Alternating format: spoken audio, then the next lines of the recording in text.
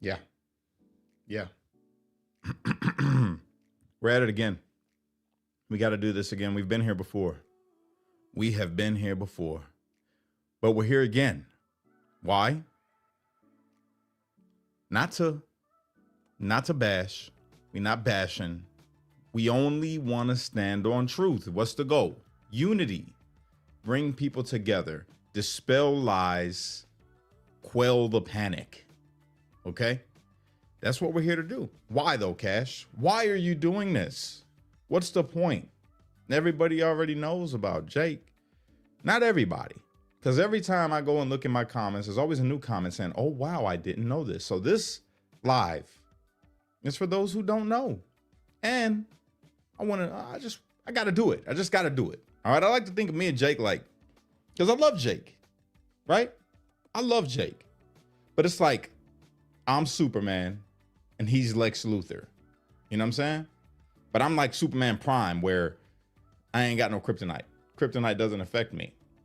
I'm just Lex Luthor's kryptonite, right? Jake is Lex Luthor. I'm Superman. So we got to foil his evil plan, the psyop to, cause division, poorly represent Christianity and American values, and beat down racism. That's the goal. That's what we got to do. So before we get into this, where you watching from? I see people showing up. What's going on? One snack, one. What's going on, Joe? How you doing? All is well. I hope everybody had a fantastic Thanksgiving. What's up, Kim? What's up, Jade? I knew you was gonna be here. Jake is too white for you. Yeah, right. That's the story. Jake is too white. Hello, everybody. What's going on, Joe? Everybody saying hello to Joe. Rose in the building. I knew you was gonna be here. We got Mary. We got Kim again. We got Beck, Priscilla. We got Baton Rouge in the building. What's going on, Donna? Good old West Virginia, God's country. All right. We got D in the building. What's up, D? All right. So without further ado, let's get into this. We got some things to discuss. All right. This is going to be a very long live, guys. Probably like 2.5 hours. Yeah, it's going to be one of those. I'm going to be here for quite a while. So as we can see on the screen, subject or exhibit A, right? Jake Lang. And the title reads, Christian Crusader March on Minneapolis. Huh? We all seen what happened in Dearborn, Michigan, right? Northern Michigan in the house. What's up, Mary? Minnesota. Is that Minnesota? Yeah, I think so. All right, bring it. Bring it. All right, let's get it. Let's get it. All right, so we're going to play this real quick. All right, the thoughts and views that you're about to hear are not reflective of this channel. And I want to give a graphic warning because there's going to be language that's used in this video that, it is what it is. Let's get into it. 1900. Oh, wait a minute. I got my sound wrong. Let's get that right. Can't have that. Hold on, guys. Should have had this ready. That was so unprofessional, Kash. There we go. That's better. The world was 30% white. Fast forward 125 years, we are down to 7%. The Islamification of Europe is particularly aimed at the destruction of white people. Off the top, he's got to go about white. White people used to be 60%. Now they're 7%. And it's because of Islam, apparently. It's not the fact that white men and women are not racist and they just love whoever they love and then create little mixed babies like me. It's not that at all. No, it's because of Islam. It's not because people are good Christians, Bible believing Christians that are like, hey, color doesn't matter at all. We're all one people. You a believer? That's all that matters to me. Let's get married. Let's have some little mixed babies. Yeah, it's because of Islam. Islamification of America is aiming to meet the same goal. Our people, white Christian, European, Western civilization. Our people, white Christians is what he says. That's his people, white Christians. Okay. We built the arts. We built the arts. I got to stop right there because that's just not true. I'm assuming that you're talking about like Greece. I think you're talking about like Aristotle, Plato. Yeah, that's what's taught in America. But if you go back further and you go and look at the history of these people, they actually went and studied underneath Africans. You know, they went to Egypt. They studied there. They traveled abroad and got their studies and then took it back into Europe. So the arts that you were given were created somewhere else in an African country and then brought in and they taught it to the European people. They expanded upon it. That's what we'll say. But created? Come on, Jake. Come on, Jake. We built the Colosseum. We have ran the world into the industrial age. And now this people here, the Muslim community, is looking to drag us back. They're looking to oppress women, oppress homosexuals. Whoa, wait a minute. These people are trying to push us back and oppress women and oppress homosexuals. Well, number one, I just got to point this out. If you go to Dearborn or any other Muslim place in America, it's a choice on whether or not a woman, because I'm assuming you're talking about the burqa, wearing the hijab or whatever it's called. Yeah, that's a choice that they choose. And they have that freedom because they live in America to choose what they want to wear. Now, just like a nun, you know, you go and see a nun and what's she wearing? She's wearing her attire. She's fully clothed, covering her head. Same thing. Same thing. It's a choice. They choose to wear that. Okay? Let's get that understood. They're looking to destroy everything that makes America great. President Trump. Oh, so you're just saying that homosexuality makes America great?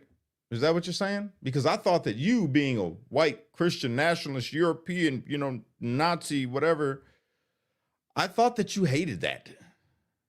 I mean, do what you do. Whether you hate it or you love it, do what you do. But made America. So let me I'm asking a question. Homosexuality makes America great? Or is it that they are not punished the same way in other countries that they would be for being homosexual? Maybe it's their freedom to express themselves and love whoever they want to love that makes them great, not homosexuality itself. I think you missed it there. I think you missed it. Send ICE. Send ICE into Dearborn. These people have overstayed their visas. They're H-1B chain migration invaders, and they have come to this country to destroy our way of life. So you're talking about people that are here on visas. I'm assuming that's what you got to be talking about when you say send ICE. You're talking about getting people that are here illegally out. And I agree with that. Like everybody that's here illegally, if overstay their visas, if they can be deported, okay, fine. We cool with that. But you went out there to Dearborn, Michigan and talked to American citizens. You were talking to people that have been here, that have been born here. They have a history there in Dearborn, Michigan for the last 100 years. You were talking to them.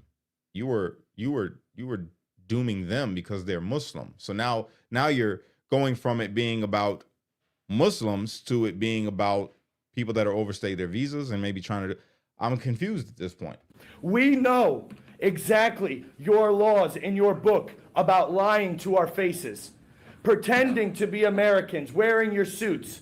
But that doesn't happen anywhere else where you guys are in charge. There are 53 Muslim majority countries, and in all of them, it is tyranny, destruction, it is shithole living. We have to call it what it is. You guys don't live like we do. We don't want you in our country. We will come and eat your shawarma in Somalia, okay? We don't need it here in Michigan. We don't need it in any part of America. We have a right to self-determination. Our founding fathers fought and died for our posterity, for white Americans.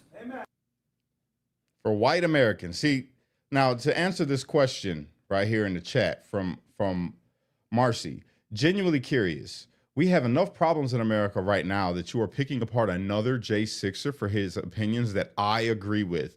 He called out what is happening and it needs to be stopped, period. Okay, now this is for you, Marcy. I don't care that he's another J6er. I lived with him. You didn't. You don't know him. I know him. Okay?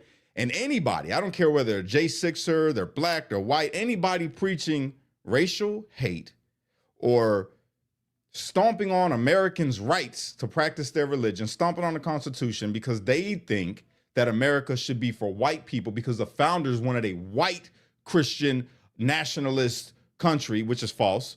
I'm calling that out. I don't care that he's a J6er. It needs to be, we are constitutionalists, right? And above that, we are believers in Christ, right? This is a poor representation of America. This is a poor representation of the Constitution and what the founding fathers actually stood for. That's why I'm calling it out. And we're being driven out. You come here and you marry 4 or 5 women and you outbreed us. You change the laws. You make all of our country look like the places that you fled from. We don't want you here. Respectfully, get the fuck out of my country. I don't want you here. We don't want you here. That's fine. I don't want you here. I don't want you here. That's fine, sir. Just He's pointing to people that are American citizens.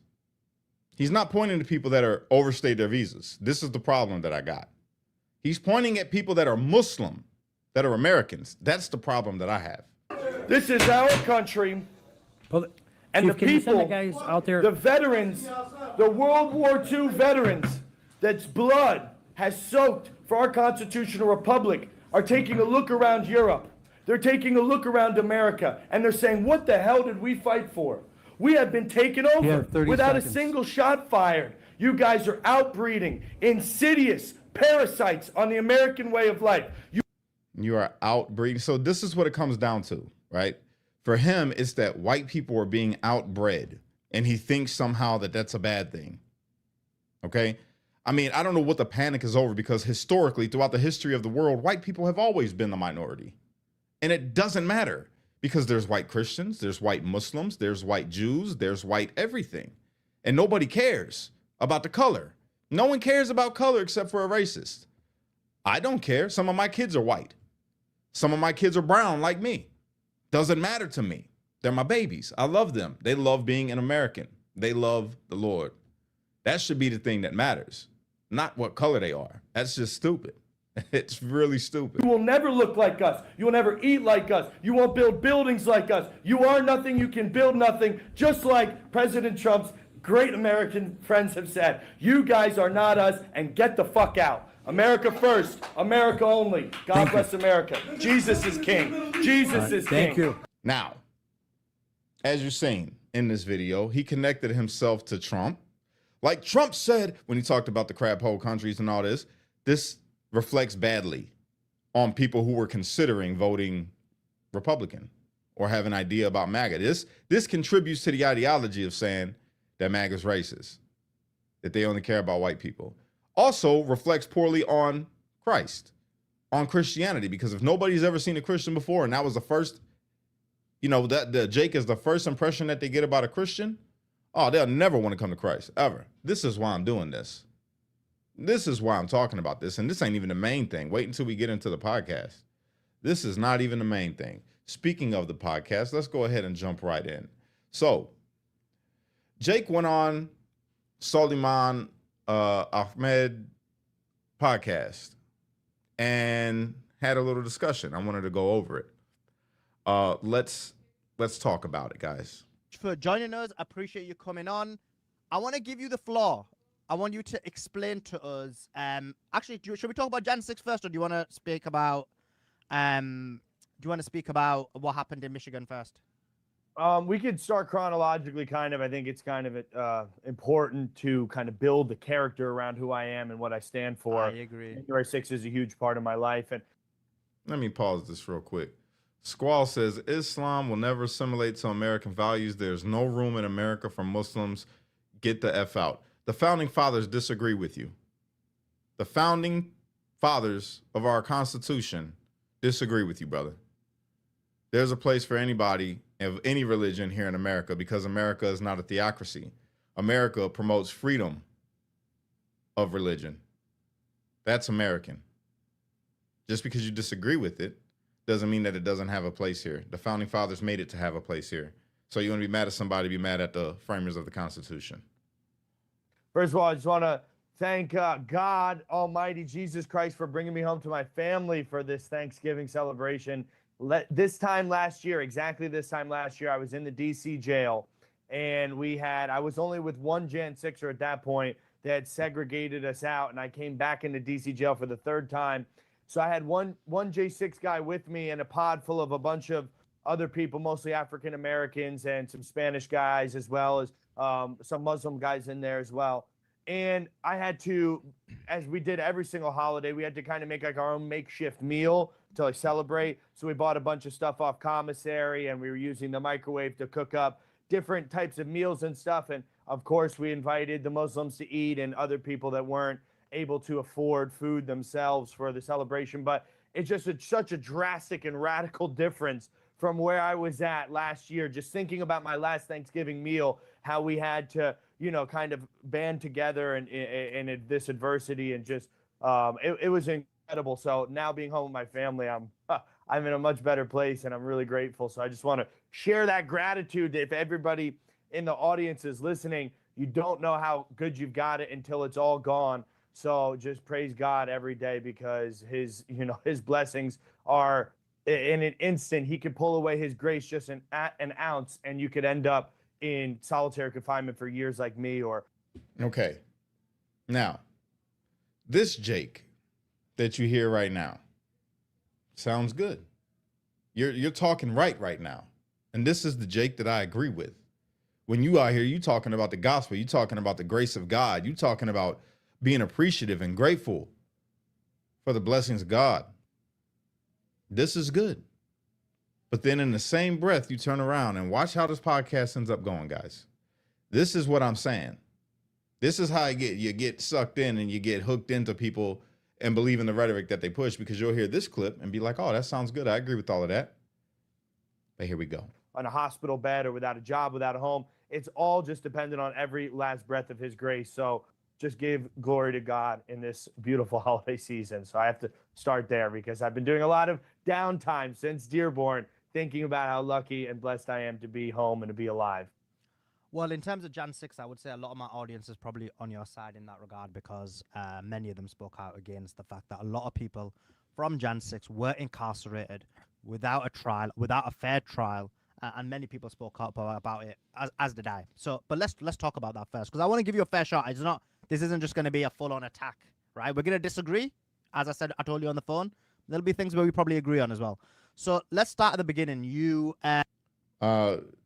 Okay, so it's not. This is the thing, Rebecca. You say I feel like the Dems started talking about far white right Christian nationalists, which I never heard of, and then all of a sudden it's not the Dems. This is people infiltrating MAGA, infiltrating conservative movement, infiltrating it the same way that they did the left. They infiltrate Antifa. People like Antifa infiltrate and then try to assimilate and then show their true colors. We're seeing it happen in real time with all these different influencers that were MAGA, and now they're against Trump. Now they're not MAGA, they're America only, not even America first. You got the Candace Owens, you got the Ian Carrolls, you got all these different people that say that they were a part of the movement, and now they're something like Jake. Same thing with Jake. And we called this out when we were incarcerated with him, and that's what people don't understand. I was incarcerated with Jake. I lived with Jake. You can't tell me nothing about Jake. I know Jake personally. All right. I love Jake because he's my brother. He's my brother, but I got to call out wrong when it's wrong. Simple as that. He's a Messianic Jew. No, he's not. You went to the Capitol. What did you do in the Capitol on Jan 6? Actually, let's start before that. What was the reason for you to go to the Capitol? So January 6th, obviously they stole the election. Everybody knows it. They disenfranchised millions of Americans by putting this shill in there. President Joe Biden is currently, as we speak right now, he's being erased from history. All of the auto pen president, completely senile, weak, feckless leadership of Joe. Okay, right now, the hook. He's hooking the people, hooking MAGA, hooking people that are America first, hooking people that don't like Joe Biden, that are against the Dems, saying the things that we all agree with, right? Getting you primed up. Oh, yeah, I agree with that. Joe Biden sucked. Yeah, he's being erased. Yeah, we agree with all of that, right? Now, keep watching. Joe Biden's being disappeared, but we were very fearful that the continuous lockdown scenario that we saw in New York City, that we saw in all the blue states and all the blue major cities, they just had this draconian deep state lockdown on us. And I was living in New York City at the time. I'm from New York, and I had lived under real life, police state rules. 8 p.m. curfews, subway shut down, Lyft and Uber shut down, City Bike, the bike you can rent. Everything was like a technological shutdown. So I was very fearful, as any, logical American would be, that Joe Biden represented the Democrat Party. The Democrat Party used basically every ounce of governmental power, even overstepping their rights, and they shut down everything. Okay. Rebecca says, if we don't give them attention, I think they would disappear. No, I mean, it used to be that way because we didn't have social media, but now social media, you're going to get attention regardless. That's the thing. So they're getting a lot of attention. You can ignore them and it won't affect you, but there's millions of people that are listening to this. And as you see in my comments right now, you got some people to say they agree with Jake, that they're with Jake because they're believing the content that he's putting out and manipulating to make it look like what he's saying is true. Because after he riled up the people of Dearborn, and now they're angry, and now they're saying things back to him after he's done called them monkeys. He's been called them chimps. He's saying that you're not welcome here. We don't want brown people here. Your children are going to be black if you keep letting it. And with a black guy there with him, talking about black folks and just all types of stuff. And he enraged the people. The same thing that happened to us on January 6th, how they enraged us and then showed us all looking violent. That's what Jake did in Dearborn. Okay? So we can't be quiet. We have definitely to talk about this. Is he even a Christian or a pretender? In my opinion, he is someone who claims to be a Christian, but doesn't show by his fruits. That's my opinion. He said, God says you'll know them by their fruits. This is all a Fed psyop. That's 100%.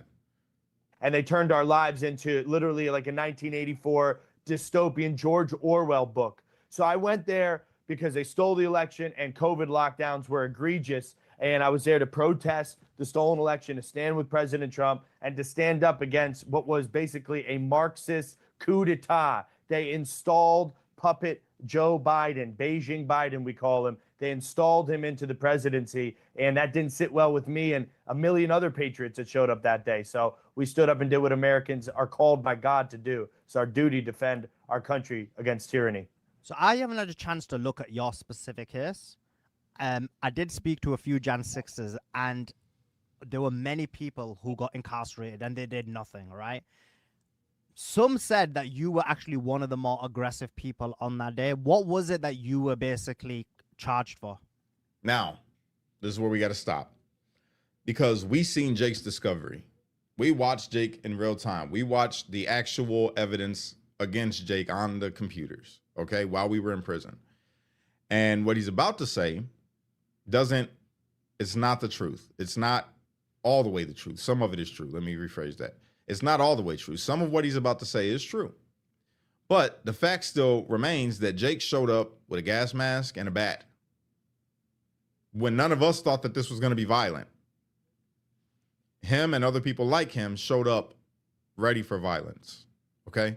That's what I want you to understand. Now, let's listen. So I was charged. I was never found guilty of any crime. 4 years and 6 days in prison. I never had a trial. But that doesn't mean what I did was not something that, on facial value, you look. And let me pause right there, too, because he just said something that he was never convicted. You were convicted the moment that you took a pardon, sir. And beyond that, you were only not, you didn't get convicted because you kept continuing your trial on purpose, because you wanted to be the one that was in prison the longest, because you had the cell phones and you had all this content to shoot. I don't know how he was able to do it, but in every prison that he was at, dude had a cell phone and not even prison, because he never made it to prison. Jake was only in jails. The rest of us went to prison. Jake stayed in a jail. He was never in prison, you guys. And it's very important that I say this so you can understand all the other stuff that he's going to say later on in this podcast. And I'm gonna just disprove. I'm gonna shatter it, debunk everything that he's talking about. But he never went to prison.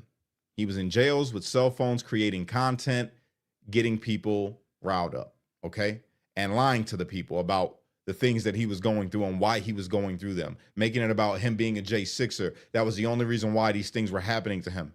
Not true. I talked to people that was in the jails with him when he went to Brooklyn. I talked to the people that when they shipped him back to DC after all of us was in prison, and he had a whole new population that he was with. There was a couple guys that were still there, but yeah, it gets juicy. Look at it and you go, that's pretty serious. But at the end of the Yes, he was raising tons of money, tons of. I think it was like a couple million, if I'm not mistaken, a couple million across all his gifts and goals that he raised. And we could talk about that with the other J6ers that he was supposed to help that he didn't. He helped some J6ers, but they had to be on board with agreeing with the things that he was saying. A lot of people, when we were locked up, were lying to the American people about the treatment that was happening to us after it had been fixed, after we got it better, because the stuff was true. When we were first there, it was really bad, but then a lot of it got fixed. And in the process of that, a lot of people lied. A lot of people told you there was rust water coming out the sinks, that they were getting beaten. And then, no, we fixed all of that. And it was with your guys' help that we were able to fix all of that. Okay. But a lot of people lied so that they could grift and get their gifts and goals to get massive amounts of money. And they did. A lot of them did. They got paid. Where the rest of us was like, what? We got $10,000, $15,000. You know what I'm saying? These guys made millions. That's why they come home and now they're straight. They got money to last them for a lifetime.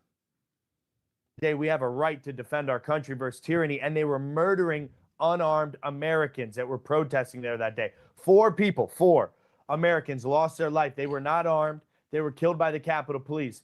Ashley Babbitt, as we all know, God rest her soul, was shot point blank range by Officer Lieutenant Byrd, who's still out there running around with his freedom as they weaponize the entire DOJ against me and my brothers. There's murderers, governmental murderers running around right now. And then you had another woman, Roseanne Boylan.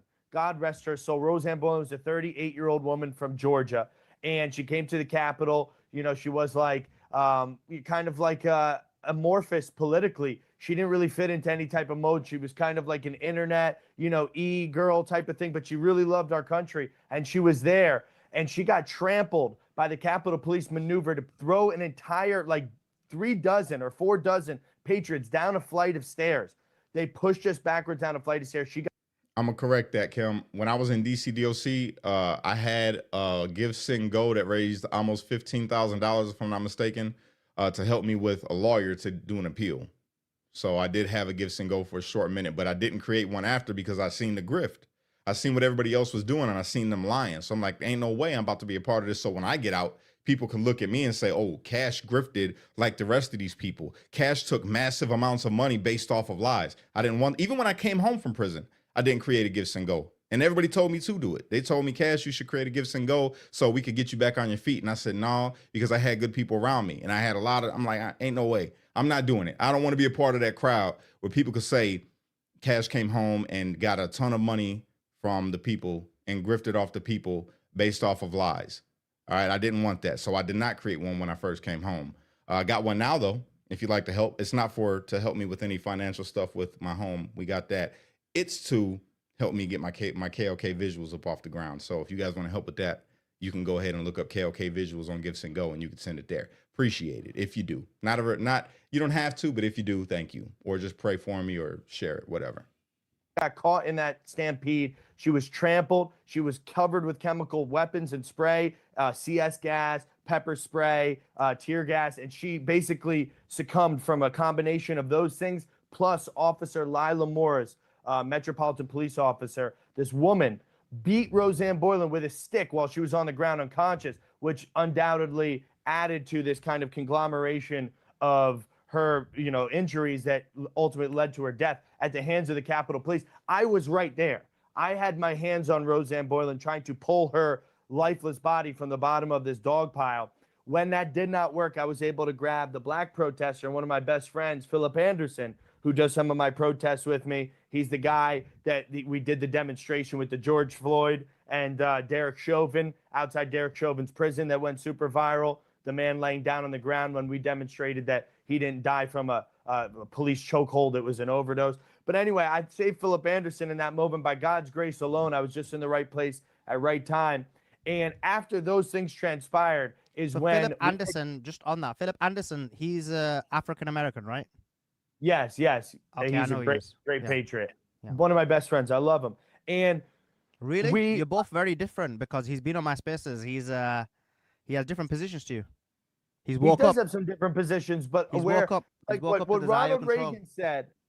Reagan said, a person who disagrees with you on 20% of things is not 20% your enemy, but 80% your friend. True. And me and Philip are, 95% friends, and just a few things, especially to do with Trump. I'm a Trump loyalist through and through. He's not so much, but that's his right. I got my And life. he's against the Zionist control of the United States of America as well.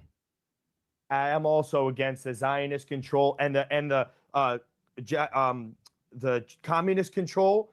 Hold on, wait a minute. I gotta point this out. Silva says his Wookiee. I started that, Silva. I started that right there, calling calling Philip Anderson Jake's Wookiee.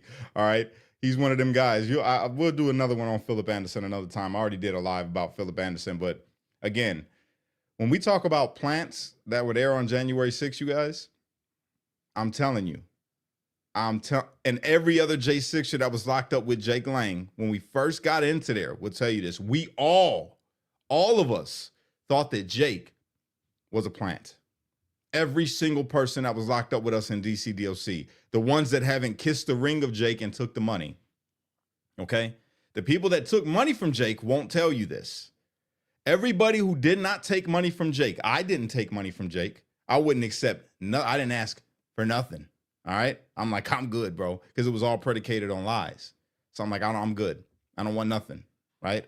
And I had a lot of Americans that were helping me out by helping my family. That was all my concern was about helping my family while I was incarcerated. And the American people did that. They helped out my family while I was incarcerated. Okay.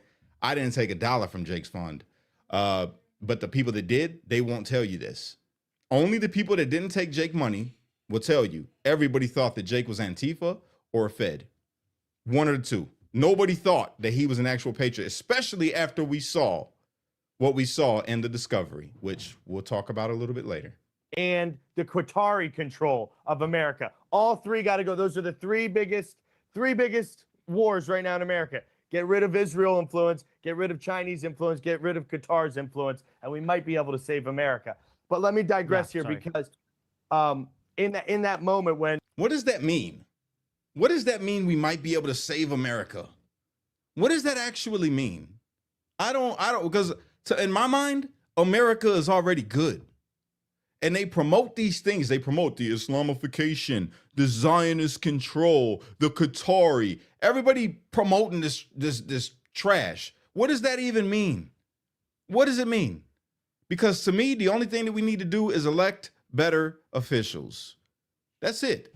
Elect better officials and ban any lobbying. No more lobbyists. Nobody, if you're elected to office, you're not allowed to take money at all. That's it. That should be it. And that would fix a lot of this. Okay? This will fix a lot of the problems that we see with bills getting pushed through and why we're sending money to these foreign nations for these stupid things. Just ban lobbyists. That's all. If you're running for office, you're not allowed to take any foreign money. Period. You're not allowed to even take no American money if it's for another nation. Period. That should be it.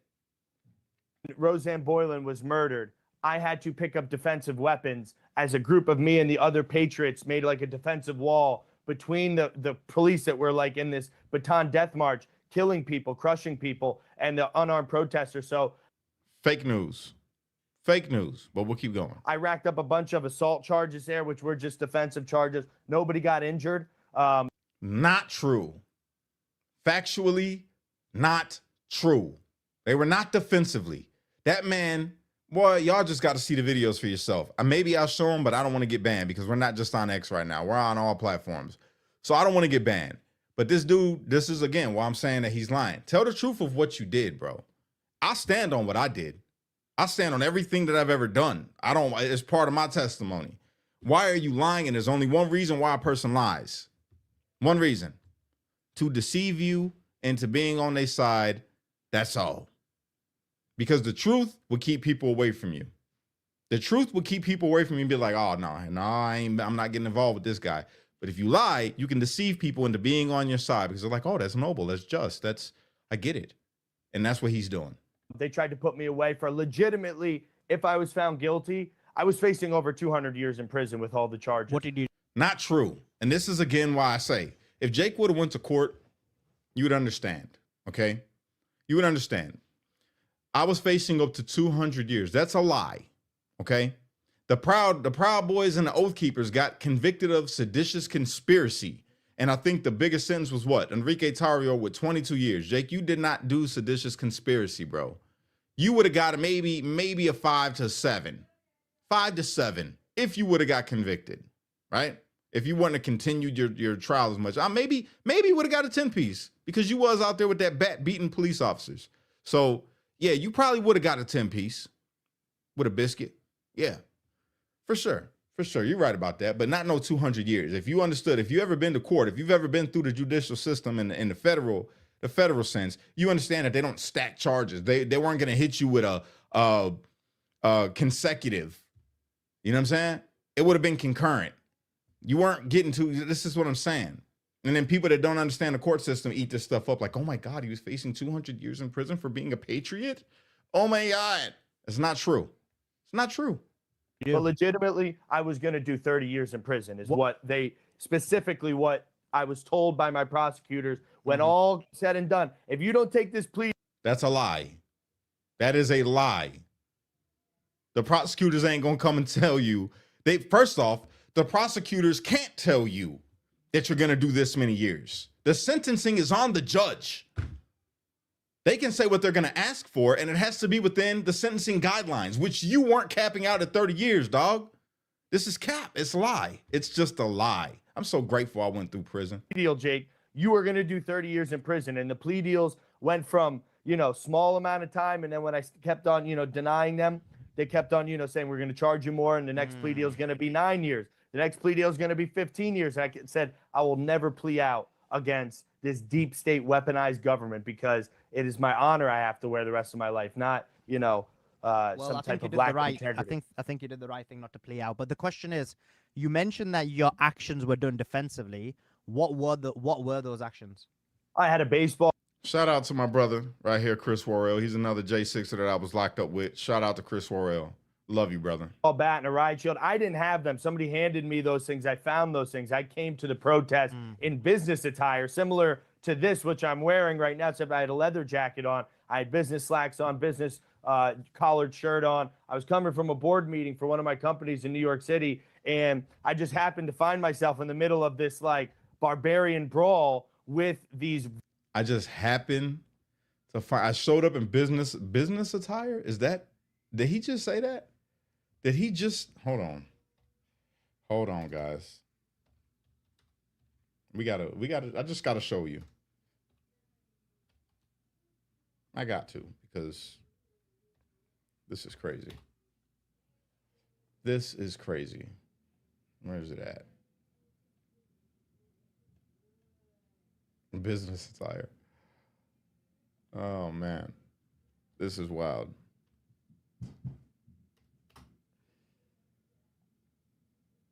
I'll let this very violent Capitol Police officers that were trying to murder unarmed Americans. And, I was 25 years old at the time. I was a college wrestler, was raised by my dad, never to run away from people who need your help. And I just went into the middle of that mix and tried to save a few lives. I did end up saving 2 men's lives.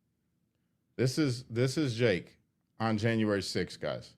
Does that look like business attire to you? Does that look like business attire to you? Gas mask, police shield. He got a hold of a police shield and a baseball bat. Are we for real? And people eat it up. Nobody's gonna go and look at this. Nobody's gonna go and look at how Jake was dressed on January 6th. Come on, man. Let's be real, bro. Be real. Both Philip Anderson and Tommy Tatum credit me with saving their lives. So I was there for, a purpose that day. There would be men that, are walking around right now, my brothers that wouldn't be alive right now if I wasn't there. And there were many, many brave actions by many J6 patriots. Did you hit some people with a baseball bat? I defended myself with a baseball bat. Yes, against how many people did you hit defending yourself? I ended up with 8 assault charges and 8 different people. Yes, 8 different officers throughout the day. Not all with the baseball bat. There was 3 assault with deadly weapon with baseball bat.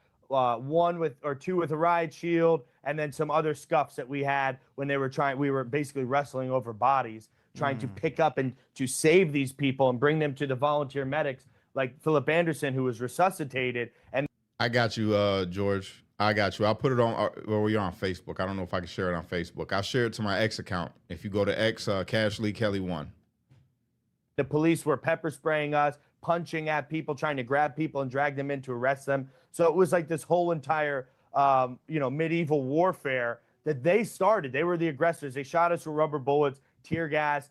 They were literally flying these rubber pepper ball bullets that are going so fast that they ripped through people's faces before the crowd. Even like you see any of those major surges where we took ground, those major surges came because Capitol police officers were ripping through people's faces from an elevated position. Okay, now let's break this down because I was there. But what he's talking about, I was by the guy that got shot through the mouth. Okay. The crowd, when we were there with that guy that he's talking about, we were just singing God Bless America. There's some truth to what he's saying, right? But the thing is that the provocateurs that was in the crowd, when I go back and watch the video, right? And then remember standing there with Russo, and while we're singing and we're yelling at the police, why are they doing this? Coming out in riot gear, doing what they did, people start throwing stuff back. So there's truth to what he's saying, but at the same time, the provocateurs was at work in the crowd. They were in the crowd already. They were gearing up. We didn't know. See, what he's talking about and where I'm talking about, I didn't know that there were barricades there. There were barricades that were put up that we weren't supposed to be where we were. I didn't know that. Nobody knew that because provocateurs came before us and ripped everything down. So we didn't know that we were standing where we couldn't be. I went over there by Alex Jones stage, around the way from where I was standing where dude got shot in the mouth at. And I'm standing there by Alex Jones stage listening to Alex Jones. You know what I'm saying? And he had a permit to be there. So we thought that we were all good. But again, January 6th wouldn't have kicked off the way that it did had it not been for provocateurs. Before we got there, you seen Ray Epps there. Ray Epps whispering into my man Ryan Sampson. That's another good brother. Whispering into his ear, and that's where you see the barricades come down that we didn't know were there in the first place. All right, so yeah, with pepper ball bullets, and there was literally blood and gore all over, and you have to react. Yes, Joshua Black. Happening inside the Capitol building. This happened on the outer west terrace of the Capitol building, this specific place, and a lot of it in the inaugural tunnel where the president comes out to do the inauguration, except for Joe Biden. Never did the inauguration. He was hidden. He never even had an official public inauguration. Okay. And then after that, you were incarcerated for 4 years without a trial. Only because he kept continuing his own case. His lawyer, look it up. His lawyer kept filing for continuances. It wasn't because they didn't want to crucify him. It was because his lawyer kept pushing for continuances. It was not the judicial system that was saying, we're not going to put him in trial. We're not going to put him in trial. No, they kept pushing for continuances. Look it up. And this is what I'm saying. All of this, to me, it seemed like a master site. Like this is my opinion. They were looking out for Jake the entire time that he was incarcerated. Whoever they are. I don't know who they are. Somebody was looking out. This is Jake Lang, the guy that had General Flynn while we're in DC DOC, call in. He's on the phone with General Flynn. General Flynn singing happy birthday to this Negro. General Flynn singing happy birthday over the phone to Jake Lang. Why? Why? Nobody cared or knew who Jake Lang was prior to January 6th, allegedly. And this is before he got his hands on a cell phone and was able to put out videos. So why is it that General Flynn is calling in the DC DOC for Jake Lang? How come everybody didn't get a happy birthday from General Flynn? You start connecting all these dots and you start to realize, oh man, it's something bigger at play here. How is it that this dude was able to get these continuances back to back to back to back and stay in prison with cell phones? How was he protected like that? Just asking questions. what? And you mentioned you were in solitary confinement for, was it the entirety of the time or something? What was the reason for why you were put in solitary? So I did 4 years and 6 days in prison. 900 of those days, 900 out of 1,467, over 900 That's were in crazy. solitary confinement. Yes, it was very crazy. The first whole year was for COVID. That's how crazy. We were in the DC jail, Washington, DC, one of the most strictest COVID restriction lockdown states in the country, or, territories, as we call them. But they had such a draconian, lockdown on us. It was crazy. 23 hours. Sometimes when I first got to DC jail, I had 45 minutes out of my cell 5 days a week to shower, use a phone call. That's it. And get back. It was an hour. I was there. We were all there. We got an hour, and it sucked. And you're right about that part. But it was an hour. Again, lying, misleading. 45 minutes to get out. No, bro, we got a full hour. Okay? 4 of us came out at a time. You know what I'm saying? It sucked 100%. But again, why lie? Why lie?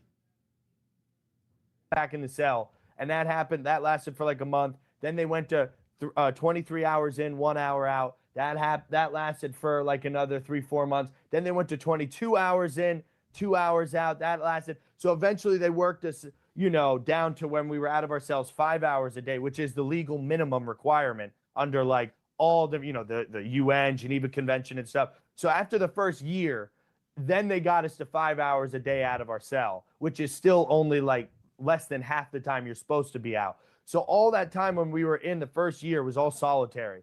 We were all in the same unit in the DC jail. It was not the first year. This is what I'm saying. Why lie? It was maybe the first 6 months, because me and others banded together and we reached out to people on the tablet. We reached out to Julie Kelly. I put they used a lot of my stuff, right? And I had a platform at the time. So I used the Streetlights Unity movement and all of you guys to call. Do you remember calling into the jail when they wouldn't put the heat on or the air on? Because they had it was so hot in there, they wouldn't put the air on.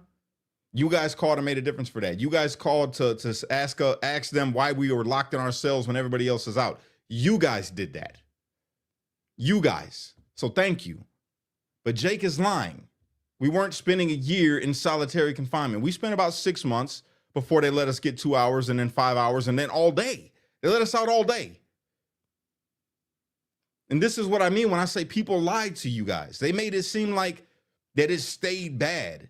It didn't stay bad. You guys helped change our conditions in DC DOC. That's the truth. He's lying. And people eat it up.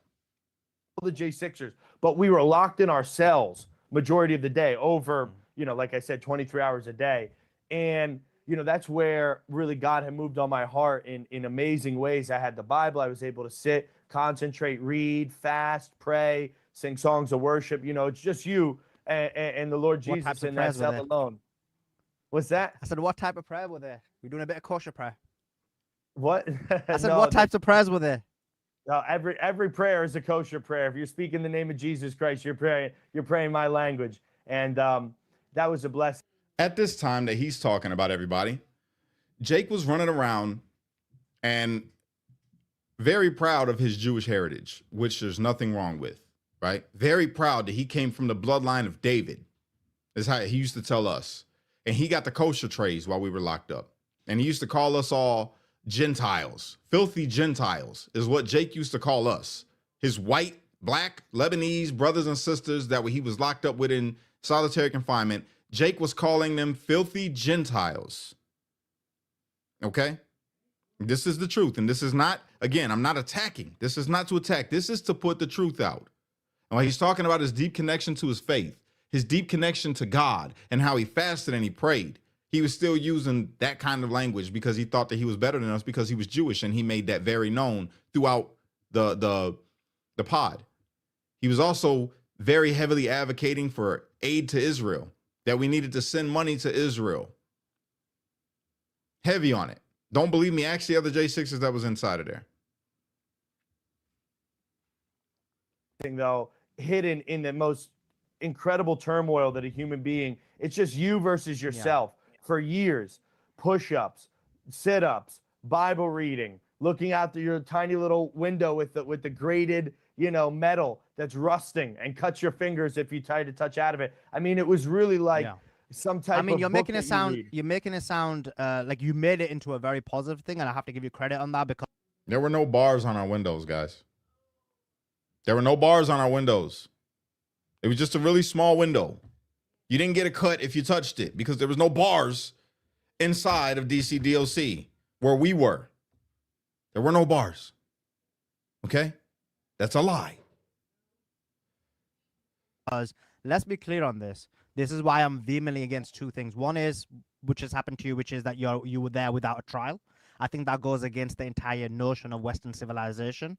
And I believe in terms of religious values, because everyone should be allowed a fair trial, irrespective of who it is, because we need to find out if someone's innocent or guilty, right? That's why we have this concept of a trial. Yeah, right there. The fake coffee water. That's what they did. They put coffee in the sink while we had the laptops, right? And they recorded themselves pushing the button on the water to make the water brown. And they told everybody this is the water that we're forced to drink inside of DCDOC. They lied. That was a lie. It was not true. And they raised tons of money off of that video alone. And the second thing is solitary confinement. Solitary confinement is one of the worst things, in my view, one of the most inhumane things you could do to a person. To remove him from society, to make sure that he doesn't contact anyone, it socially impacts you, it mentally impacts you, it physically impacts you, it psychologically impacts you.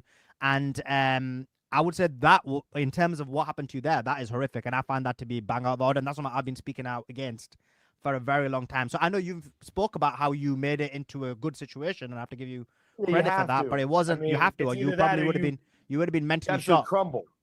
It's either you rise up to the occasion, overcome the adversity, or you turn into a soup of a person. I mean, those walls can really encroach in on you and really turn your mind against you very quickly. And if you're not constantly looking to improve yourself, improve your relationship with God, fight the fight that is a very tough fight in there, which is getting the word out to the people, because we had to come up with all these ingenious ways. I ran podcasts. Ingenious ways, like fake content, like fake water coming out of the sink, like him being thrown in solitary confinement just because he was a J6er, when really it was because he got caught with contraband. Like that. Ingenious ways to raise a ton of money, to lie to the American people, to get them to believe the disgusting things that you were saying.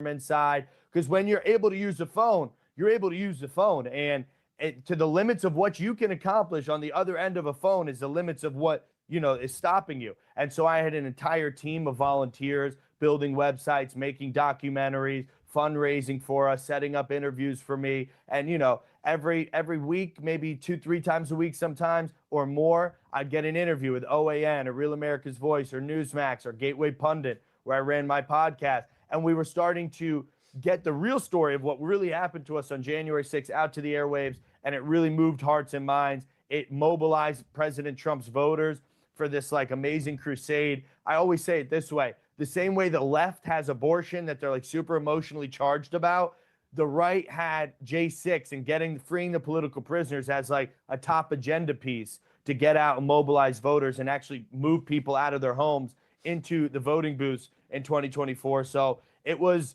this grand battle. Everybody that was out there and heard any of my interviews, or when I was on 12-day hunger strike, or when I got moved from prison to prison, because after that first year in DC. And I just got to point this out. I still got the text message, all right, because I was communicating with Ryan Samsel, and he was in there with Jake. And Jake put on this show saying that he was on a hunger strike but was eating.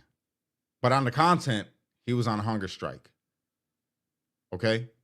I don't know if Ryan Samsel was willing to come on and talk about it, but Ryan Samsel was talking to me while he was in there, talking about how they were really trying to get at Jake, the people that were inside of there, because Jake kept on doing stupid things with the phone and lying and getting the whole unit shook down, and they were going to get at Jake. So a lot of the time that he was in PC or the solitary confinement, you got to understand the solitary confinement is not always punishment. It's for your safety. So Jake was put in PC because people in that prison or jail that he was at wanted to get at him because he kept getting the unit shook down. All right. Just throwing that out there. Jail, I got moved all around because I started gaining influence. And they tried to continually unmoor me from being able to have my brothers, How only him, you had a huge platform. But the thing was, is I wasn't doing the things that Jake was doing. I wasn't trying to lie to the people. I told the people the truth whenever I put out some words about what was going on. I put out the truth when I said that our lives were being threatened by certain officers. I put out the truth when I put out that Scott Fairlamb's cell was invaded by Holmes and these officers were trying to get him to react and fight them. And they were making threats against us saying that they were going to kill us and all. I put out truth. I didn't want to lie to the people. That's why Jake got a lot of attention because he went out and lied. And shame, I gotta call it out. Shame on Newsmax for platforming it because people reached out to Newsmax to say, hey, this dude's lying. Real America's Voice caught wind and they just stopped messing with Jake altogether. Certain people from, I'm not going to call no names, but certain people from Real America's Voice would not platform Jake anymore because they figured out that he was lying because people like me and others was reaching out to them and telling them, hey, this isn't true. You know, but you got these different these different news broadcasts, which are just as bad as CNN because they promoted a lie, knowing that it was a lie for their ratings. It was all for their ratings and to get it to look like it was worse than what it was. This is why I say you got to defund the media. Watch what you take in. Watch what you take in. Six brothers around me, or being able to use the phone, or have lawyer visits, or keep all my discovery in my case. So it was this giant battle against the system, you know, and God is my witness. And everybody who is watching this right now, prayers work. I'm living embodiment of the power of Jesus Christ, who literally delivered me from an impossible situation, spending pretty much the rest of my life in a prison cell. So I know faith beyond faith. I've seen it work. I've seen God move it and be able to sustain me in years in solitary, in prison after prison, in dangerous scenario, people trying to kill me with knives, you know, having to fight for my life in prison all over the country. That's a lie. You were never in prison. Stop saying that. You were never in prison, bro. You were in jail. There's a big difference from being in prison to being in jail.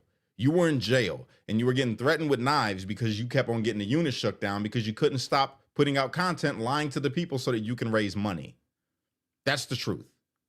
It wasn't because of anything else. When people try to stab you in jail, it's because you did something. Plain and simple. You did something. In Oklahoma, in federal maximum security penitentiary, Pennsylvania, in Brooklyn, New York, which is the most dangerous prison in the world. If you ever find yourself in prison. It wasn't a maximum security in Pennsylvania, dog. Okay? You're talking about USP Lewisburg. We all went through there. It was a medium. It used to be a USP, but when you were there, it was a medium. And it wasn't for anything other than transit, bro. Cut it out.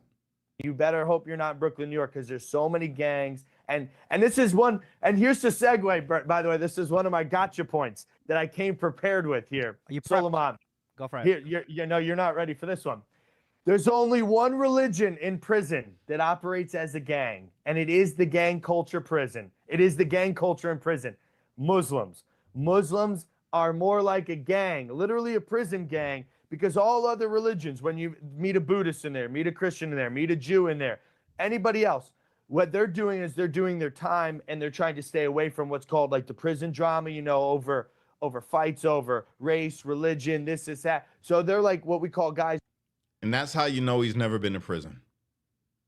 That's how you know he's never been to prison.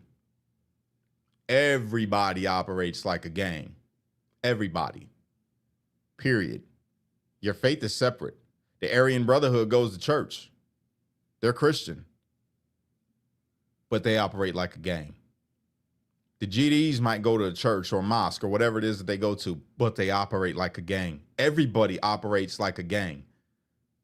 Muslims operate like a gang in most prisons because everybody operates like a gang. You're in prison, but they're not supposed to partake in gang activity. They're not, I mean, this is in certain prisons when you go and you see people that are Muslim. So I call it Prislam. That's what I call it, Prislam. When you're a Muslim in prison, if you're in a certain prison, like if you're in a USP, I could guarantee you they are not operating like anything other than a gang when necessary. Like if somebody tries to attack one of them, you're getting stabbed. I don't care if they're Muslim, Christian, whatever, you're getting stabbed. Okay. In a medium, it's not too much violence going on, no matter what gang it is. All right. You might get a fight here or there, but pretty much people try to stick to themselves and your own people handle you. That's how you know. That's how you know he ain't never been in prison. Your own people handle you in prison.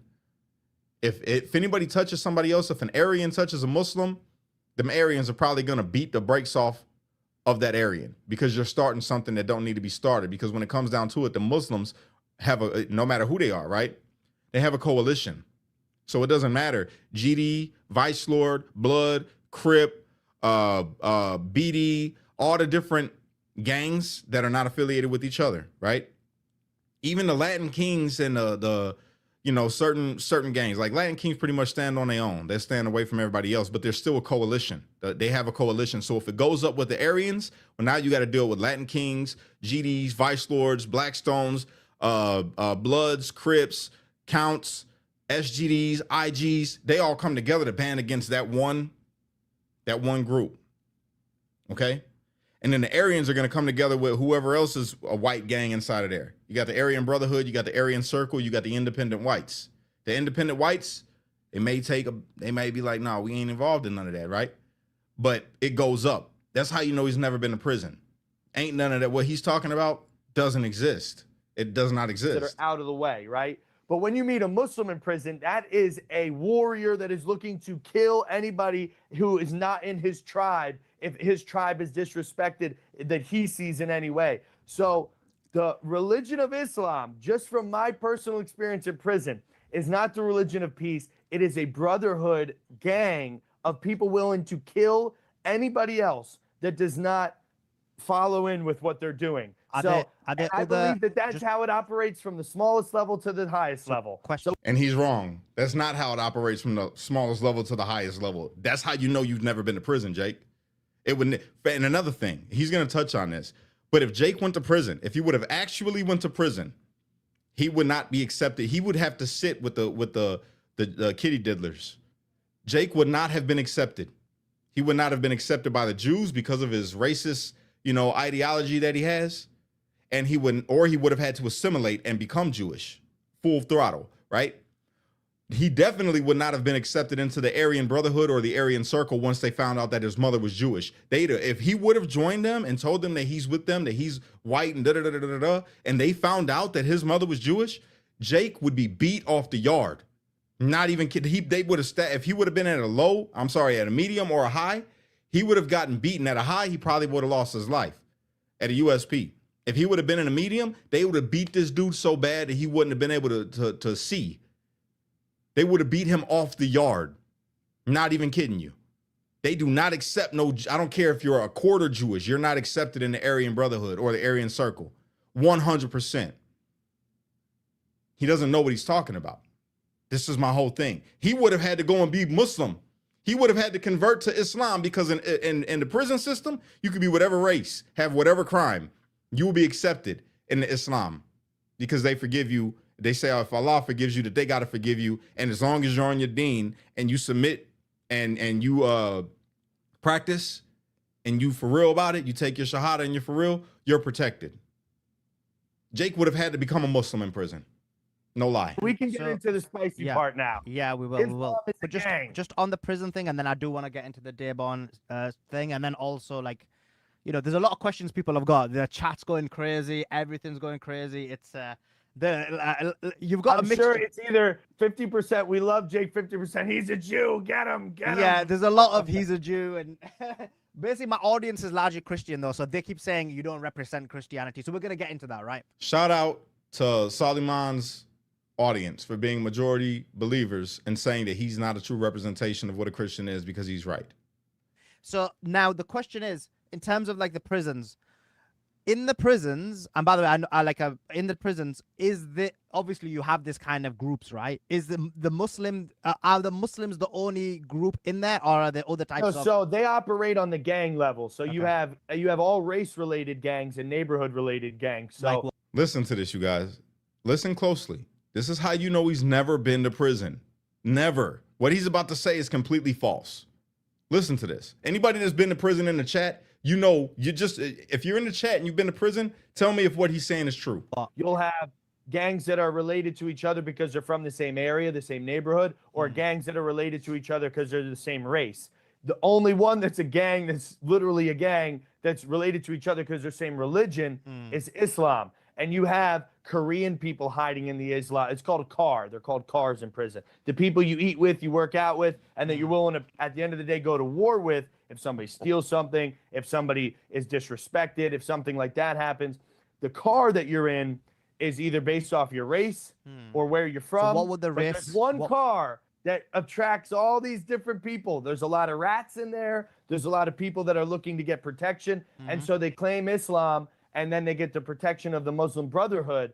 But they have to put in work. Putting in work is basically when you're a new member of a car or gang, they're going to send you to do the next dirty deed, the next evil deed. If it's stab somebody that they don't like, if it's rob somebody they don't like, if it's do anything like that, put something in your body to sneak it into the prison, you're going to be the next one. So Islam operates in prison like a straight up, like the. Okay, let's break this down.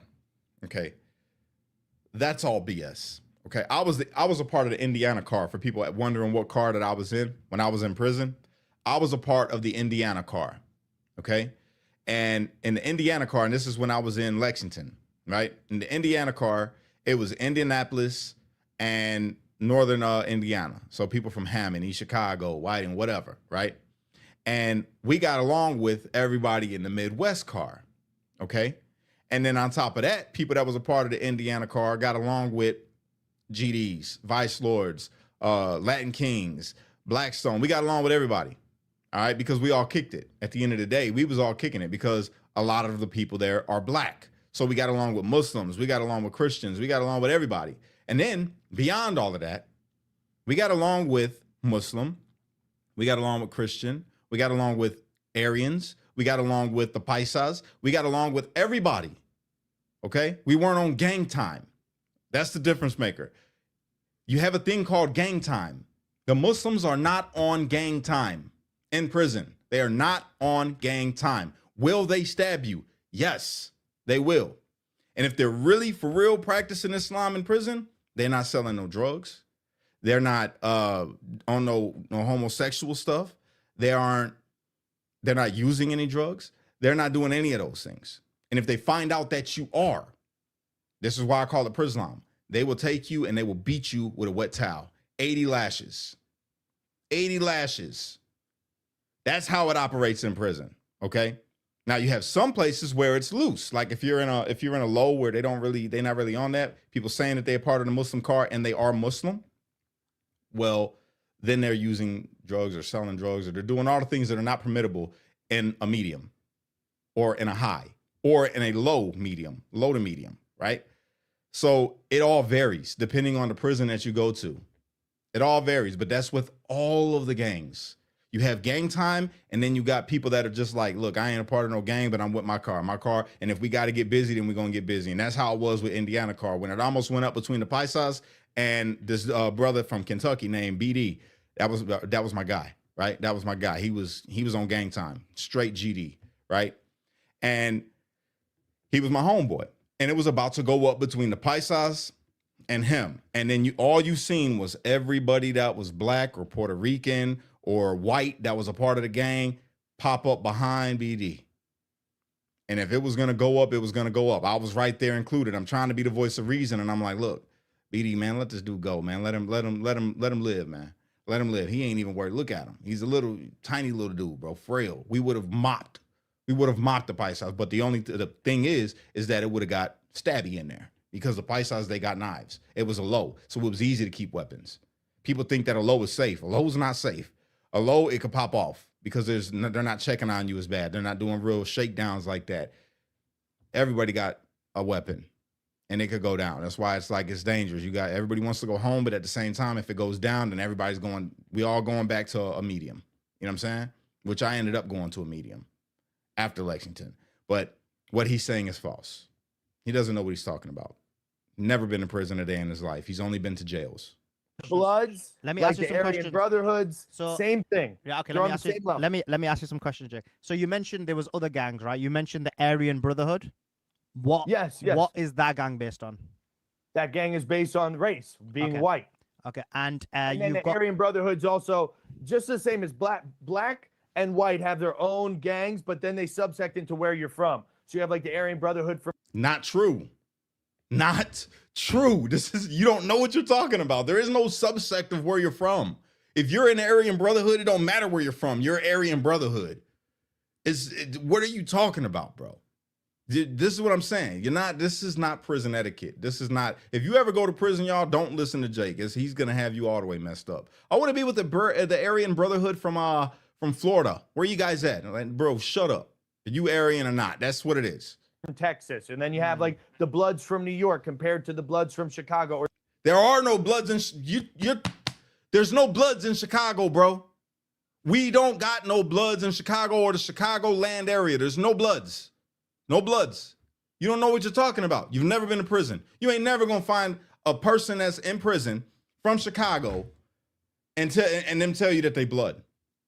It's just not gonna happen. It's GDs, Vice Lords, Latin Counts, Latin Kings, BDs, BGDs, insane Vice Lords, just a whole bunch of everything, but no Bloods, bro. No Bloods, no Crips. It doesn't exist. It's fake. Fake news. You've never been to prison, Jake. something like that. The Bloods from New York and the Bloods from Chicago are not going to be in the same gang, even though they're underneath the same hood of like blood. Same way as Aryan Brotherhood. So they're not going to fight. Can I join the Aryan Brotherhood gang? No, you cannot. No, you cannot. And guess what? And here's another good prison proof. I can, because I'm white. So Not true. This is what I'm saying, you guys. This is what I mean. He says he can because he's white. Bro, they would skin you. They would fillet you in prison if you tried to join the Aryan Brotherhood. Ask any brother that's been to prison. As soon as they would have seen you with that stuff wrapped around your arm and your mother with her Hanukkah and Jewish and all of that, bro, they would have annihilated you, bro. Right hand of God. You would have been annihilated, Jake. Stop, but you better not ever get locked up and go to prison, brother. You better not ever a day in your life go to prison, because I promise you, if you tried to join the Aryan Brotherhood and they find out, and they will find out because they do a background check, they will find out, bro, you're out of there. You might not come home. all the people out there, Jew. So even in prison, you were manipulating people. No, I am white. I am. I mean, it just is what it is. People know my background and my heritage on my mom's side being a Russian Jew, which is a white European Jewish person converted God knows how long ago, being Ashkenazi. But we'll get into that. We'll get into the Ashkenazi bit. They hate them the most. They hate them the most, you guys.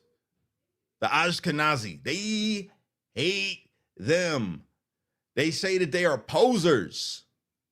They are pretending to be white.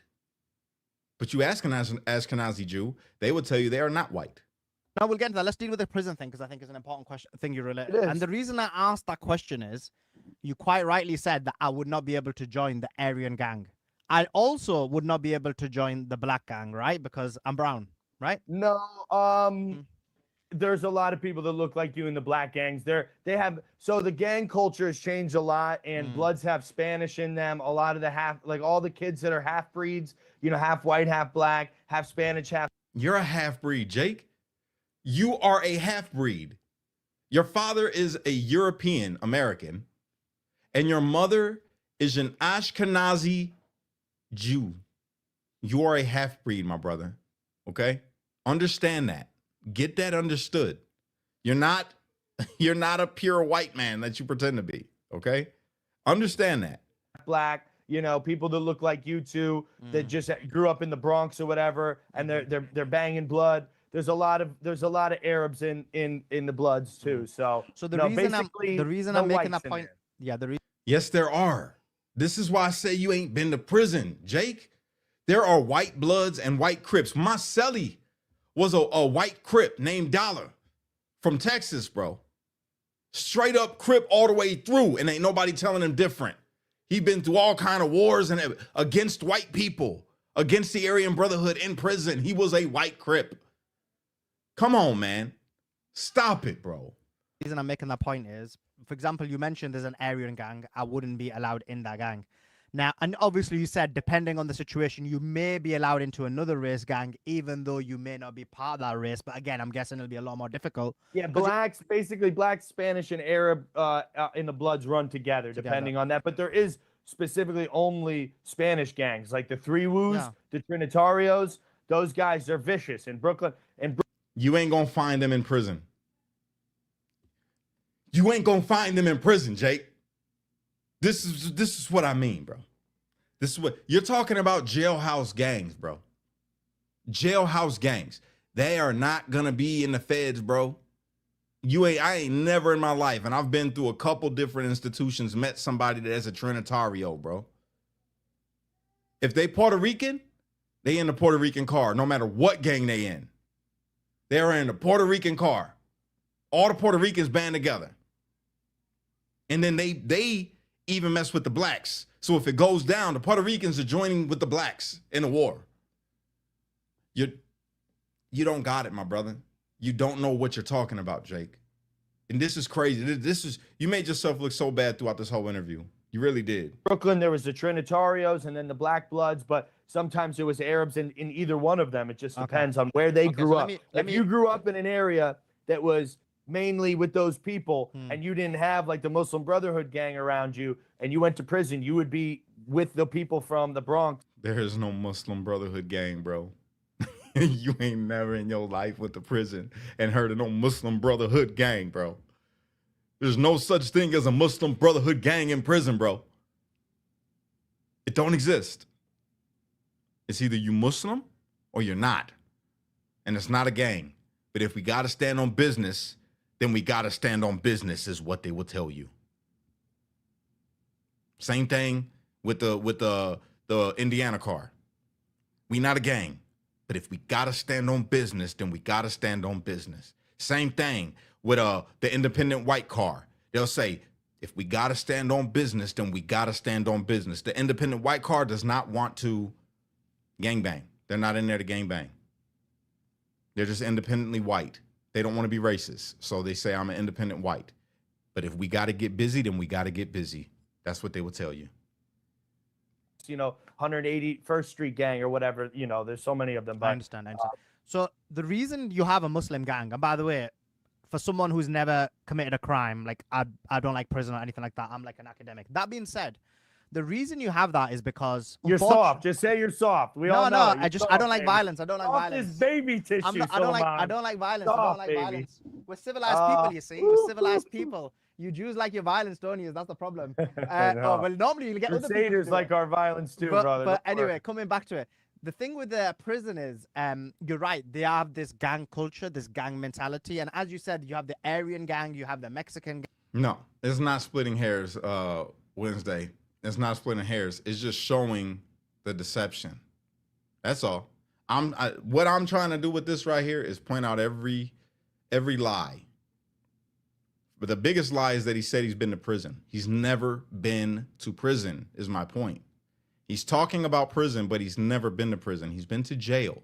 And ask anybody who's been to jail and prison if there's a big difference. It's not the same. The culture that he was around inside of his jail was completely different than what he would have experienced inside of prison, is my point. Never been to prison. And he's lying. That's my biggest point, is he's lying.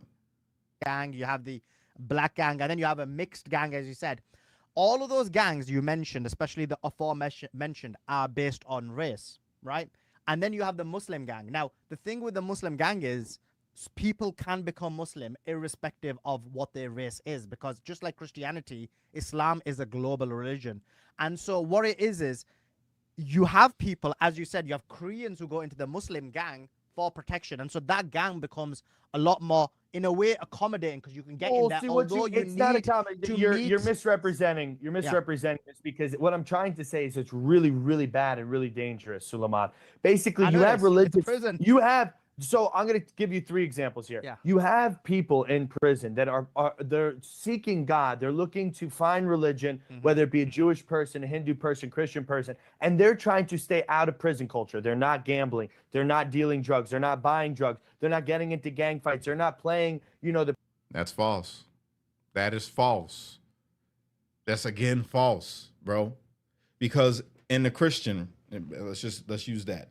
The people that are on, and mostly, and I got to put this out there, when you go to prison, most of the people that join Christianity, and I got to say it, are the people that are in there for child crimes. They want to join one or two. They're either a part of Islam or they're a part of Christianity. They are not allowed to join in any gang. Okay? Gangs don't accept those people, but the religious groups do. Okay? And most of the people that got them crimes are either Christian or Muslim, and they protect them. They protect those people. And the way that the Christians protect them, they are not allowed to partake in weightlifting. They can't go to the yard. They aren't allowed to sit and watch TV in the day room. They got to stand in the back, all the way in the back, and watch the TV. They don't have a chair. They're isolated when they sit down to eat food. They got their own table, and you know who they are. We sit them all at the same table, and that's where they are. And they can't do anything. They're not allowed to do anything. Difference between jail and prison, bro. prison rules over whose phone time it is, and somebody's going to get stabbed because he skipped 2. Yeah. So you have every other religion in prison. The people that are seeking to follow that religion, they kind of find themselves on the outskirts. They're not, trying to be in the mix, right? But the Muslim gang is most certainly in the mix. They control the food carts, right? Which is where all the pipeline for all the drugs moving through the prison is. They operate like every other gang. They're looking for all kinds of violence, all kinds of drama. And that's a problem that I really agree with you, though. And again, we got to stop, because again, that's jail. Maybe at the jail that he was at. Inside of the prison, man, that ain't happening, Jack. That ain't happening. Everybody's working everywhere, and you got to play nice. You might be working next to a person that's a kitty, got the kitty crime. You might be working next to a person that was your worst enemy in the streets, that's in a different gang than you. You might be working next to an Aryan that hates your guts, but you got to play nice, and you learn that in prison. You have to play nice. You are not allowed to jump off on nobody. And if you do, your own are going to hurt you. They're going to hurt you unless you weren't at fault. That's the only time, if you weren't at fault. But if you're at fault, your own are going to hurt you. Plain and simple. And when you talk about a pipeline of stuff coming through, everybody got a plug. And let's just say that if the Aryans had a plug and nobody else had that same plug as the Aryans, guess what? Everybody in that prison is networking with the Aryans. It don't matter what gang they are. It don't matter what color they are. It's business. And you learn to separate that in prison. In jail, I couldn't tell you. I've only been to DC jail and Porter County jail.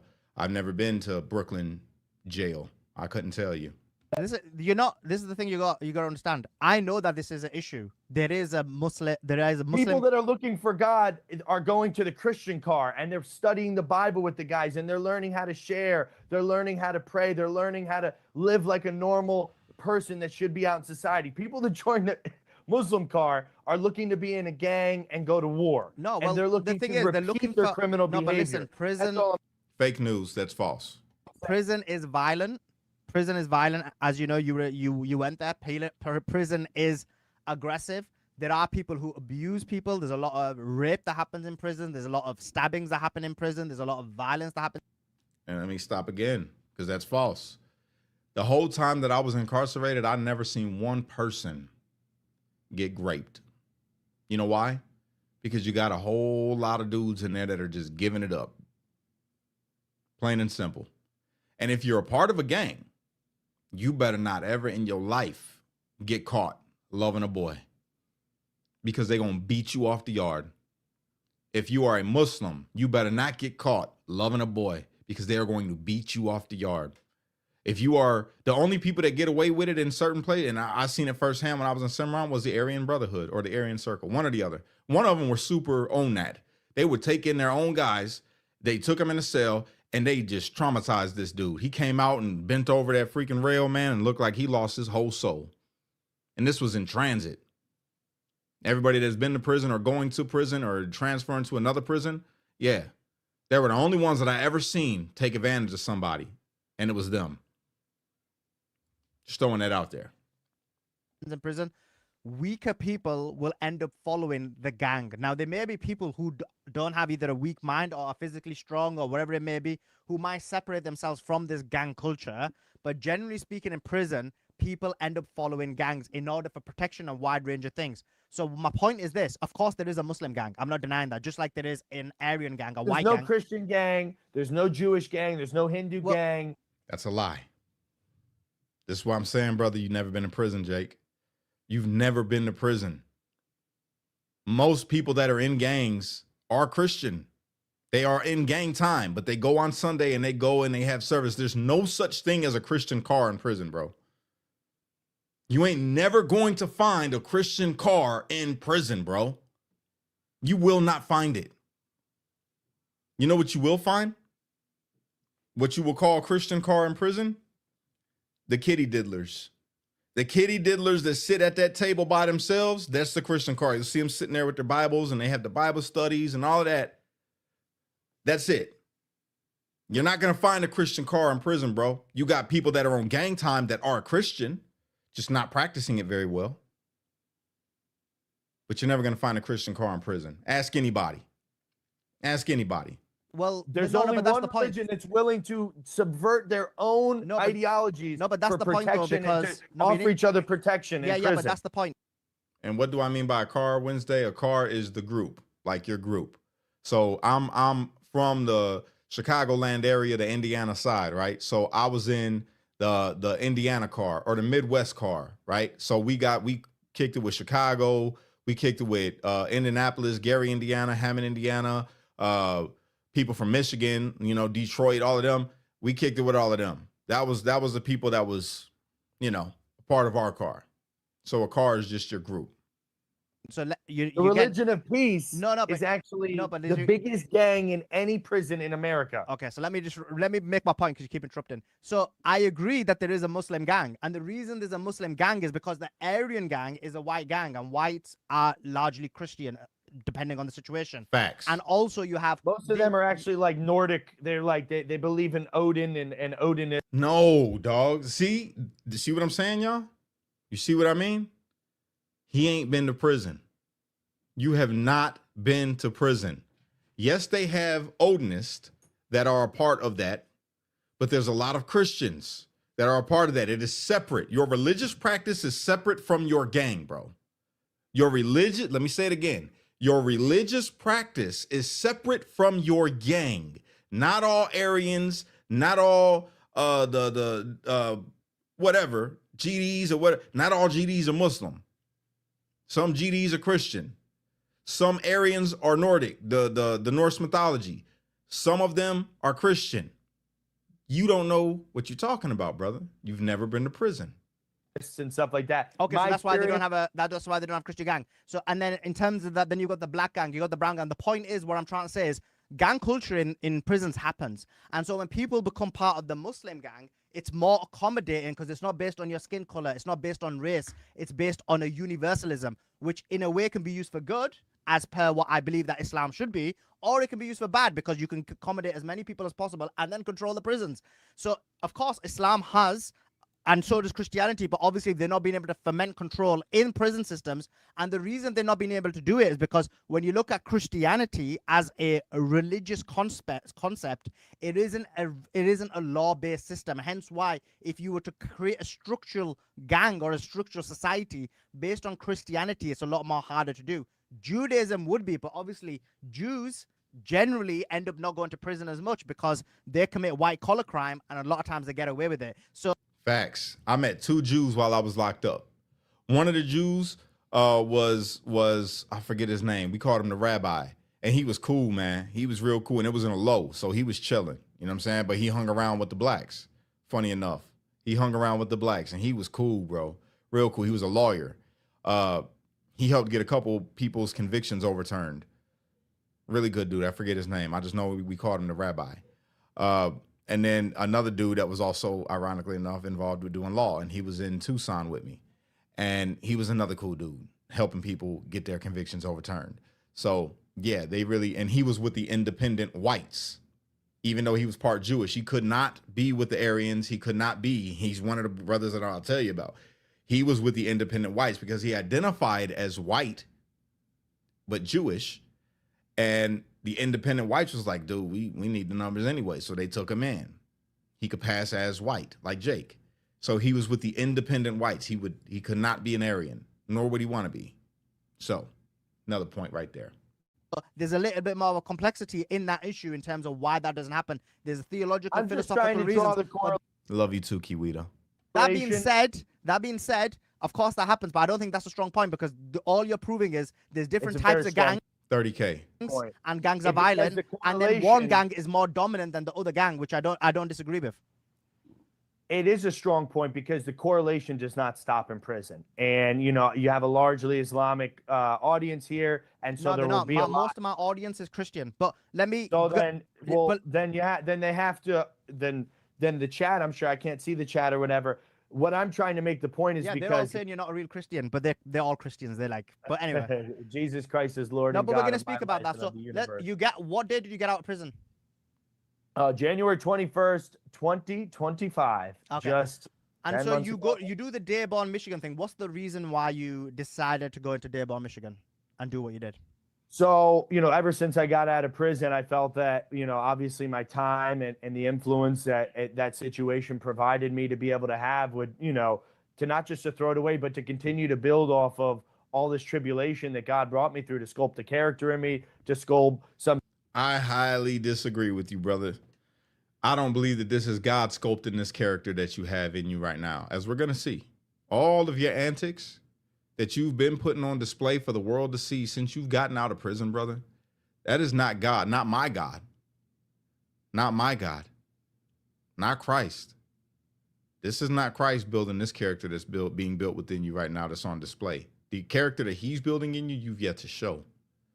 Maybe he's bringing you to it. Maybe this will all be part of your testimony later on, but the character that's just being built in you right now is straight from Satan, straight from the enemy, bro. Straight up. Type of boldness in my heart to preach the word of God. And everybody who saw me, you know, one of the last times I went as viral as this was the day I got out of prison. I came out with my. And that's what it's about. That's what it's about, is Jake going viral. Shout out to Daryl Neely. He's another J6er. He says he never went to federal prison as a federal inmate. That's my whole point. That's my whole point. That's a fact. Leanne got to run. Catch you later, Leanne. Love you. Bible. I've been leading Bible studies in my prison cell for all different race, color, creed of people. I had at many times 18-year-old black men in my cell learning the word of God with me, hanging off the top bunk and sitting on the toilet and clamoring on top of each other because I was somebody that was well put together in prison. I had. See, that's how you know if you've never been to prison.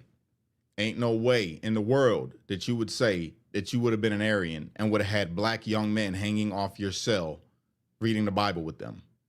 You ain't never been to prison, dog. Ever. Ever. That would never happen. That would never happen, bro. Cap. You know, a lot of goals. I was doing very well as far as, you know, my outside life. I had friends, family, you know, commissary coming in. I was sharing with people. So these young men, they never had a father figure in their life. And they see me on the phone all day long doing podcasts, working, you know, making something of myself, working out. And, you know, they want to know that peace that I have. They want to know who I am and, you know, what differentiates me from somebody who's going to sit down and play cards all day when I never would, you know, sit down and play games. I'd either be working, writing something out, on the phone, working out, something like that. So anyway, I had all these young kids come to me.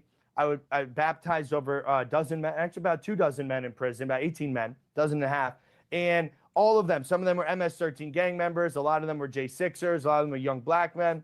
And I felt this calling when I get out, continue preaching the word of God, continue to reach people, but get active because, you know, President Trump and this agenda that he has, although it is I mean, he's doing absolutely stellar. There's only a certain amount of work that the government can do. They plateau after a while, and the rest is culture war. Quick question. Fighting to When you were restore in culture. prison, were you a victim of anti-Semitism? No, I wasn't. No, in fact, I mean, I heard that you mentioned it on Spaces. I had a Bro, you gonna sit here and lie like that? Or now you said no. Honestly, now you're telling the truth. Right now, you're telling the truth when you said no. But you cried so much that we were anti-Semitic towards you when we were locked up in DC DOC, bro, that we got sick of hearing about it. You stayed talking about how anti-Semitic Tim was, how anti-Semitic the drawings were, that if we didn't agree with the send money to Israel, that we were anti-Semitic. When we would point out the people in the media and all of that, we were anti-Semitic. And now you're out here preaching it. Ain't that strange? that you mentioned Spaces that you were getting anti-Semitic attacks. No, I never got any anti-Semitic attacks. There were some people that I had brought underneath my wing in prison, some scrawny white Jewish guys that I had to say, hey, they're with us. You know, they're going to get eaten alive here in Brooklyn. They were they were only eating kosher. So they were only eating matzah and apples because they weren't giving them any other kosher food. So these guys were like 90 pounds. One of my other brothers, J6 brothers, can tell you, we basically pulled them underneath us and just said, like, you know, nobody's going to bother you. You guys are with us. Eat at our table. Who's Tim Hale? Tim Hale is Tim Hale, my dog, Tim Hale, a good brother. If you're on X, follow Tim Hale, criminally funny J6er, hilarious. That kind of okay. So that's a different scenario from the J6ers or from actual prison, because you're talking about two. You never went to actual prison, Jake. You went to jails. You were only in DC jail and Brooklyn jail. You were never in prison. Different scenarios okay, here. so explain Tim Hale, because he has come out. Apparently, he shared a cell with you, right? Yeah, for a short time. Yeah, we used to be best friends. We were great friends for a little while there, sharing adversity together, getting to know one another, roughly the same age, from almost the same area, the tri-state area and whatnot. But eventually, jealousy just took over his heart, because I started my own January 6th organization. His aunt had one. I started out fundraising. I made some really big documentaries and just like jailhouse drama. But yes, he would try to basically undermine, similar to a lot of these like right-wing influencers that just came out of the woodworks. Like, I haven't done hundreds of interviews preaching the name of Jesus, running podcasts, baptizing people for years. Even before prison, I was running podcasts for, teaching the Bible, and baptized before I even went to prison. But none of that matters to these people. They were looking to misalign my, patriotic fervor and say that it's some type of Jewish subversion, some type of, We're gonna go through that. Israeli this, and We're gonna go through that.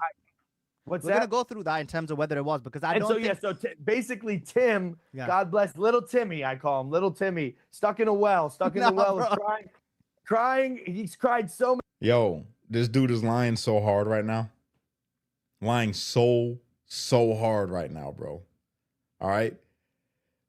I need to bring Tim on so Tim could tell you the absolute truth, bro. This dude is lying, talking about crying. Jake, you were the one crying, dog, not Tim.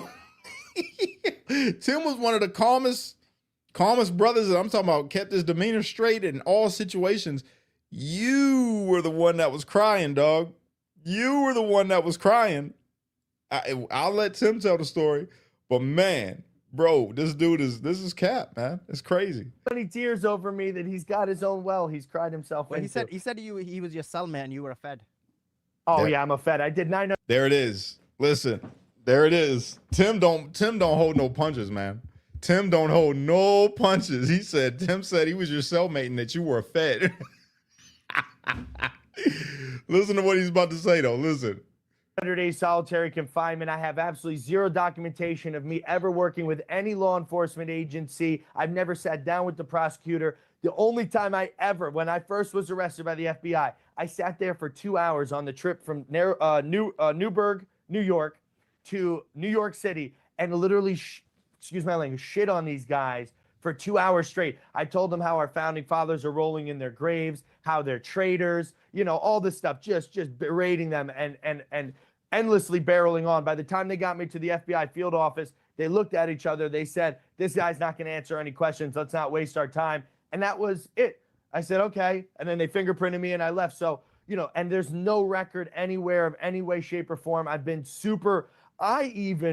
the reason why there was been a split in some of the January 6th community is because early on I came out with a speech to the whole unit and I said, no plea to tyranny. That was the name of the speech. And I told them how our honor and our integrity was on the line. We cannot plea out. We have to stand firm. What we did on January 6th is what our founding fathers would have done. And a lot of guys, obviously, like 80% of January 6ers took plea deals.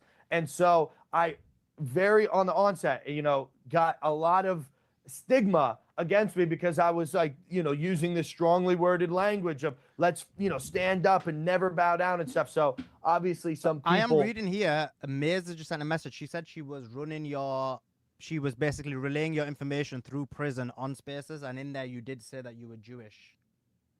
Yeah, well, I have Jewish bloodline. I mean, if you count Jewishness as an ethnicity, not just a faith, then I guess 50% of my ethnic background is Ashkenazi, Russian, Jewish, but you know, that's not my faith. I guess that would be, but I'm also personally wanted to start to question if Judaism is even an ethnic background because there are different ethnicities it comes from. Sephardic Jews are from like the Middle East and North Africa. I'm from Russia. What kind of ethnic tie does my genome have with a Sephardic North African, you know, dark skin? Well, those who believe basically those who claim Jews are an ethnicity. And by the way, if you don't, that means you shouldn't believe that the state of Israel should exist because the claim is based on ethnicity, right? There it now, is. The claim is that they should exist as much as they can fight for their existence, just as any other people. Yeah, but I don't say the for whole against. I'm reason America is that first, they say they're America only. I don't really even have an opinion on the matter. But Couldn't care less. We're Just gonna want get my into whether you people. have an opinion on it in a second.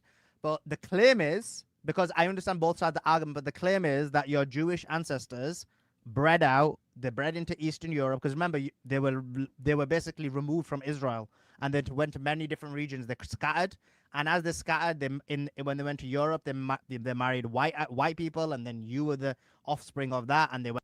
Oh my God, this dude is cooking. This dude is cooking. He's giving him his history right now. He's giving him his history. Yo, shout out to Suliman. However, brother, I don't mean to misrepresent your name, but man, shout out to you. Went to the Middle East and married brown people, and then or Arabs or black people. And well, my argument even goes before that, but it's so nuanced, and I really want to focus on macro level discussions with you. Oh, you don't want to focus on that part, huh? You don't want to focus on that part, huh? You want to focus on macro, you know, like I get it. I understand. I wouldn't want that to come out either. You know, especially if I'm trying to get a whole, you know, white supremacy movement started. I wouldn't want that to come out either. I get it. Because you do get into these micro nuanced things. So let's get into this, because one of the don't things want you're to be upset there, about. but I do believe, I have to say this, I believe the 12 tribes of Israel were white. He believes the 12 tribes of Israel were white. Do y'all hear this guy? Do you hear him? This is how he's trying to get people to accept the fact that he is Jewish, because he believes that the 12 tribes of Israel were white. Okay. All right. Right? God, and I say this famously, God would not make himself not a white person, okay? Jesus was white. That's hilarious. You got it. And I find it to be funny as he says stuff like this, but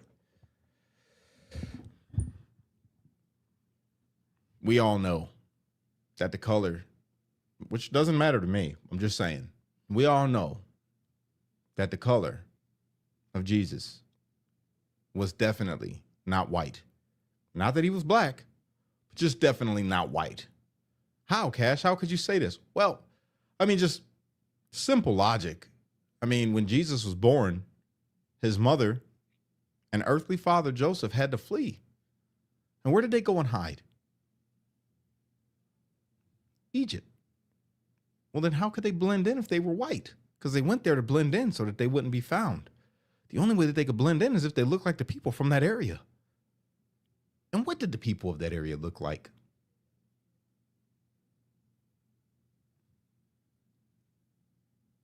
That's the best. God would never make himself not white. So I believe Jesus was white. The 12 tribes of Israel were white. So, you know, take that, whatever.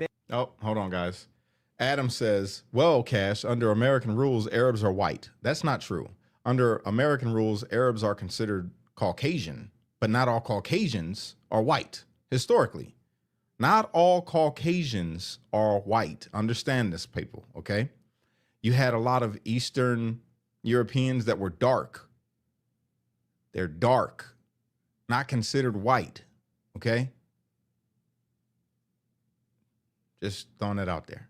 However you want to take it, internet. What's the basis of your belief? There was now I got it. Now I got to quote the people I don't even want to be quoting. But anyway, Stu Peters had on this biblical scholar, not Stu, but this biblical scholar. I said his name a bunch over the last couple of weeks, but anyway, it's escaping me right now. And he was saying that the 12 tribes of Israel were actually white men, and I believe that to be true. If it's the guy I know, that guy's Jewish, right? No, might be one of your cousins.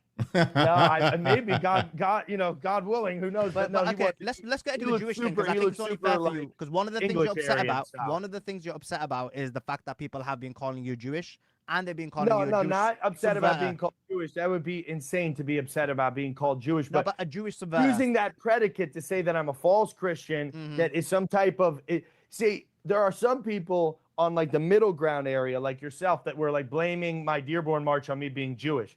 That is an argument I'm willing to have, and we can go through that. But what I'm not willing to stand for, which is why I really, really push back hard on these people, is saying that I'm somehow tied to the state of Israel, and I'm being paid by them to do subversion. Hold on, we're going to run this back. But Adam said, are Spanish, Italians, and Greeks not white then? Well, it depends. It depends. Some Spaniards have Moorish bloodline because the Moors conquered Spain and ruled Spain from the year 700 to the year 1400, a little later than 1400. So a lot of them have darker skin. A lot of Spaniards have darker skin. They depict, the Queen Elizabeth and all of those, they depict them as, or Queen Isabella, they depict them as white. But before that, you had a lot of dark skinned dudes over there. Northern African, they literally mixed together. So then when you talk about the Italians, it depends. Are you talking about all the people from that area? Because the Sicilians also have Moorish bloodline, and they are dark. They are literally, they had racial terms for the Sicilians because they were dark. Some Italians, and the Greeks, also the Greeks.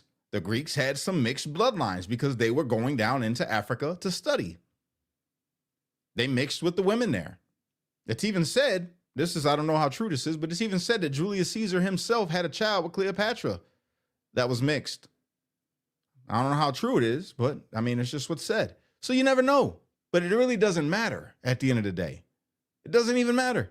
Who cares if people are mixed? Who cares what color people are? It doesn't matter. Worst of things in America, January, like they'll go back and say, I wasn't even in prison. They will tell me, and it's offensive to me, because this was a huge psyop, that I wasn't even in prison during those years that I was in prison, starving, with rats crawling around my feet, without sunlight. People have been saying that for years. No, but out of the main people that you were upset with. No. Nobody out of the main people said that, but it ties into this whole entire, like, January 6th was an operation, and Jake was a provocateur, bad actor, paid shill, all those words, right? It kind of does make sense though, Jake. There's too many coincidences, bro. Too many. How your continuance for your trial, like you're like the only person that started. You got arrested right at the beginning. You're like the only person, bro. The only person that didn't get sentenced. And a lot of people that got sentenced didn't take pleas either. So you can't say it was because you didn't take a plea. A lot of people that didn't take pleas still got sentenced, but you kept bouncing around from jail to jail. Ironically, where J6ers were. Just like how you tried to get the Proud Boys to sign that little note that you wrote about sedition.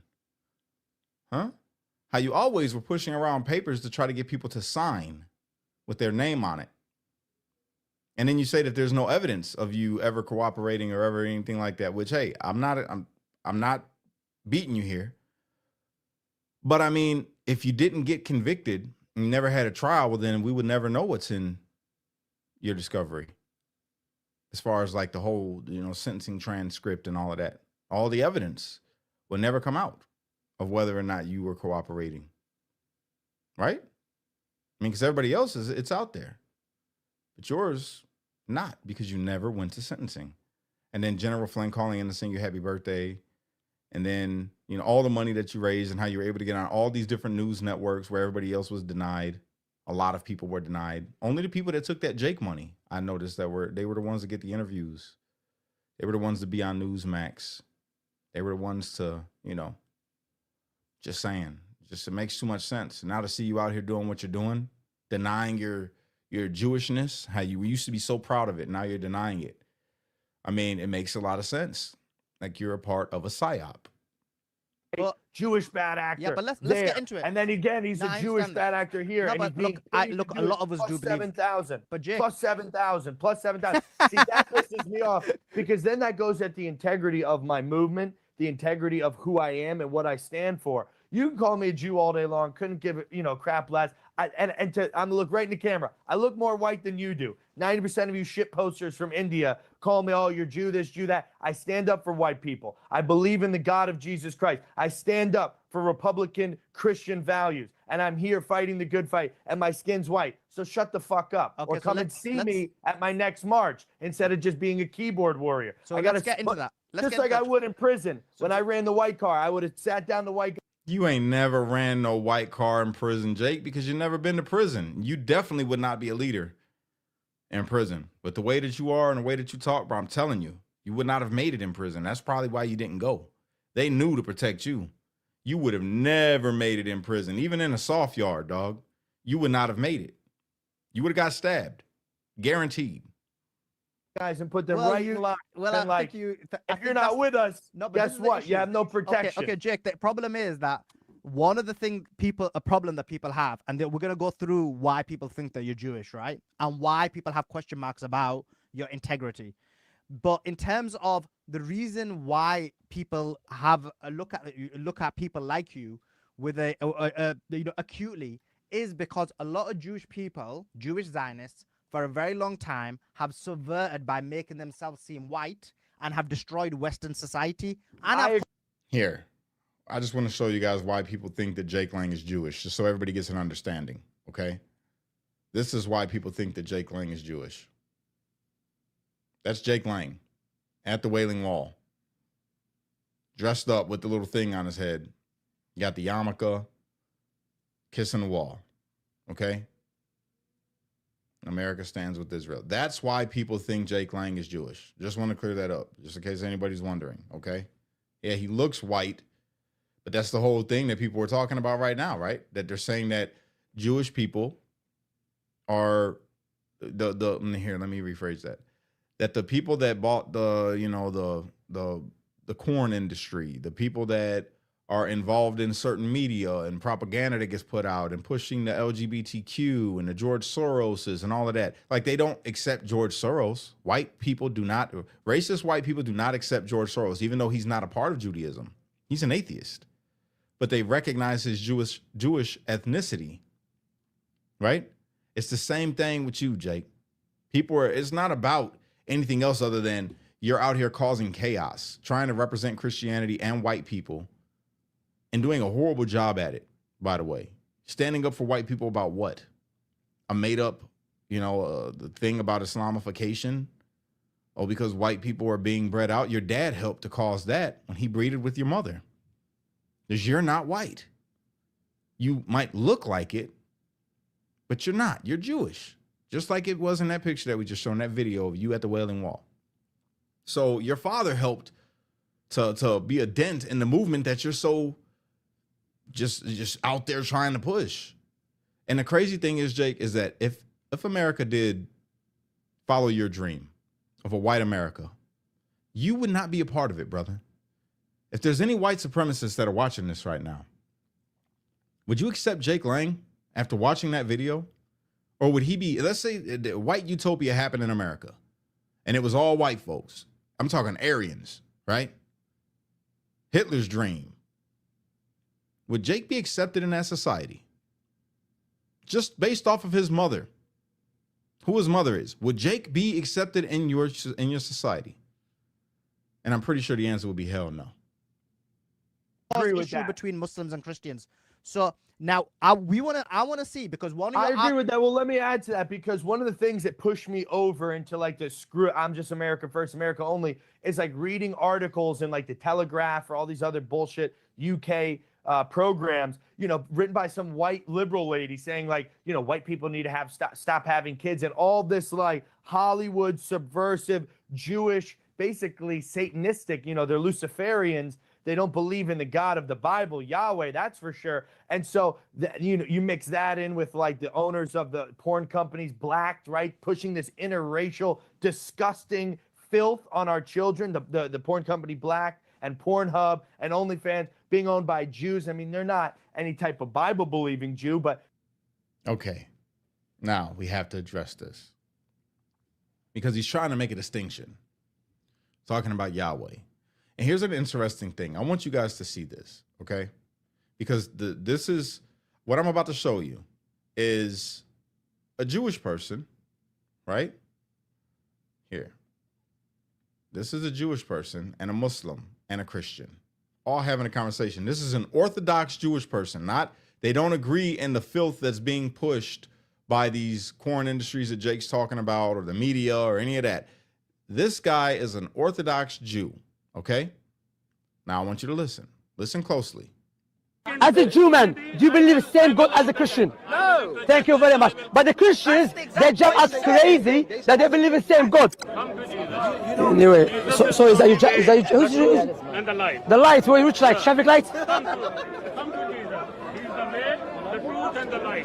Let me ask you a question, okay? Uncle, wait. Do you believe the same God as him? What? Do you believe the same God as him? Oh yeah, of course. Do you believe the same God as him? I believe. Pretty crazy, right? So the Jews that he's saying are good, the good Jewish people, will tell you that they don't believe in the same God as a Christian. You know who they believe in the same God as?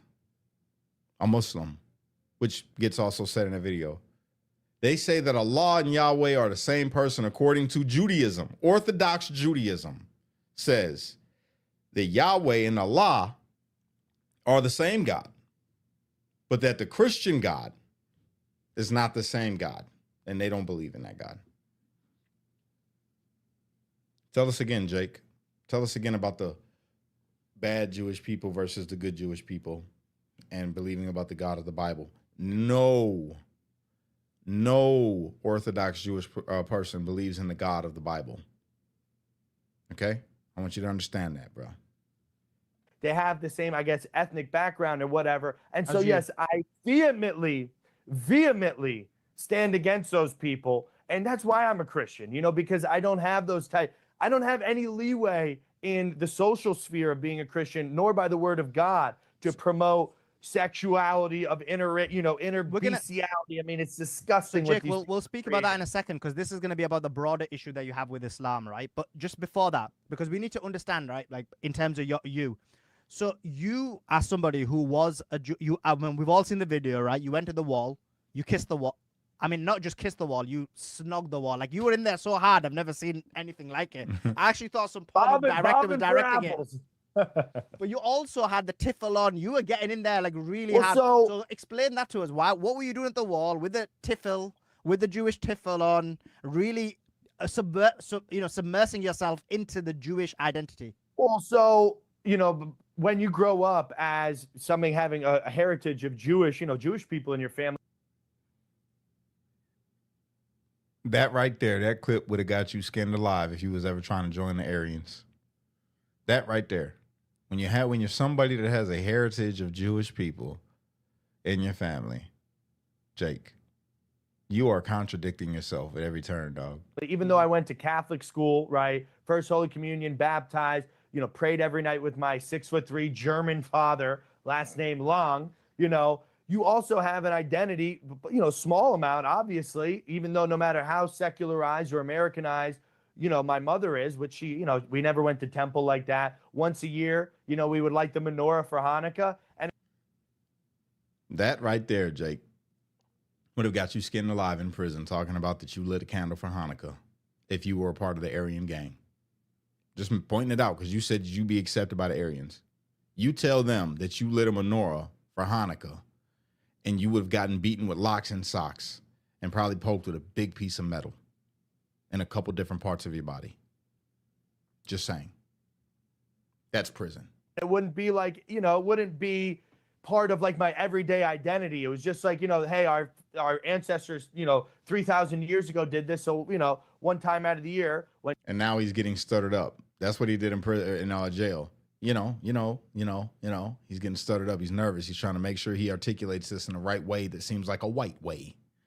we have the Christmas tree, we'll do the menorah and, you know, and sing the Hanukkah song. So it was more like family heritage based, not, you know, religiously based, because my mom's a secular Jewish woman. And Not religious based, heritage based. So you agree that it's in your blood, which would make you not part of the Aryan Brotherhood, brother. Not, brother. Yep, we got to skin him alive, get him off the yard, y'all. He's not one of us. He's not Nordic at all. He just said his heritage comes from them menorah lighters over there. Tell you what, you'd have been gone. You would have been gone. she doesn't go to temple. I've been to temple But maybe 3 Hanukkah's- times. Yes, the Aryan Brotherhood and Aryan circles in prison hate more than they hate black people. They hate the people that wear yarmulkes. 100%. Yes. Hanukkah's a religious concept, though. Yeah, no, it is. I mean, it's from the Bible, from the Maccabees book in the Catholic Bible about the miracle that was delivered by the hand of God, but it's part of the Christian faith. You know, Jesus and So now Hanukkah is a part of the Christian faith. Now Hanukkah, everybody, do you hear that? This year, we're not celebrating Christmas. We're not celebrating the birth of our Lord and Savior. No, we are celebrating Hanukkah because it is a part of the Christian faith. Get your menorahs ready, everybody. in Matthew 10, and whoever, let's talk.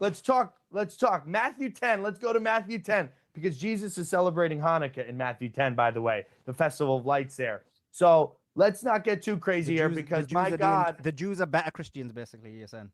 No. Christians are better Christians. Jews got to work on themselves. We got too many Pornhub owning Jews out here.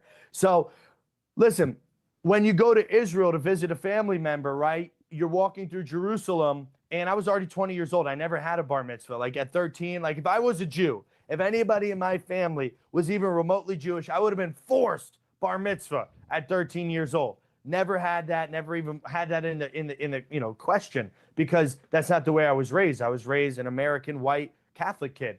So when I go out there to go visit a family member in Israel, I go and get the tourist trap. Boom. Right now, we'll give you 2 bar mitzvahs for the price of 1. You know, my 80-something-year-old grandma. Christian would have been like, no, I'm sorry. That's not a part of my faith. I don't need to do this.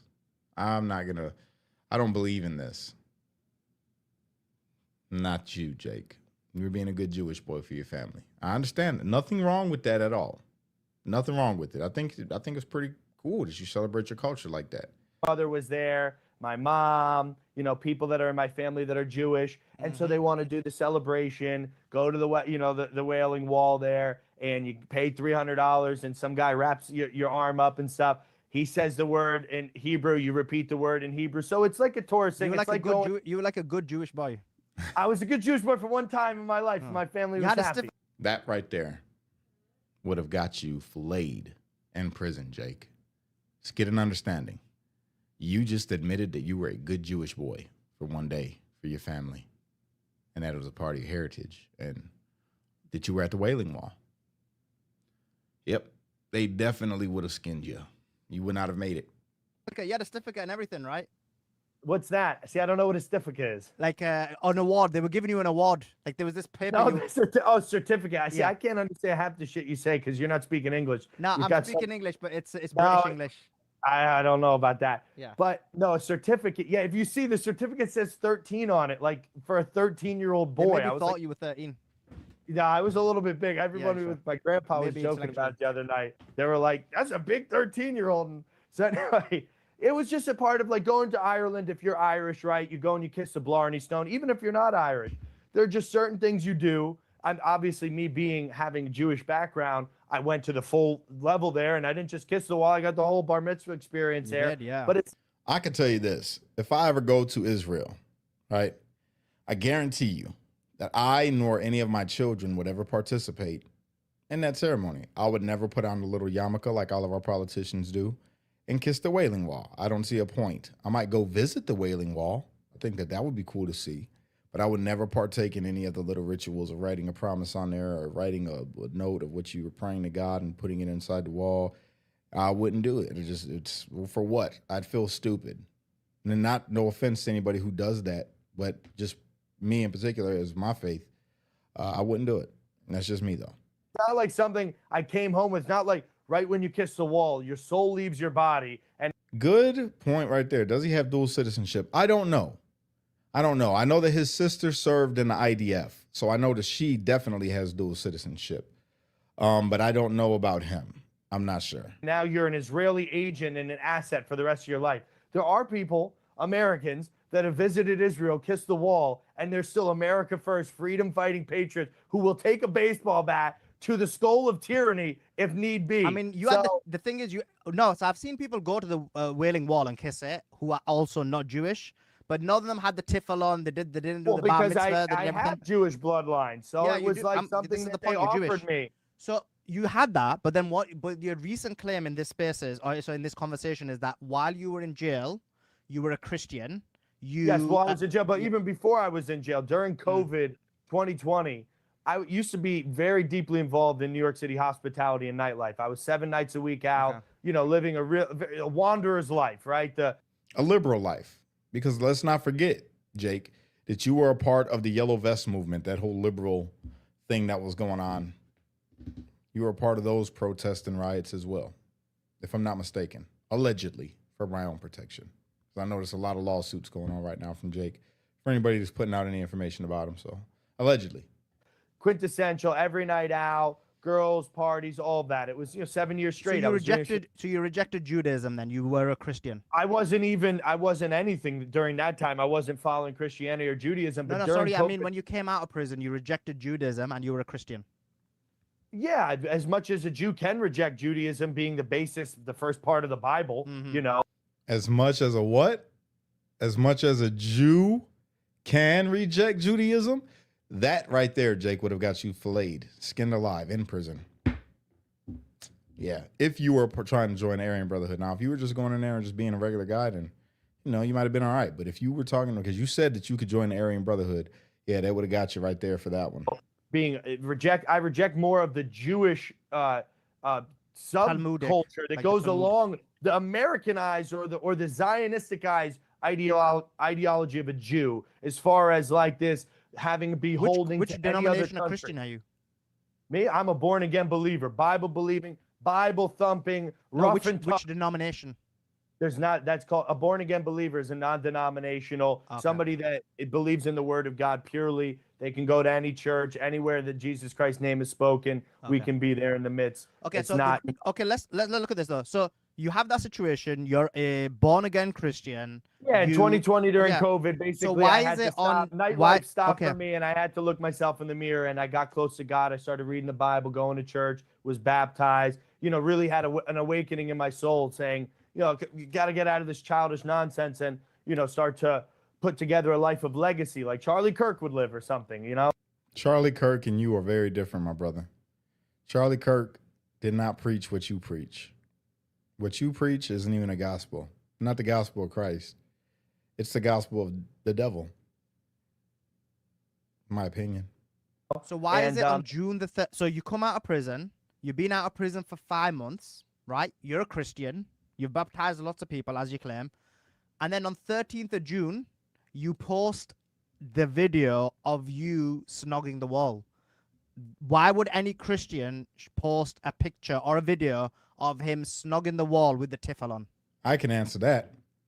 It was because I made a video that went pretty viral. And it was me disputing Jake like how I'm doing now. And I pointed out that he was Jewish where we were locked up with him in DC DOC. And I started calling out, his Jewish heritage when he was out there doing the whole white supremacy thing in Texas on behalf of what he was trying to represent as Austin Metcalf, which Austin Metcalf wasn't a racist. Rest in peace, Austin Metcalf. So when I did that, Jake had to come back, and I was doing spaces. I was doing interviews. I was on Jason Whitlock. And then he had to post it. He had to post it because he had to try to salvage it, like not be ashamed of his Jewish heritage that he was trying to hide from people, getting them to believe that he was some Nordic white guy. So that's why.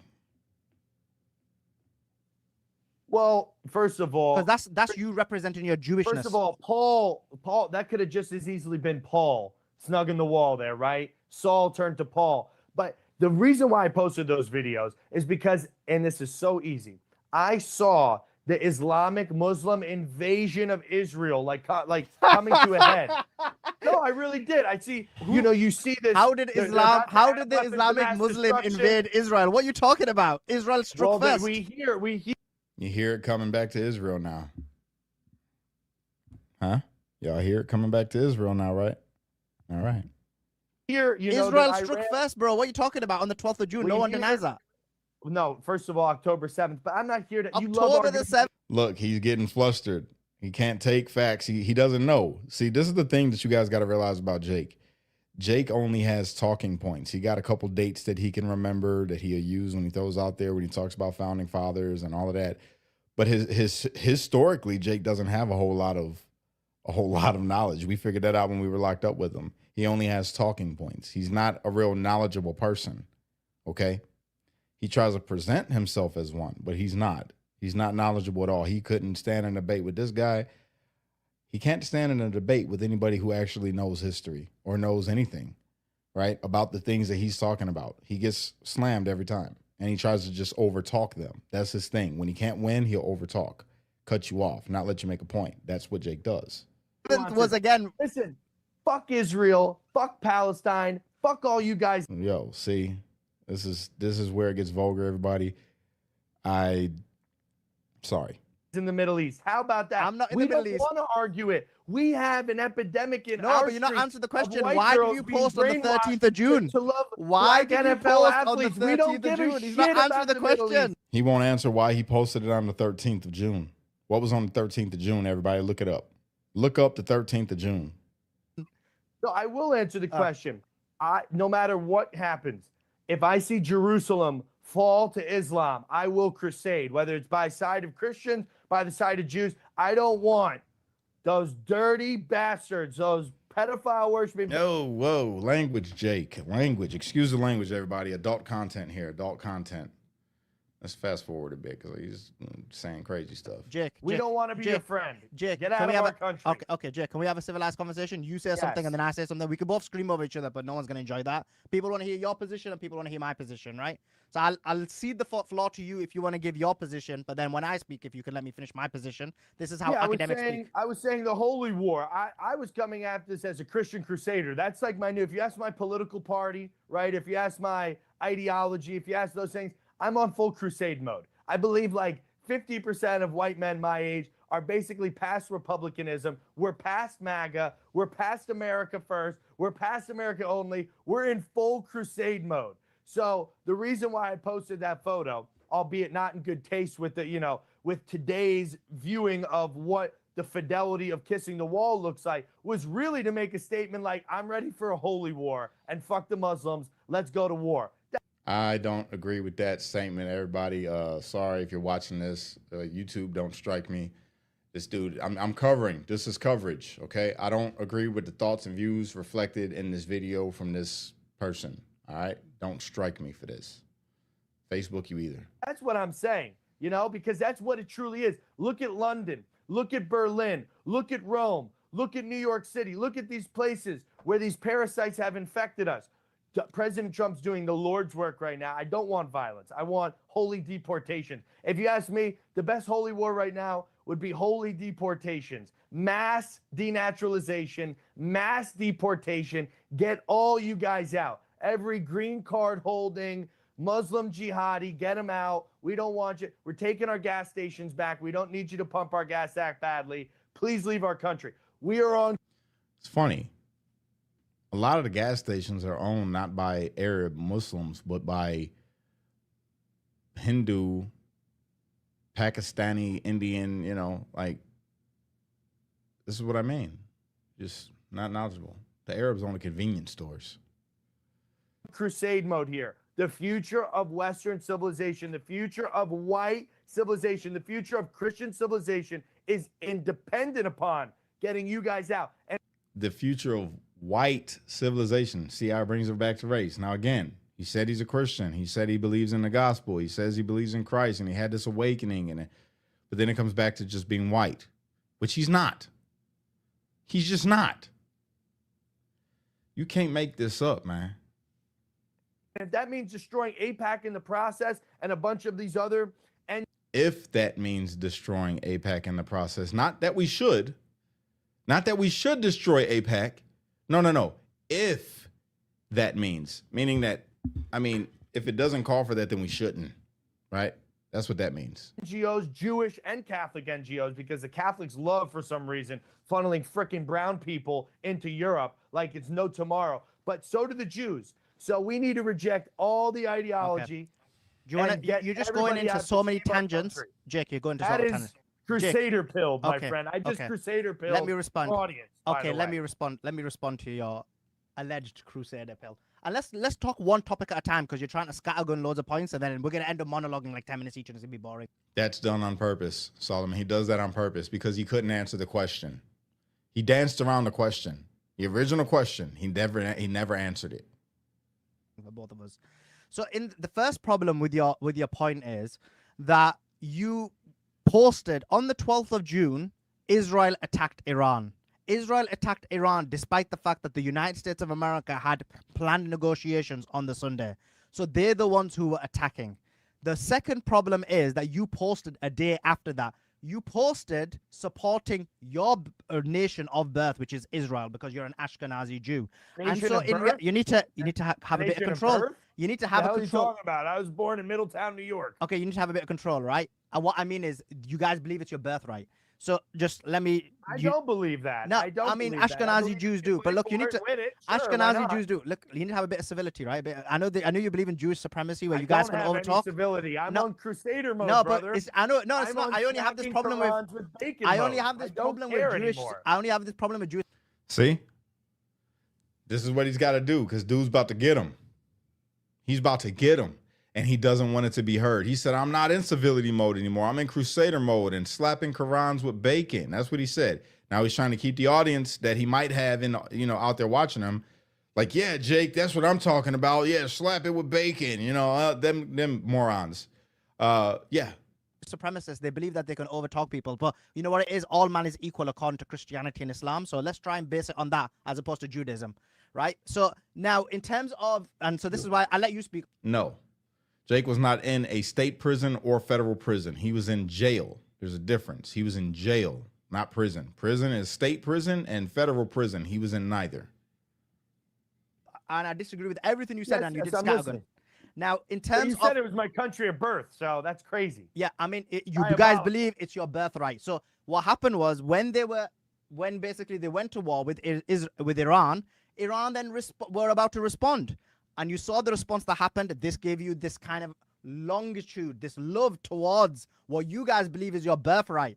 And so then you posted, and what did you post? You could have posted anything. You posted a video of you snogging the wall, having the tefillin on.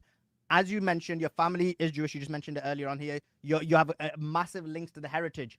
And so that's the real reason why you did it. And this is the problem with what people have seen, because That's if that your video reason was why we from did when it. you were 20 I years would love old, to see- if that video was from when you were 20 years old, that's a different story, because I can understand why. The video is family from mem- when I'm 20 No, years no, old. I mean, it just is I mean, if posted you'd recently. only posted it when you were 20, that would have been a different story, because I can literally understand. say holy war I on can understand why someone would do that, even though I wouldn't be so influenced. But Look at how disgruntled he is, because he's making a point. You didn't just post it when you were 20.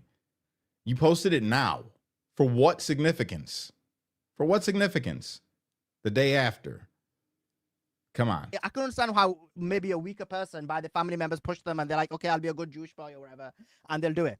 But It's you nice thing to posted do it, for your 80-year-old but- grandparents but you when they're but around. you end up doing it now I'm on using you it end because up they have the posting on the imagery. 30. He can't help himself. He can't help himself. He can't control the Jewish Of course, supremacists. Can't because control we're themselves. getting into it now. So The you gotta, Jewish you gotta- supremacists this is can't what control men do themselves. sometimes. The- He just called that man a Jewish supremacist. And that's really what it comes down to. See, he made a statement earlier on.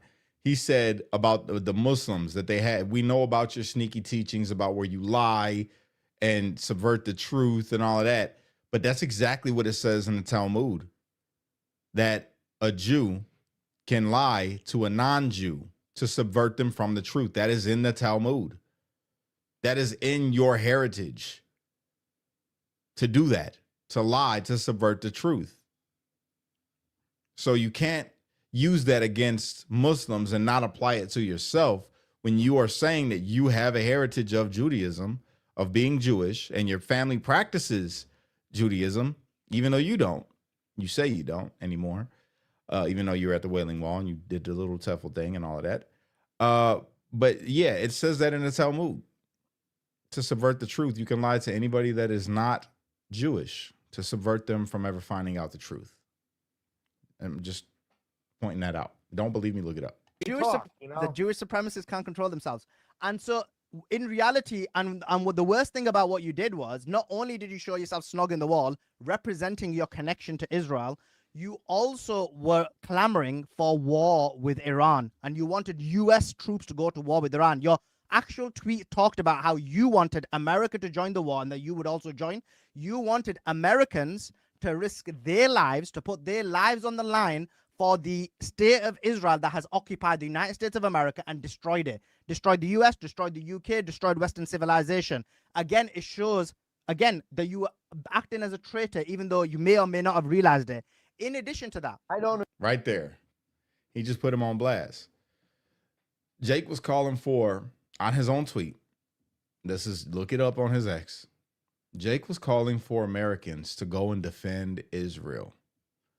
So he's against the Islamification, and he says he's against, the Zionist stuff and all that, but he's calling for Americans, for your sons and daughters, to go and fight on behalf of a foreign nation, okay, against Iran. Why? And then he shares that video of himself being Jewish. Make it make sense. Are you guys okay with that? Any white supremacists in the audience, would you be okay with your sons and daughters going and fighting a war on behalf of Israel with Iran? Jake's representing you guys, and he says that he would go. He would sign up himself to go. And he wants your sons and daughters to do the same. Agree with that. well, I'm going to give you a chance to respond on that. I think Well, it's let fair, me respond to no, that but I because need to you're respond gonna to all your add another points. point in. But I need to respond to all your points. This is why I didn't think it was a good idea to do the scattergun, which you did. Let me cover them points, and we'll talk specifically about this point.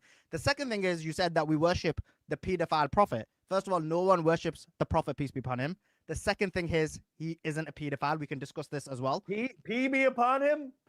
Did you say Peace, piss be peace, peace be upon him. Yeah. I know you Jews don't like peace, do do you? The Jews don't like peace, you see. So It's getting spicy now. From this point forward, you guys, it just gets real spicy. Real spicy. They get to talking crazy. I don't agree with neither one of them making jokes against the other for their ethnicity or religion, but it is going to happen, just so you guys are aware. I understand why you guys would get confused with that word. But Jesus that being said, himself said, I came not to bring peace, but a sword of division. Who to said that? separate Jesus Christ, our Lord and Savior. Okay. Said, I did not come to bring peace, but a sword of division. To So separate the sheep from the goats. okay. The sinners Well, from the I don't know. righteous, I don't know the about light that. from I'll the take your. dark. I don't know about that. I'll take it. You would be amongst the goats, Jake. And that verse that you're quoting, you are taking completely out of context. It's not calling for you to act as you're acting, okay? In fact, it's calling you to conduct yourself in a far opposite manner than you have been. That's how you get separated. The peace that he's talking about not coming for is making peace with doing evil. It's not an actual war of bloodshed and all. It's not that. It's not making peace with evil. Not doing evil. And you'll know who they are because they're going to be separated. The people that are not for this evil, that are not conformed to the patterns of this world, but are transformed by the renewing of their mind, are going to be separated. Those are the sheep that he's talking about separating from the goats. Wheat from the tares. Just pointing that out. A word for it. Europeans from the mongrels. Okay. So now coming back to it, that's the other fallacy.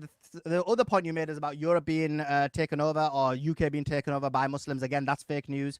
Now, in terms of going back to the point in terms of Israel or you being a subverter, is because you leave prison on January the 6th.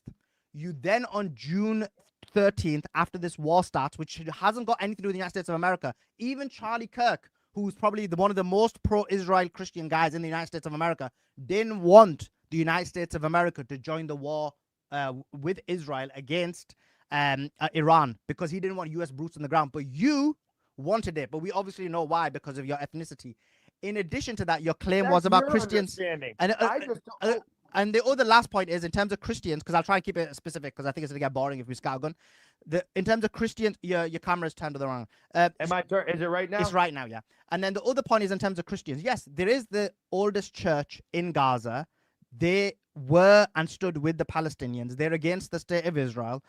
And the Israel actually sniped and killed 2 of the old Catholic women. Now, you can hold the position that, look, Christians, there's some Christians who are for and some Christians are against, and it's kind of, there's some nuance. I don't agree with that position, but you can hold that position. That's fine if you hold that. But then that, again, doesn't preclude you to say that you want to join Israel for a war when it makes no sense from a Christian perspective. Christians have had their holy Mic drop. Mic drop. land in Israel for thousands of years. Go. Let me break it down this way, because we have to separate the Israeli government from the Israeli people, because the Israeli government well, you have to separate the Gazan government, Hamas, from the Gazan people too, because those are two different people. One of them is a militaristic, horrible, horde of Muslims trying to kill people, and the other one are people just trying to live their lives, which I support the Gazan people. I support the Israeli people. Both of their governments are disgusting. I don't care what anybody says. The Israeli government, on that, we agree. I'll give him that. On that part, we agree. First of all, don't support the Israeli government because of the things that we just recently talked about. The Luciferian, New World Order, central banking system, there's a million names for Illuminati. That area, the Marxist people, they're colluding along in with the Chinese and the Qatarian to try to eradicate white people from Europe and from America. Why do you think white people have been eradicated, Jake? Why? Because white people vote differently. Muslims vote 80% Democrat. They're for big government, big state, big Allah. They love bowing down. They love being sheep. They hate small government. They hate personal rights, just like Jews. Jews also vote 60, 70, 80%. Jewish men vote 80%. Jewish men vote 60%. Jewish women 80%. No, Democrat. 80%. That's why why do these people want to destroy white, Christian, Western men, American and European? Because we vote correctly. We vote for small government, individual liberties. Muslims don't do that. Nowhere in the world. Who's these people? Nowhere in the world where there's Muslims is there any type of constitutional, God-given, actual human rights. It's only dictated by big government, where it's Sharia government or just their big crappy government. No, I'm asking you, Jake, you're not understanding the question. I'm asking you. I agree with you. No, but listen, you're not listening to the question. You're not listening to the question. As I've already spoken. No, you're not listening. You're not listening to the question. I'm asking you, which I agree with. There is a population collapse amongst the white population throughout the world, right? Me and you discussed this. We agree with this. I'm asking you, how did that happen? How did the white population collapse? Who was the cause of it? PSYOPs. Am I on? Okay. Yeah. PSYOPs. By who? Different people, but from mainly. By different people. Which different people? Well, obviously, but first of all, let me get to my main point. The main person, the Israeli, Jewish, Luciferian, Zionist, New World Order, central banking system, Rothschildian people that have pushed hookup culture, gangster culture, interracial culture, all that garbage on the American people. You're not going to hear this from fucking Mossad agent. So everybody calls. Well, I don't know. You're not being very clear. You're not actually blaming the right people. He won't say it. He won't say it.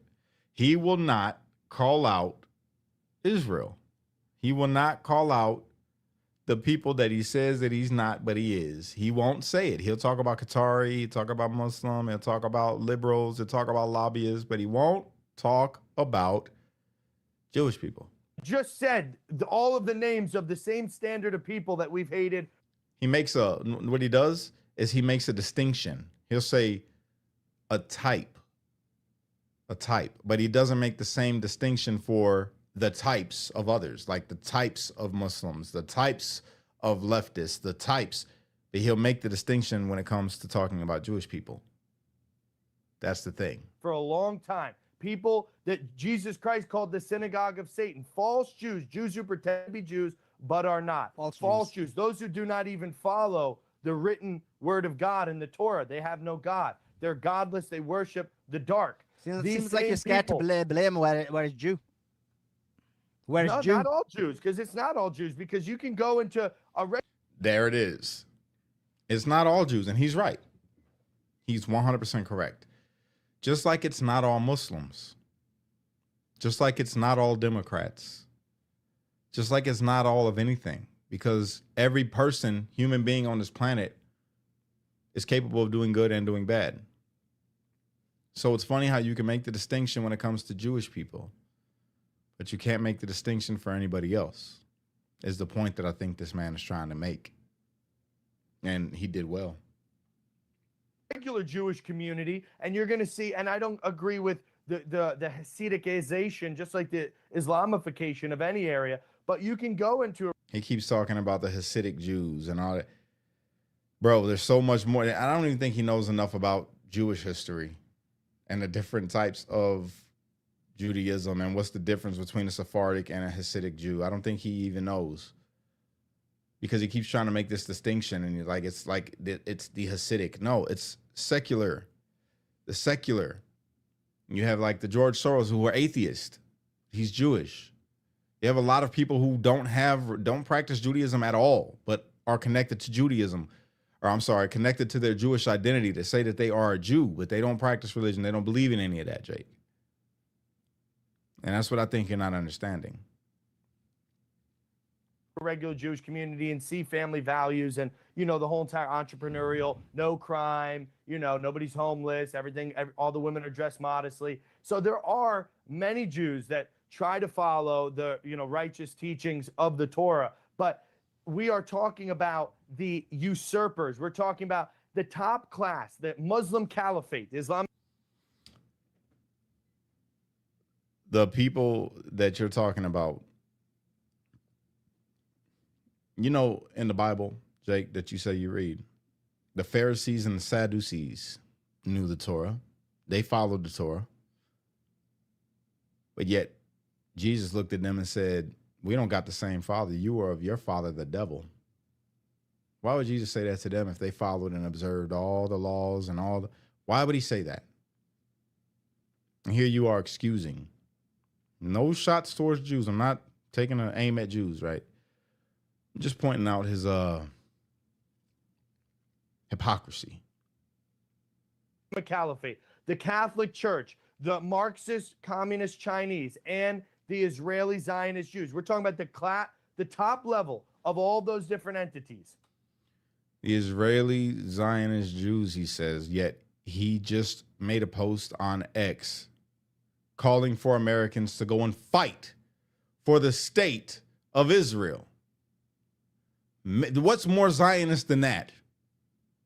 What is more Zionist than calling on America to send its sons and daughters to fight on behalf of Israel, bro? You make no sense. Hypocrisy. Right? All of them are super corrupt. Who controls the media? They're all co-op. All of those entities I just named are all corroborating to destroy white civilization, because we're the only ones that will refuse to have an overlord. We're the only ones that can stand on our own 2 feet without our government babysitting us. White men are the only ones who can live in a republic. And that's why the Jewish invaders are sending in hordes of mongrels, Indians, Pakistanis, Muslims, who are all Democrat, big government, you know, just complete simps that are willing to live on their knees. White men, white Christian men specifically, are willing to die in wars to protect the integrity of freedom, our freedom, individual freedom. That's why the Jewish people, or whatever you want to call it. Can you see why people think that you might be a Jewish subverter? Because once again, you said a lot of things, but you haven't touched on the root of the issue. I just said... That's it. That's exactly it. Now watch him get angry. Look at that face. He's angry. I just said the Hasidic. I just said. But why? Come on. I'm going to explain to you why. No, but I'll explain to you. I'll explain to you and I'll explain to you, and then you can respond, right? Jewish. I said Jewish. I'll Israeli, explain to you, Zionist, bro. I know what you Luciferian, said. New I World know what Order. you said. Let me. We know what you said, but it's not matching up with what you believe. Because you believe that America should go fight on behalf of Israel against Iran. That Americans should send their sons and daughters. This was your post on X, bro. So how can you call these people out, but yet be in line with Zionism? How? Make it make sense, bro. Explain to you with the fallacy of your The statement. top crust. Let of me Israel's explain to you government. the fallacy of your statement. So what you did was you made two fallacies. The first one is in terms of the data. You claimed that Muslims vote Democrat. Actually, the data show. 80%. I just typed it into Grok. I just- an I hour just- before we got on. Yeah, here. it's not. So it's about, according to some polls, is between 50 to 60% voted Democrat. Dearborn, Michigan, the place Hold you up your invaded, ass, Suliman. voted Type into Trump. Grok. If you Jews believe on the this other side, subverting piece people of can shit, fact check. type into Jews Grok on the other yourself. side, 80% Type of in them how many voted Muslims Democrat. voted. So Jews vote Democrat more than Muslims. That is unequivocal. That part. That part. Jewish people vote more along the lines of liberal Democrat than Muslims. But his big thing is Muslims. You see what I'm saying here, y'all? That's Now, not- in terms they're of probably both the in same terms of the amount. second point, the They're reason both the why same you're amount. being They're both deceptive. between 70 and You need to 80%. let me We don't finish. want you here. The reason why you're being deceptive is this, because what you say is, guess what? The problem is, it's Jews and it's Muslims. I want you guys to watch his expressions. It tells all. It tells all. Look at Jake's expressions. Look at how he's acting. Look at the movements. Look at the face. He knows he lost. He's been exposed. And it's the CCP and it's this and it's that, and you try and hide the fact. all of them. You try, exactly. You hide the fact of who the real power broker is. Because in reality, other people are trying to fight for power. Nobody's stupid to understand, no. But the person who sits at the top, and this is where your deception lies, because you won't mention it, you'll try and make them equal to everybody else, is the Jewish may not be Zionist. equal. They may be Because pulling in the reality, strings. it's the The Rothschilds, Jewish Zionists the who control the Bilderberg. media. It's the Jewish Zionists who control Hollywood. And this guy goes into the, control power. Again, the thoughts and views reflected on this channel right now that are being talked about are not reflective of my channel. Okay? Just want to put that out there. If there's any Zionists that, do end up being in control of those things, please don't block this video. This is for educational and entertainment purposes only. It's the Jewish Zionists who control the music industry. It's the Jewish Zionists who control the politicians. It's the Jewish Zionists who control NGOs and lobby groups. Allegedly. We got to say allegedly. Suliman, all right? We're on a whole bunch of owned platforms, okay? So when you look at all of the key components of how the banking structure, as you mentioned, when you look at all of the key components that control the things that actually impact society, the thing that causes population collapse amongst the white population, destroys the black families, and bombs the Middle East, it is actually done by Ashkenazi Jews. And so when you say that, when you make this claim, in reality, you're hiding it because you're like, oh, it's one amongst like many. No, I'm That not. is I'm part not of your saying- subversion. I didn't level them in That's any part of your given order. subversion. Go ahead. I didn't level them in any given order. And believe me, what you're saying is true. I'm not here to fight that. You're going to see a lot of people think that we're going to fight. I'm here to just say Muslims and Islamic people don't belong in the West. I don't like the way they live. I don't like the smell, Why? the look. Okay, the let's way they talk about that believe in then. If we agree on anything. that, let's talk about the next thing. So I'm what- America first, America only, and any subverter, including all of the Jewish overlords that you just named. Okay. Plus, how many politicians are getting umpteen dollars from the CCP and from Qatar? How many freaking right-wing influencers that are like simping for Muslims for no reason? they're not simple. Notice how he doesn't bring up APAC? Notice that? You notice how he's not bringing up APAC? He's not bringing up the fact about talking about influencers about Bibi Netanyahu putting together a little slush fund for influencers to push pro-Israel propaganda, which I still ain't got my check, Bibi. Like, Muslims. I I tell you like what it is. Muslims Let better me than explain Jews. to you, Jake. They're Let me getting relay paid this by point to Qatar. you. They're getting Jake, paid from Qatar. Jake, it's let me easy. relay. No, they're not being paid. No one's being paid by Qatar. Let me just. I'm talking about. Come on. I'm talking you about in Muslim terms of the simps right wing you are. influencers. I know none of them are the ones. You're that like the accuse. Muslim. You're like the Muslim version of what you claim I am.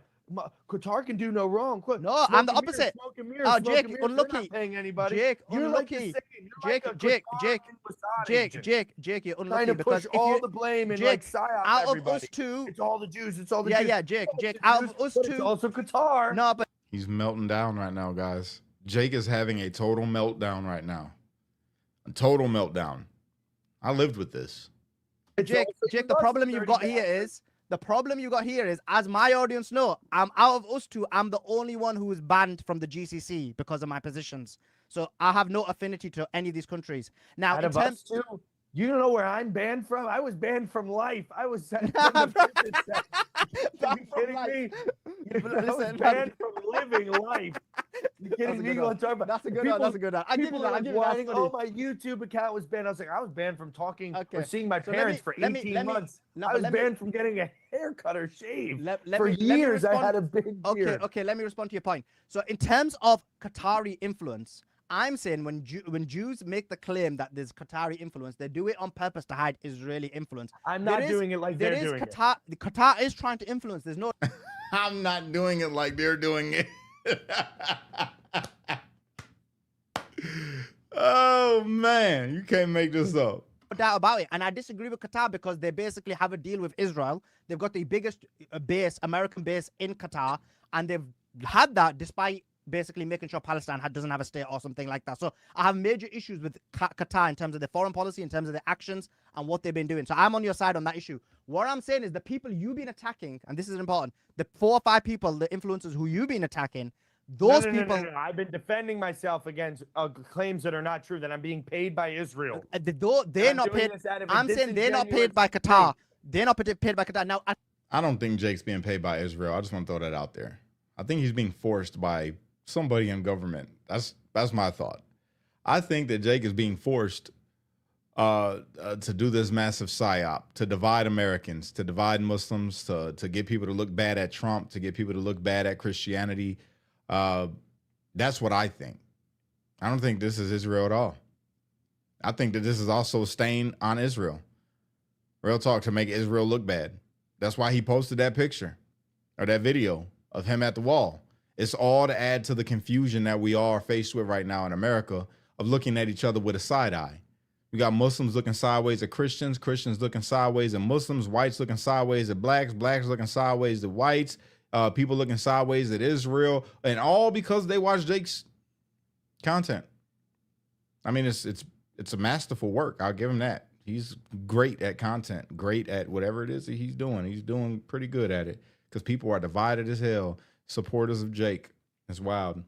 Explain to I you don't why know if they are, but some of them are. I mean, who knows? Who's they're getting not. paid They're not. who? I know them. All I know a is lot I'm of not them. getting paid. I know a lot of them. They're not. So in terms of specifically, let's look at your point. So I mentioned about you kissing the wall. Then what happened was in August time, right? The state of Israel and Jewish Zionist billionaires did a study in a poll, and they said, what's the best way to stop hatred against Israel? And what the poll and the NGOs found was that the best way to stop the hatred against Israel is to start attacking Muslims and Islam. So every one of these right-wing influencers is aware of that. Then what happens? Literally 4 weeks later, 6 weeks later, good old Jake Long, the guy who's snogging the wall, comes along.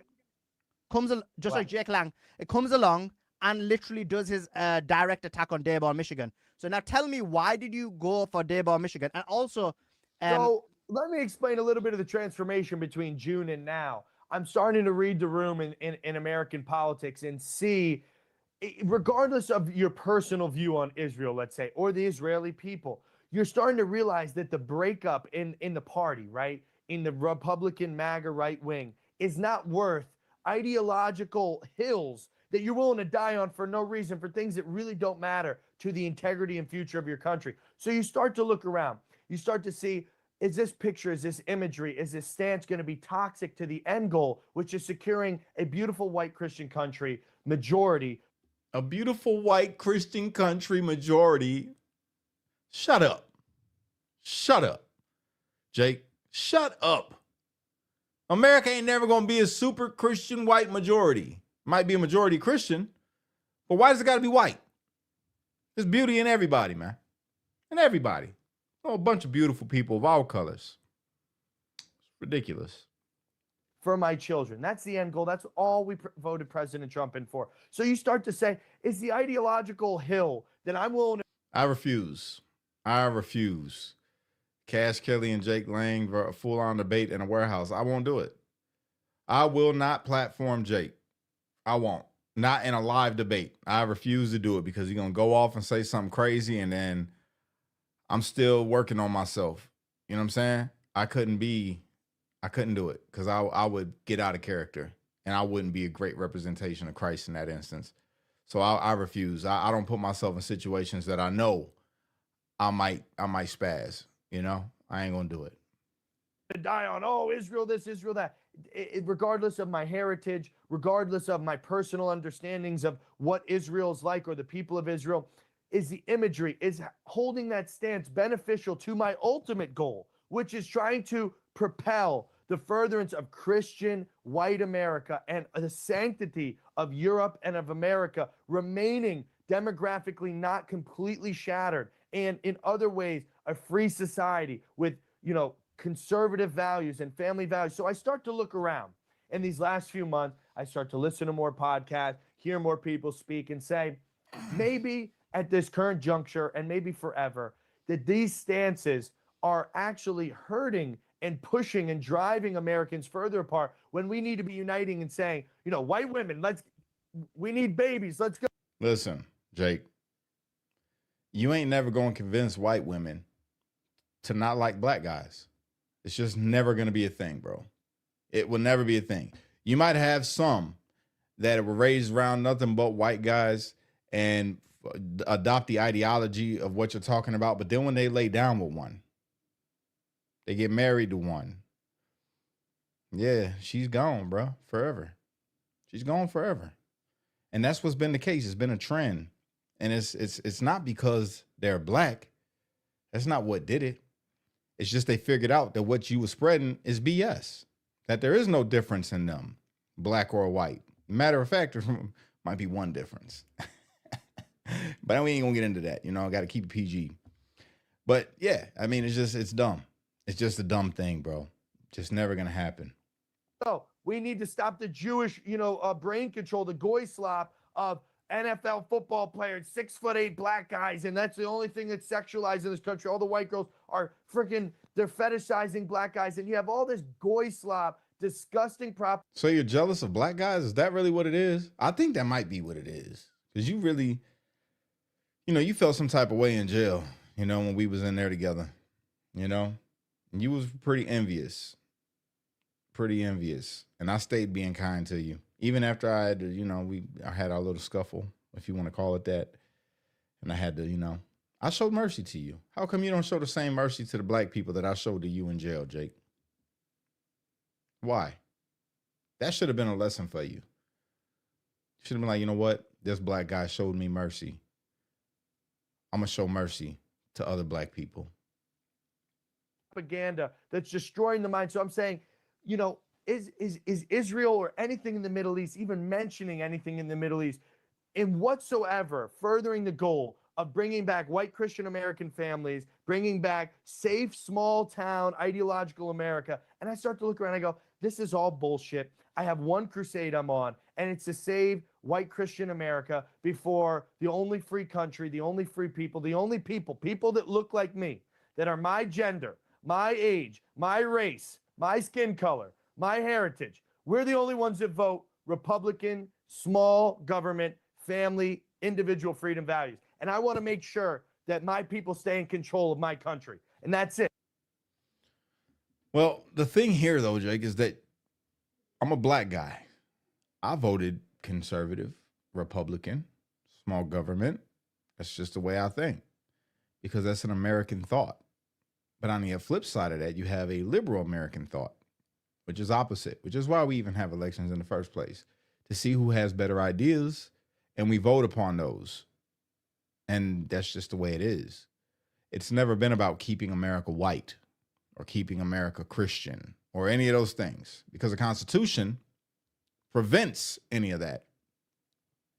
We're not a theocracy, bro. There could be as many Hindus, Muslims, atheists, Jewish people, Christian, whatever, Mormon, doesn't matter as long as you're walking right. The Constitution protects you and says that you're allowed to do those things. You're allowed to protest. You're allowed to, practice whatever religion you want. You're allowed to keep and bear arms. You have the right against illegal search and seizure. You have just a whole bunch of stuff in the Constitution that kind of just protects you in your way of life as an American way of life. But it's never been about protecting any one religion or upholding any one religion. And I think that's important for you to learn. White Christian men. And that's it. That's the only goal I'm looking to make right now. So that's why I announced a march on APAC, because I don't like those dirty bastards foreign influence either. I know right now the best thing for America, the best thing for the Nick Fuentes. Just want to point out about APAC, foreign influence. You do realize that APAC is Americans, right? That they want to see good stuff for Israel. You realize that they're not foreign, right? That APAC, the people in APAC, they're actually Americans. Just want to point that out. I disagree with APAC too, though. But I just wanted to point that out. Jake Shields, Jake Lang, Ben Shapiro, all this movement. Ben Shapiro's really not with us, but He's with for you. all this movement, he's definitely related not. to you. Well, God forbid. The best thing right now is to drop all these stupid ideological molehills that we've been battling on over anything outside of how do we get back the white birth rate and, livability in America, because all these things. If you want to get the white birth rate back up, here's what you have to do. You have to first off not be like your father and breed with somebody who's not white, i.e. your mother, right? To create you. And what you have to do is take that little thing that you got and get with a white woman and create babies. And from what I understand, you don't have any children right now and you're in your 30s, okay? You need to fix that. You need to go ahead and have some babies starting now or like yesterday. Have some babies with a white woman. That will increase the birth rate. That's how that goes. But they have to choose you. We have a thing in slang, right? The way that we talk, picking and choosing. They got to choose you. They got to choose you. And I'm going to tell you, what you're doing right now isn't attractive to a lot of women. They just like, look at this dude, bro. He's a scrub. He over here campaigning on white and his family's Jewish. You look crazy to a lot of white women. I'm sure. I know that. A lot of white women looking at you like, oh my God, I would never. And you're really doing something bad right now, Jake. You're not helping the white cause. You're really not helping the white cause. You're not helping white women want to breed with white people. You need to fix that. You need to be a little more masculine, just be better, bro. Be better. Because right now, I'm going to tell you, I don't know if you're still with Rachel or not, but if you are, put a baby in her. She's a decent white chick. Put a baby in her. Get started. What are you doing? You're not doing what you said that you're pushing for. You're not having babies, bro. You got to have babies. All right? Simple. Because all the white girls are pumping out black, Mexican, brown babies, and the ones that are with you, they're waiting like, oh, when are you going to get me pregnant? When are we going to have a baby? Or they're just like, God, please don't let me have a baby by this dude. I'm only with him for the money, which could be the case. That could be the case. And it happens a lot of times because a lot of dudes, have your mentality and the women are only with you because they're like, okay, I could get some clicks and views because, social media is a thing. Like I can get some clicks and views out of being with this dude. I could definitely get some money. He likes to go out and advertise that he got some money. And I know that he had that major grift going on where he took in millions of dollars from the American people. So I could get with him, lay down with him. I was doing OnlyFans for a while anyway. Might as well get with this dude real quick and get some money, get some influence out of it real quick. And then I'll drop him like a bad habit. But Lord, please don't let me have a baby with him. That could be a thing that's going on too.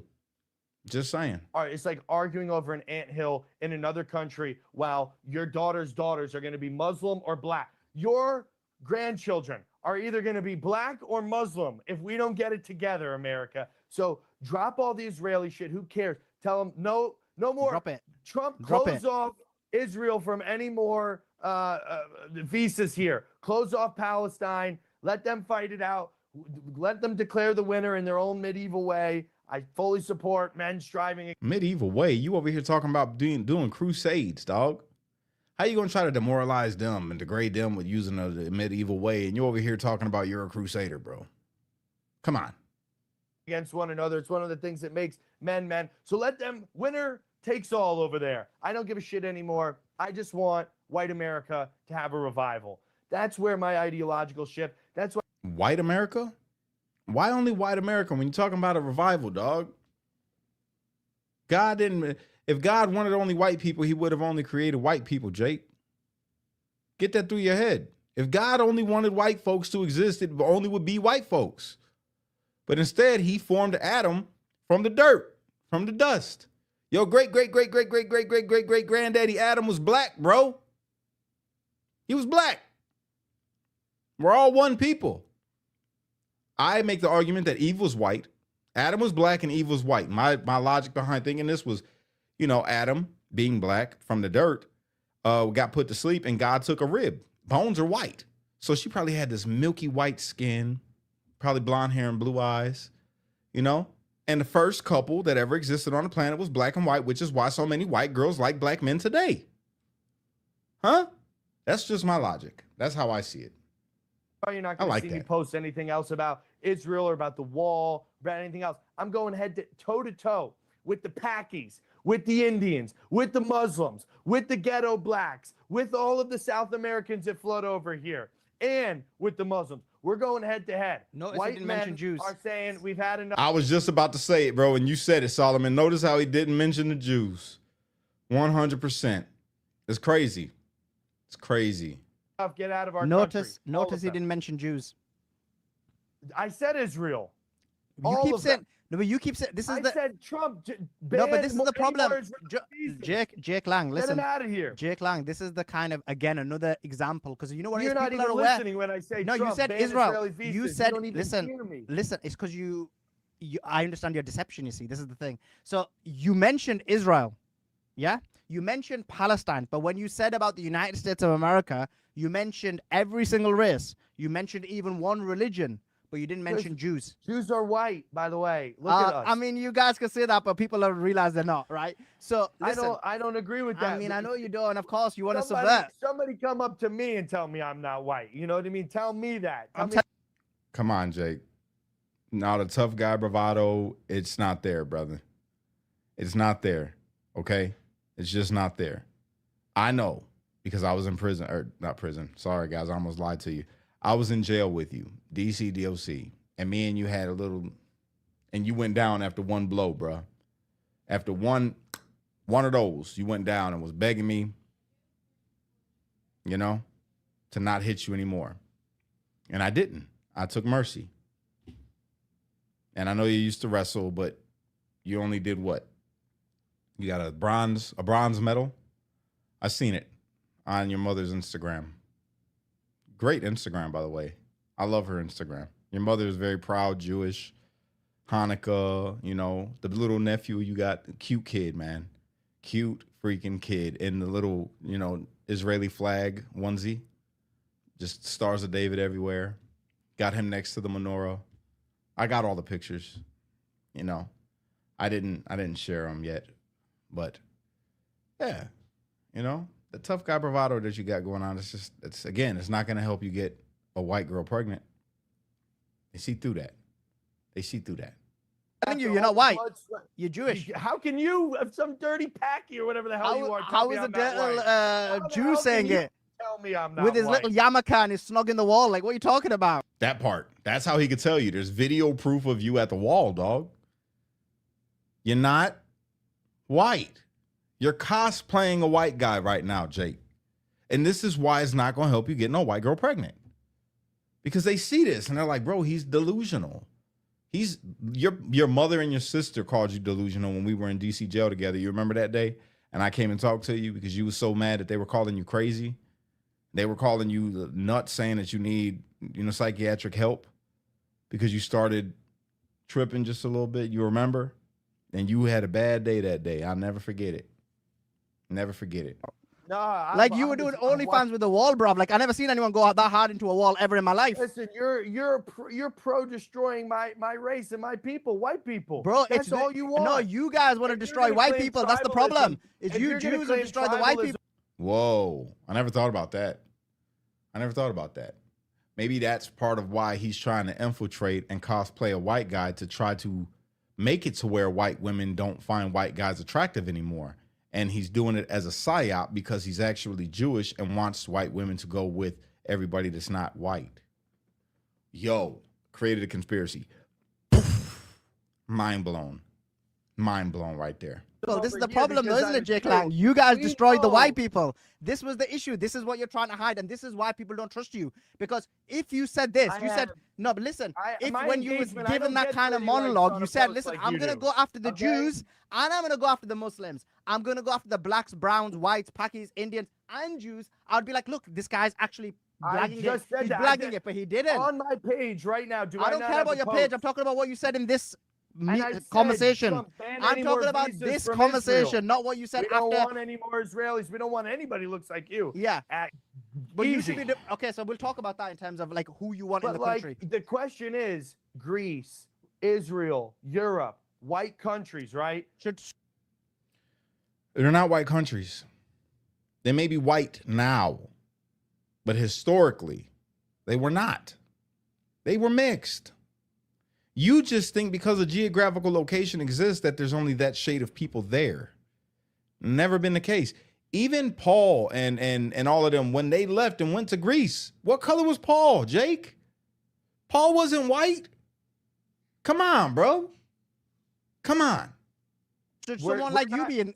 So what is one of the things you said is you Right want now, the do you reason want why do you I'm want to willing deport turn Muslims? against and say One no second. more Do you want to Jews deport because Muslims it's not out of cohesive to the what is your American way, but they ideal? are white. We'll go into Islam in a second. What is your ideal America? What is my idea of America? Ideal America. 80% white. 80% And white. It's right now. 80% It's white. about 58 And to then 62, we depending. want- Right? No, it's about 60%. Yeah, that's what I give or said. take. Yeah, that's what I just said. You just said no. So in terms of you need a 20% shift, right? You love to like push that 58 because you just want to like you love it. You actually goon later on. You'll goon to that number becoming 57 because like you have this tribalistic. You want to see. No, I don't. our I want country white. with I people want that white. look I want like you. America to stay. Regardless of No, what this is you not say, we true. know I you're want this- America to stay a majority white. You want to subvert it and destroy it, and so you are No, no, pretending no, it's you higher have that because you don't baked want the into your problem to religion. seem that bad. Subvert the white Because Tell them you're your on your people side. destroyed white America, and you want to help them. But I love how he just switched it on him. You see how Solomon just switched it up on him? He said, no, you are trying to subvert. You are trying to help destroy America. I know what you're saying, but your actions don't back it up. And he's right. I mean, look at it. Look at this. Jake is, if he really believed everything that he was saying, he would get him a nice Jewish girl and have a baby so that he would free up that white woman that he has to not create a child that isn't fully white. Think about this, you guys. If Jake truly believed what he's saying, he would get a Jewish girl and have a baby with a Jewish girl so that he doesn't muddy up the white race anymore. But he won't do it. He's going to muddy the waters and create another part Jewish baby, which is fine with me. I think it's beautiful. Go ahead, do what you do. But if you truly believed what you're saying, then you would get with a Jewish person. That's it. anyway, in terms of percentage, My so you- people, white Christian men, are the only ones. I mean, fighting you're for the Jewish, future of our bro. Like you're country. Jewish. You admitted it. So in terms of 60 to 80%, Being Jewish is what? Being Jewish as a faith, or being Jewish as a even a race? Because I'm not even. I from didn't say the race. Middle I East. said I'm ethnicity. Russian. Ethnicity. Russian. You're a Jewish ethnicity, Yeah, right? but how is my? This is ethnicity why. This is why you ethnicity went to of somebody Israel. Just because Jewish people settled in Russia during their exile does not make them Russian, Jake, by ethnicity. Their ethnicity is still Jewish, and that's what I don't think you understand. Just because, we'll say Kenyan, we'll use a Kenyan. Just because a Kenyan goes and settles in Africa and goes and settles in Europe and has children with the European, white-skinned Europeans, and they stay there for some years and their children happen to be lighter than it was when he left Kenya, Doesn't change the fact that their ethnicity from their father's side comes from Kenya. Get it? And then you had Africa, family North in Israel, African as Jew. you said, and this is why you Would snubbed you the wall. call a North? Would you call, so just take away the religion of Judaism for a second? Would you call anybody from North Africa the same ethnic or racial background as anybody from Russia? How? They're not. They're Because- Sephardic Jews that are from the Middle East that are not the same ethnicity as Russians. Okay, not. let me ask you a Take away question. the faith. If There are if a Moroccan black guy, Jews. if a I'm black, not Moroccan. I have no African in me. I'm white. I'm Russian. I know. We'll talk about this issue. And, We'll talk, Irish and German. yeah. We'll talk about the issue in a second because I'll explain. Tim Hale is in the chat, guys. Hey Tim, check your X Messenger. I just sent you an invite if you want to come on and we could talk about this in depth, bro. And you could let everybody know, like I've been trying to let them know about this psyop, brother. Explain to you how that works in terms of when you procreate, how you can then create either a hybrid, which is what you are. You're a hybrid. You're a hybrid of a Jew and a white person being created. You're a mongrel, right? That's basically what you are. So, No, Oh my God. He just hit him with the mongrel, his own verbiage. This is what Jake is saying everybody else is that they're mongrels if they're not white. Well, you fall into that category, Jake. the Yeah. Ashkenazis converted to Judaism. They're now you're not missing from the Middle convert. East. Now you're saying convert. Now you're making it into a religion. So you can't switch. You have to keep it as ethnicity or religion. Exactly What it why is there's Jews. too much conflation Jews there. from Ashkenazi Jews are not Sephardic Jewish. Jews. We are I from know they're the not. Upper Jews from Caucasus Israel. I Mountains of explained this to you Turkey. already. Jews from Israel scattered to the world. Those Jews procreated, and their children became mongrels There like were you. some converts, though, like the Ashkenazis were Turkish converts. They were white Turks that then Turks are white. went So to- listen, Jake. Let me ask you a So question. The northern No, Turks are. listen, Jake. Let me ask you a question. So in America, I'm sorry, guys. This is just so beautiful. He is getting dismantled. Dismantled right now. Shout out to Sulaiman again, bro. you've got Go to northern Turkey. Turkey. So 60%, it's right now 60%. 60, 62, 58, it don't matter to me. It's too low. Whatever the percentage is, you want to get it to 80%. How do you get it from 60 to 80? Denaturalization. That's going to be the word of 2026. Denaturalize these anchor babies. Who gets Yo, shout out to Sulaiman Ahmed. Yo, my man Ahmed just gave me a follow on X, man. I appreciate you, brother, and you did some great work, masterful work, bro. Chain denaturalized? migration. Who Chain gets, migration. who gets denaturalized? All of the H-1B visas, chain migration, refugees and their children, any green card holders and their children. All green card holders. What? All. Gone. Okay. All of them. Bye. Sorry. Irrespective of race, or does it matter? No, the Europeans get to stay, of course. Okay. We're a European white Christian country. He is, I'm telling you guys, he's hurting the movement. To the white movement, Jake is crippling you guys, man. I'm surprised I don't see more hate-filled, bigoted white supremacists doing videos talking about Jake. I'm shocked. But I'm really not shocked because, I mean, you guys got Gypsy Crusader, who is, a gypsy, part of your movement. And then you got the other guy that used to be gay. What was his name?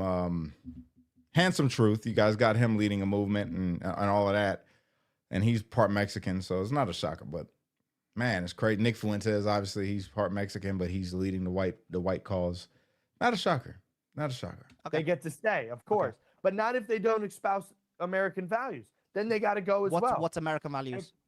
Small government, pro-individual freedom, First Amendment, Second Amendment. Very simple. Those are American values in the shortest small sentence. So if they're online posting pro-homosexuality, family values, Hold on, wait a minute. Jake, so now you're against homosexuality because in the video that I just shared in the beginning of this video, you were saying that homosexuality is part of what makes America great. You guys remember the video? I just shared it.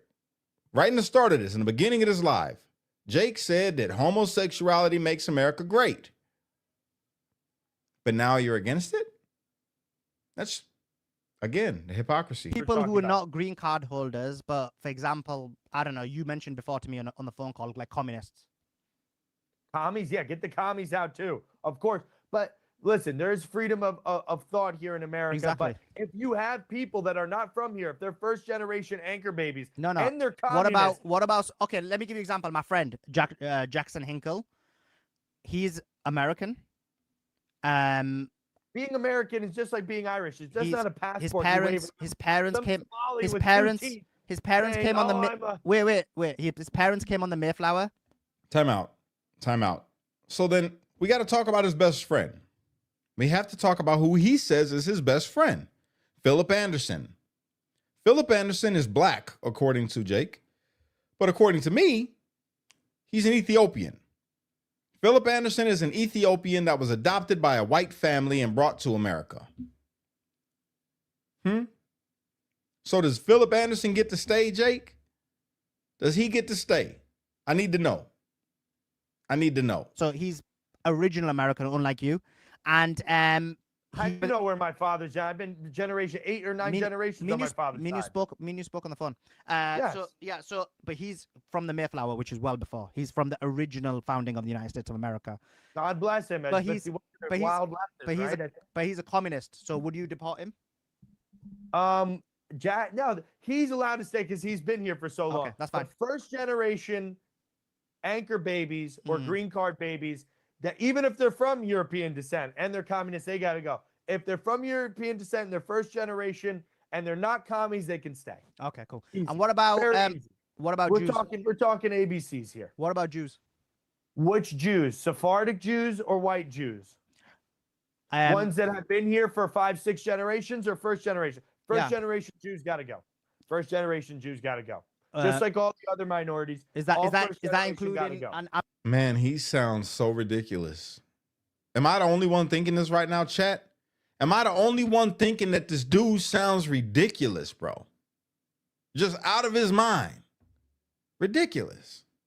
I'm talking all. So Sephardic, Ashkenazi, Well, no, Mizrahi. I mean, now you're talking about if they've been here for a long time and they're Americanized, secularized, or even if they have faith, but they're not trying to Islamify or Jewify, like through the Hasidic Jew, you know, they have their own communities, own language. You can't just blame Hasidic Jews because when you look at the destruction of the United States of America, it's not just done by Hasidic Jews. I'm talking about Hasidic Jews because that's the one people who are Ashkenazi. For example, but if you look at the owner of OnlyFans, he may even be your relative, right? He's an Ashkenazi Jew. If you look at many of the people, no idea, but I hope he is. You have no idea. Exactly. One honest thing that you just said in the last 2 hours we've been on, 3 hours we've been on there. Dog, you don't have no idea, and that's what you need to stick with. I don't know what the hell I'm talking about, everybody, but if you want to listen to me, then choose to listen to me. Don't pretend like you know what you're talking about. You don't. You don't know what you're talking about. You don't. And you're hurting white folks. And you're pissing off Arab folks and Muslim folks. And you're pissing off black folks. And you're pissing off good Christian folks. And now you're pissing off the Israeli folks at this point. I mean, you're just pissing off everybody. Makes good content. But it's not going to help you make white babies. You can't make white babies because you're not all the way white. You can't make white babies. I got whiter babies than you, and I'm part black. That's just a fact. Removed from this country and OnlyFans is shut down. Yeah. I mean, so what about that's easy, but what about second generation? What about second generation? I just want to try and understand your position. I'm going to issue. I just want to understand it. What about second position? Now that's a different story. That's not from the age of mass migration. Second generation, their families, in even black, Spanish, all those people. They've been baked into back when the American dream was still alive, when people were looking to assimilate. Nowadays, all the people, all of the invaders right now and their first generation children are taught to grow up to hate America. They don't share our same values, so they have to go. They really do have to go. We want to restore our country and our national identity to what it used to be like. Now, we'll take 10% black, 7% Mexican and 3% Asian. That's fine. We'll do that. That's fine. We can keep them around. I wish it was more Asians because they're very well behaved, but they have like a couple billion over on their side of the planet. Okay, so you just mean we don't first need to make this another breeding That's ground. fine. I think like I get the logic behind some of your position, so that's not like there's nothing to debate there really. I just wanted to understand what your position was, because what you're basically saying is you want first generation. We want people that are going to vote the way that we vote. Jews don't vote like us, so they got to go, unfortunately, because they don't vote like we do. But you. I mean, but then who do you blame for that? Who do you blame for that? Because, again, you talking all this smack and leaving out a bunch of liberal Jewish people that have the money to back a lot of the leftist things that we've seen happening in this country for the last 5 years, 6 years. No, further back than that. You could go back to the feminism movement in the 60s. Jake, I'm not giving you no history lesson. You should know. Said second. You don't vote like we do. Your people, you all got to go before you turn us into a socialist, tyrannical society. Okay. It's unfortunate. Even people in my own heritage, right? They don't vote like me on one side they of my need to go? family, or half my side. So they got to go. Do they need to go? They got to go. Got to go home. Sorry, find some. You're And gonna send that's this. why- Okay, now I have You're the gonna send your mum back. You're gonna send your mum back to Israel. She votes the way we vote. So She votes the way we vote. I doubt it. I doubt it. We can go to Jake's mom's Instagram if you guys want, but no, you know what? I'm not gonna do that. I'm not gonna do that because that's like doxing, and I don't want to do that to her because she seems like a very nice lady. I don't know how the hell he came out the way he did. She seems like a really nice lady. I'm not even gonna put Jake Lang's mom's Instagram out, but yeah. it's okay. Listen, this is the most based answer for the question of Israel ever. We need the state of Israel because we need somewhere to send all the Jews when we kick them out. See, this That's the guy's most he's basic always stuff. advocating for Israel. Then he Isn't says he's that not a based, subverter. though? Then Come he on, says that's he's pretty not a freaking subverter. based. That's Then he the says best. he's not Well, a you want- subverter. But anyway, look, you go. That's Why top was it level. you? Why was it you invaded Dearborn, Michigan? I came to exercise my First Amendment right to show the low impulse control of those chimps in Dearborn, Michigan. You hear that? The low impulse control of those chimps, he says, in Michigan, which is crazy because it took a lot of impulse control. You were out there for hours, bro. Hours, and only one person punched you in your mouth. And that was it. That I thought you were talking about surely- yourself. No, I did not assault anybody, even when I was assaulted. Nah, that's Many true. times. That's true. That was, but that what that kid did, just for the audience, I believe someone. First of all, you got a strong chin, bruv. No, he doesn't. Excuse me. No, he doesn't. Jake does not have a strong chin. I know, personally. I gave him one of these. But then again, I've knocked out a lot of guys that have a strong chin. But that guy that hit him was little. He's a little guy. So, yeah. Fake news. Jake does not have a strong chin. I know. But also, what that kid did was unacceptable. But they were like, and he punched you, right? And I hope he does get the full extent of the law based on that, because you cannot be violent against someone. You can disagree with someone. I disagree with you, but I would never be violent against you. We're having a conversation. This is what civilized people do. This is what Western society. This is what we are. We're Western. This is the key tenet of Western society is having conversation. I know you like a bit of violence on your baseball bats, but I think a key tenet of being Western. He only likes violence when it's not perpetrated against him. He likes to cause violence. He doesn't like when the violence is perpetrated against him. A society, especially British, is being a proper gentleman. So I disagree with the actions of that individual. But anyway, you invaded into the town. What was the reason for This it? is America. We don't have borders between our states like that. And you have a man in a car, you can go anywhere, and it True. should look like America. It should sound like America. Go. Should have the same food as America. Should be America. Wait, So when America I has was all able to type get- of, bro. I'm regularly in America. One thing I love about the US is you literally can get the best food of Oh, don't any tell me culture you're anywhere. melting pot. You sound like Piers Morgan. I'd trade a bunch of Englishmen for a thing of I didn't say curry. that though. I didn't say that. But you Freaking said you're no, Piers Morgan, no. But man. I didn't say that. All I you didn't say that. saying. I didn't say that. You just didn't understand the point. It might be too complex for you. Your claim was that the food needs to be like America, and I'm saying no matter where you go in America, you actually get different types of food. Okay, I'm not I don't mind if there's like, a couple foreigners there, and there's I a didn't say about couple foreigners. I'm stops. talking about food. I'm not talking about foreigners. You're Of confusing. course, You're I'm acting talking like about Piers if they- Morgan. if there was like an You're acting Afghani like there Piers that had, Morgan. You like, think one foreigners kebab mean shop. food. I'm saying Different. food. Yes, You I'm could be ta- making- of course, you but could I'm be talking making about the tacos. ethnic foods of You could be different making countries. tacos as an. Oh, man, Tim. Have you been watching this, bro? I have. You Oh caught me my at God. just the right time. Why are you coming through on my speakers and on my headphone? I got to fix that. Yes, thank you, babe. Let me fix this sound real quick, Tim, because you're coming through on my... What do we got going on here? What's going on? Audio. And that's why. Another rookie mistake from Kash. All right, now you could go, Tim. Go ahead. Nobody Oh. takes you seriously. Bro, this dude, bro. I'll try to tell everybody we was locked up with him. We had to deal with him, you know? And I gotta refute this because the guy saw them and said that Jake has a strong jaw. Did Jake have a strong jaw with me, Tim? I don't believe he did. I don't think there's anything strong in him, actually. Now to think about it. So I gotta ask you, do you think like I think that Jake is a part of a massive psyop? And were you in DC when General Flynn called in and sang him happy birthday, or were you already gone?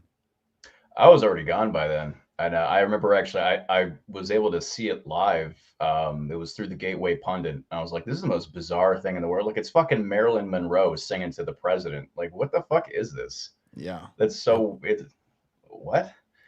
I drink my little pre-workout powder. Yeah, it's a psyop, and you can tell just because of the people who were closely tied to him. And like, I mean, not for nothing, but like, when we were locked up, you could get away with, the whole I'm this, messianic figure thing, because people felt bad for him. Like, they felt bad for everybody. You could look past that and be like, okay, he's got a platform because, broadly people feel bad for J6ers. Like, okay, but he's out now trying to start race wars in Texas, trying to start crusades in Michigan, pretending to run for senator in Florida, pretending to run for a sheriff in New York. I mean, besides New York, he's not even from these places. What, No. you know what I'm saying? It's clearly AstroTurf. So yeah, fake and gay. Yeah. So let me ask you, with Jake, bro, the money. No, matter of fact, let's go back before this, because he made a claim in this podcast. He said that you were jealous of him and that you were crying tears all the time about Jake because he started an organization and then you started an organization, and that his organization was getting all the play and he had you just crying tears. You cried so many, and he calls you Little Timmy. I didn't know that, but he calls you Little Timmy, and that you cried so many tears that you was able to fill up a well. How much truth is to that, Jake? God forbid that, my bad. Tim. So yeah, it's actually, well, like all things, it's the complete inversion of the truth, because Jake is a sociopath and a fucking pathological liar. Mm-hmm. Patriot Freedom Project was the first organization created, and it was in early 2021. Facts. And Jake, and I remember Dominic Pizzola, even though we don't really talk today, we were on good terms then. Pizzola came up to me and he was like, hey, I heard Jake, Ronnie, and Nate talking, and they say they're going to create a competitor for fucking PFP called J6 Truth or some shit. And they're going to basically use it to grift money or whatever. And I'm like, shocker. This has to be after, I think this is about the summer of 2021. And I remember, remember the Getting Out app on the tablets? Yes. All those messages are still saved. So I have messages from Jake trying to dissuade Cindy from doing PFP. He was trying to get her to not start the 501c3 and instead to work with John Pierce, that fucking lawyer who robbed like 40 different defendants. Yep. And he was working with him. And I remember, and then you had like that NCLU, like that fake alternative to the ACLU. And it was just like, yeah, he was just trying to hoard money for himself. So no, he wasn't doing shit. He was in the hole every other week trying to, for inciting riots and stuff. And, but yeah, I mean, no, he didn't start an organization. That's as always, fake. And I got to point out, because, one of the things he likes to say is that you're a racist, right? Now, I got to point this out because Jake came to me and told me that Tim was racist. And I'm like, really? And started to believe it at first because I didn't know Tim. So what did I do? I go straight up to Tim because I'm on detail. So I go up to Tim's window at his door and I say, hey, Tim, man, I just got to ask you a question. He says, what's up? I say, man, are you a racist? And he goes, God, no, bro. I'm freaking part Puerto Rican. I don't hate nobody, bro. It's like, you're the same to me as everybody else. After that, me and Tim became real cool. In fact, PFP, Patriot Freedom Project, was the first organization that gave my family anything a couple times. So shout out to Tim and shout out to Cindy. Pretty racist of him to actually help out my family in my time of need while we were locked up in DC DLC together. It's crazy that the racist could have a heart like that for a black guy. And Well, then, don't get it twisted, Cash. This is just internalized white supremacy on your part, and it's our racial paternalism. It's the white man's burden to take care of yeah, you. That's what it is. yeah, yeah. You know, I still got your books over here that you gave me when we was locked up too. They came home with me. Oh, I got them cool. sitting on my bookshelf right now. And yeah, and that thing, like I was able to have intellectual conversations with Tim, you know, because I like to call Tim an intellectual snob. Shout out to Abdullah. He's the one that gave him that name. He's an intellectual snob, right? Very, very intelligent brother. And I was able to have intellectual conversations with him about race, about ideologies, about conservatism and what it means, about anarchy and what Jake is, you know, what he say he was, a constitutional anarchist. I'm a constitutional anarchist. Yeah, It's constitutional. Yeah, we were able to have those types of conversations, and we became real good friends in there. You So know what's when funny? I came home, I made it part of my purpose, you know, to defend this brother because his name got smeared not just by Jake but the media, and put it on blast. Like, bro, everything they're saying about this dude is not right. He's just really freaking hilarious. You should be on the stage doing comedy, bro. Real We'll talk. get back there. We'll get back there. It'll Yeah. happen. But you know what's funny is like when he was my cellmate, he tried to instigate a fight between me and Mike Curzio because he was trying to say because of his prison history, he was trying to say because of his tats that he was anti-Semitic, and so he was like, Tim, I think he's anti-Semitic, but he said it really loud because our cells were right next to each other. Like he was trying to instigate a fight between us. Then me and Mike became really good friends because I'm like, this guy is a fucking agitator. Yeah. Then when he would keep me up till like 3 a.m, talk about how much he hates blacks and Muslims, and then there's taking all the white women, which is actually consistent with this. Yeah. And so like when we get to the jail, I remember he kept trying to get me to hate you because he was saying you were a black Hebrew Israelite and they're anti-Semitic and they hate Jews and blah, blah, blah. And the whole time, keep in mind, even though I don't like him and I can't stand him, I still protected him kind of. I wasn't down. I didn't want him necessarily to go to the hole because I thought that was, that's, a hard thing to deal with. Mm-hmm. I shielded him and I gave him a lot of, what's the term? I gave him way more. I tried to be a good Christian, even though it was kind of hard with that. And I pushed for him to go to the hole. I'll be totally frank. I was part of the master plan of getting him put to the hole because I just got sick of it. Taking away and ruining our holidays. We can't call our kids. We can't come out of our cells, all because Jake wants to be a crybaby. He had to go. And in the grand scheme of things, that's correct. He blamed me for that. He blamed Scott. He said everybody stole his speeches and stupid shit like that. But that's why he ended up. I don't know if you're at that part yet, but he later on would say in this thing that he went to the hole because he wanted to do Bible studies. He went to the hole because he was inciting riots, giving Braveheart speeches. But yeah, I mean, I looked out for him, and I even gave him food when we were cellmates because he was scrawny. And plus the food in Northern Neck is slop. But I was just like, but I never did anything to him. I tolerated a lot of his bullshit, and yet he actually went with the government's narrative about me being a Nazi. And I don't know if you remember, he tried to remember on the tablets, the news stories came out, and so with the mustache picture, it was like CNN. It's like, here we go. Jake was just kvetching every day. Those are my people, Tim. How could you? He tried to get me to read Holocaust books. Like just like he would read Holocaust books to shame me every day. I'm like, you scumbag. I remember it all. But he says that you was the one crying. That boy used to cry anti-Semitism all the time. And it got frustrating. It really did. It got frustrating. Kash is he's a violent black American. Yeah. Kash is just he called me down on a space, you guys. He came into a space and we was gonna talk. And the first thing he says was that I'm a violent black American, is what he said. And speaking of like jealousy, he was extremely jealous of you in the jail because I mean you actually had an organic social media following, and he had I remember when I first met him on Con Air, he was bragging about having like 40,000 followers on Instagram, like that made him famous. And we later learn out he buys all his followers, they're bots, just like on his fake website libertycentric.com. I've been on there. it's just fake and bots, and it's just fake. There's nothing on there. It's Yeah, like, he he's a very fraud. he got very envious of me, but when I first, especially when we first got in there and got to know each other, right? Because you're right, I had all my stuff has always been organic. Like even to this day, people are like, "Cash, pay for some ads." I lost my following, by the way. Everybody that's watching right now, if you don't know, in 2020, I had 380,000 people on my Facebook organically. I had 256,000 on my Instagram organically, and I lost them overnight because of J6. So if you want to help me regain my following, do me a favor and share this thing out and hit the like button. That's how I get my likes and my views, is not paying for it. I don't pay for no ads. I don't pay for no push. I don't do none of that. So yeah, he was very jealous of that and hated it. Hated it. I'm talking about hire some Filipino slaves to do all your computer That's work what it was, behind the scenes. Filipino. I thought he was saying Indian. I thought he said he hired Indian people to push his pages or whatever. He had bots. He had a whole bunch of bots on his pages to make it look like he had inflated numbers, which I believe is what he's doing today. You know what I'm saying?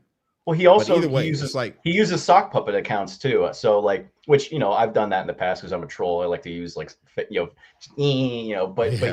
doesn't use it for trolling. What he does is to artificially inflate his stuff. I found fake accounts of his where he runs an organization like Federal Watchdog is one of them. If you see that under his posts or under posts tagging him, it's because he's using other accounts to act like it's someone else talking about him or whatever. Federal Watchdog is one of him. That Napalm USA one, Blessed News USA, the fake TV channel he has. Yeah. He uses all these fake accounts in order to promote his other bullshit. So fake. Which is very smart. I'll give him that, bro. He's like the king of making himself look like something on the internet. He's great at that. I would give him that. He's a beast at that, bro. But the messaging is the problem that I have. And doing this right now, the reason why I wanted to cover this this podcast that he was on, it's not to throw shots at Jake, right? Or to disrespect Jake or anything like that.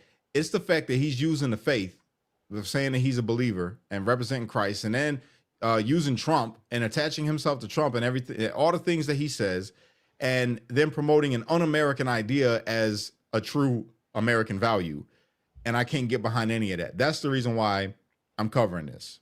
You know what I'm saying? It's extremely MAGA to harass a bunch of Muslims in a city that flipped for Trump in the last election. You didn't know that? It's insane, bro.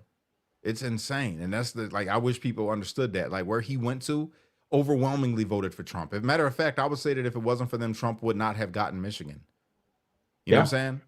And it's pretty messed up. And it's like, and it's also there's also not for nothing, like it's not just like the lies about what the Muslims are doing or whatever, but there's also the ethnic the ethnic aspect, which is that a lot of Arabs are also Christian too. So not all these Arabs in Michigan are Muslim. A lot of them are Christian. You know what I mean? You remember Julian and George they're Maronite Christians. They're Lebanese, but at the same time, it's just like people don't really understand that these communities have been there for generations at this point. I think a lot of these are like third generation Arab communities. So it's like, what the fuck are you doing in there? You're not even from there, asshole. That's the thing. Like, he keeps on going to places where he's not even from, and I know why. Because if he was to go to New York and do this, people would already know who he is. There'd be them. Remember, I don't know if you got the reports on this or not, and I'm gonna say allegedly for my not being sued sake, but the whole thing about somebody getting caught with underage girls in a vehicle and having some substances that were illegal with these minors. Did you hear about that? Yeah, I remember him. I remember him giving these, telling me these bizarre stories about he'd get pulled over in cars with cocaine and ecstasy, and nothing ever happened to him. And what's interesting is, it's funny, when he was going for bond the first time, his lawyer Steve Metcalf, he said he actually, if you read at the bottom, the little citations, he says, oh, by the way, there are these two open cases. One's out of Ohio, one's out of New York, but these can be dealt with as soon as he's given bond. It's like, well, that's really interesting. The one in Ohio is apparently he had this case come out of Ohio because he assaulted a friend after driving to Ohio. He gets into like some bar fight. He tries to start a bar fight over some other dude's girl, I think, and his friend refused to help him instigate. So he ended up attacking his friend, and he gets pulled over on a DUI. Now, is there more to the story? It's a good question because the case kind of just disappears. It's scrubbed. I have screenshots. I have some old screenshots of the case itself, but there's really nothing out there. And there's no record of the New York case at all. But when Well, we there were used to be. cellmates, though, he told me that he had a domestic charge that was pending out of New York because he was stalking his ex. And I'm pretty sure that that's Miss New York, Nicole Colvany. So he was apparently dating Miss New York from New York. And there's no record of this, though. It's interesting. I have, there's some remnant social media posts of his that are screenshotted that shows them together, but or shows him crying to her, asking to be taken back. But I'm going to say I this: remember those. I won't go into all the details right now, but there are J6ers from Pennsylvania who said that he may have spiked a woman's drink there, or a J6er. He may have tried to, not take no for an answer. I heard about a whole lot of things that happened too, and I don't know how much you've heard about what happened when he went to Florida that I didn't put out there. I'm still not going to put out there because he was engaged at the time to Rachel.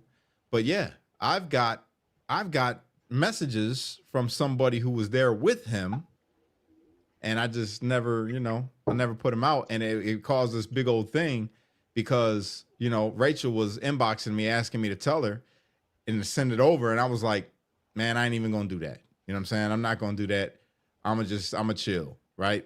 But it caused this big old thing because she already knew. She knew what was going on. I'm not the first person that she probably heard it from, but yeah, the dude is pushing this whole Christian thing, pushing this whole being a conservative male, but then you do dirtbag stuff against the chick that's riding hard for you. And I ain't gonna lie to you, I feel for Rachel, bro.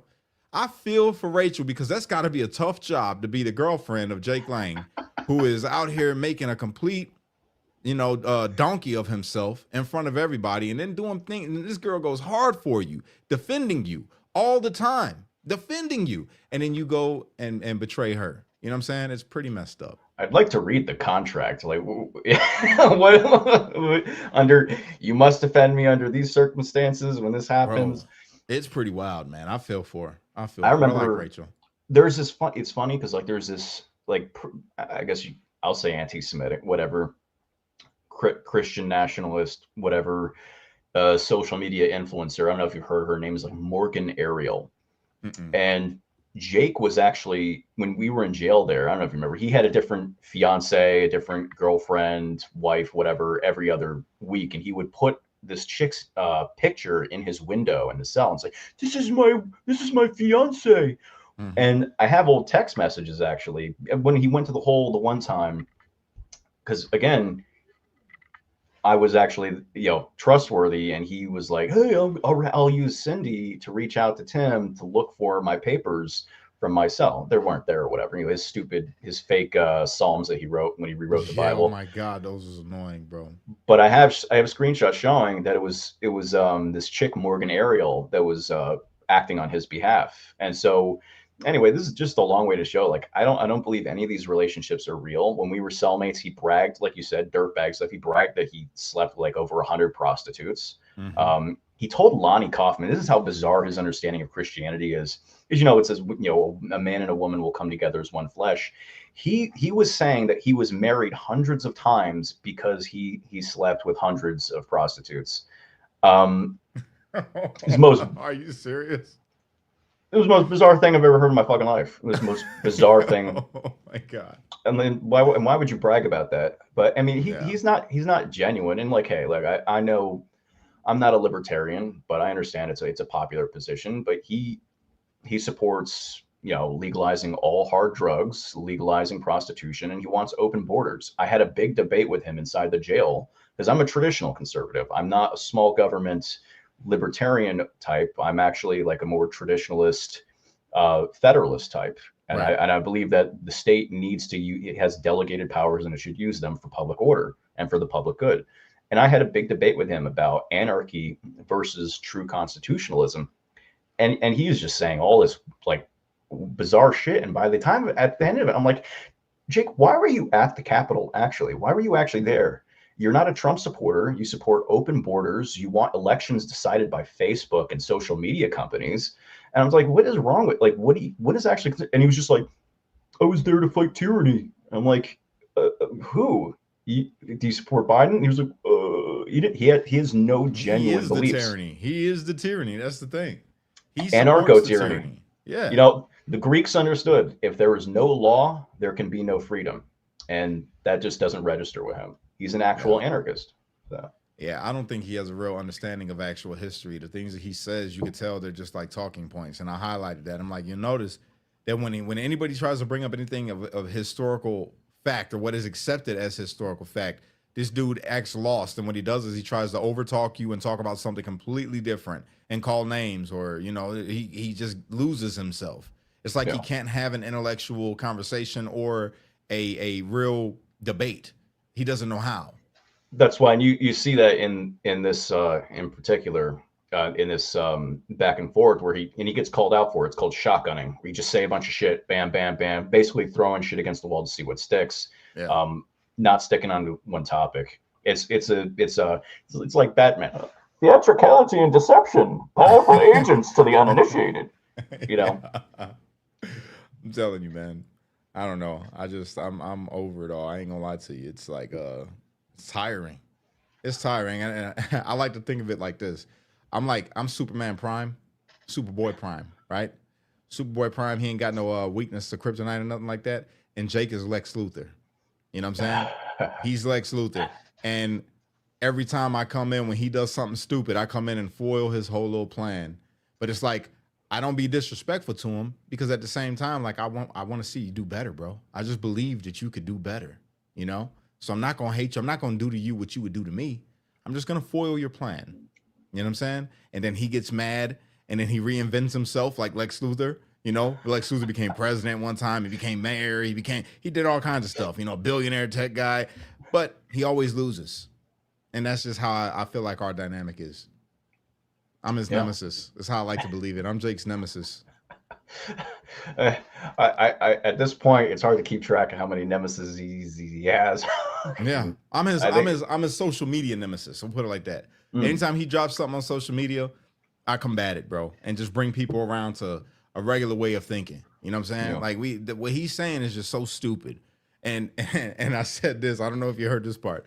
If Jake truly believed, right? If he truly believed in the concepts that he is putting forth to the people about a white America and only a white America and white Christian values and all these things, then Jake would not have children with a white woman, because he talks about how the white population is in decline and all this. Well, if Jake really believed it, then Jake would get with the Jewish woman or any other ethnicity that is not white, so that he would not muddy the white waters with the Jewish heritage that he has, the Jewish ethnicity that he has, right? Yeah. But because he doesn't truly believe it, and he rejects his Jewish side in front of the people, even though he was at the wall, like, super kissing it,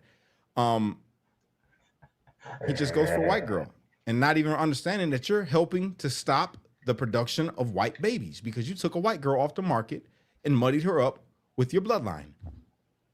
It's all deflection. Like you said, I mean, you're right, and that he doesn't genuinely believe it. If he did, then it would be more consistent. But I mean, I said it, I think, in one of the comments earlier. It's hard to.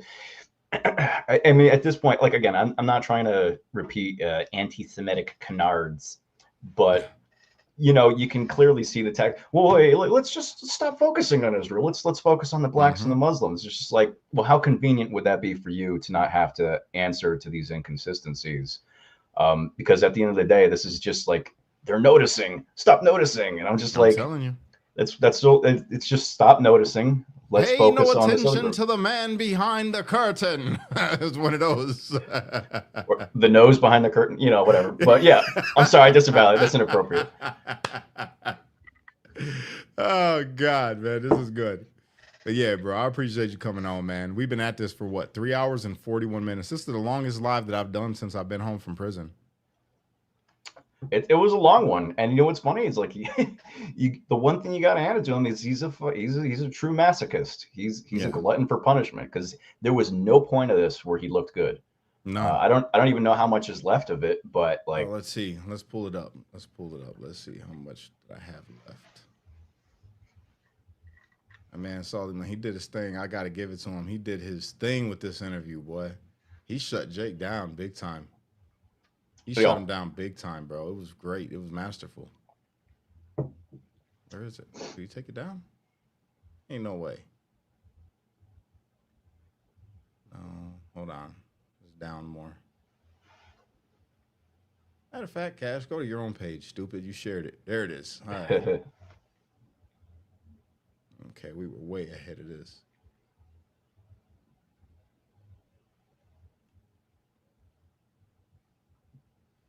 Oh, that's not it. Hold on. What the hell is it? Well, I know I shared. Okay. I think if you go on. Okay. I got it. Where were we?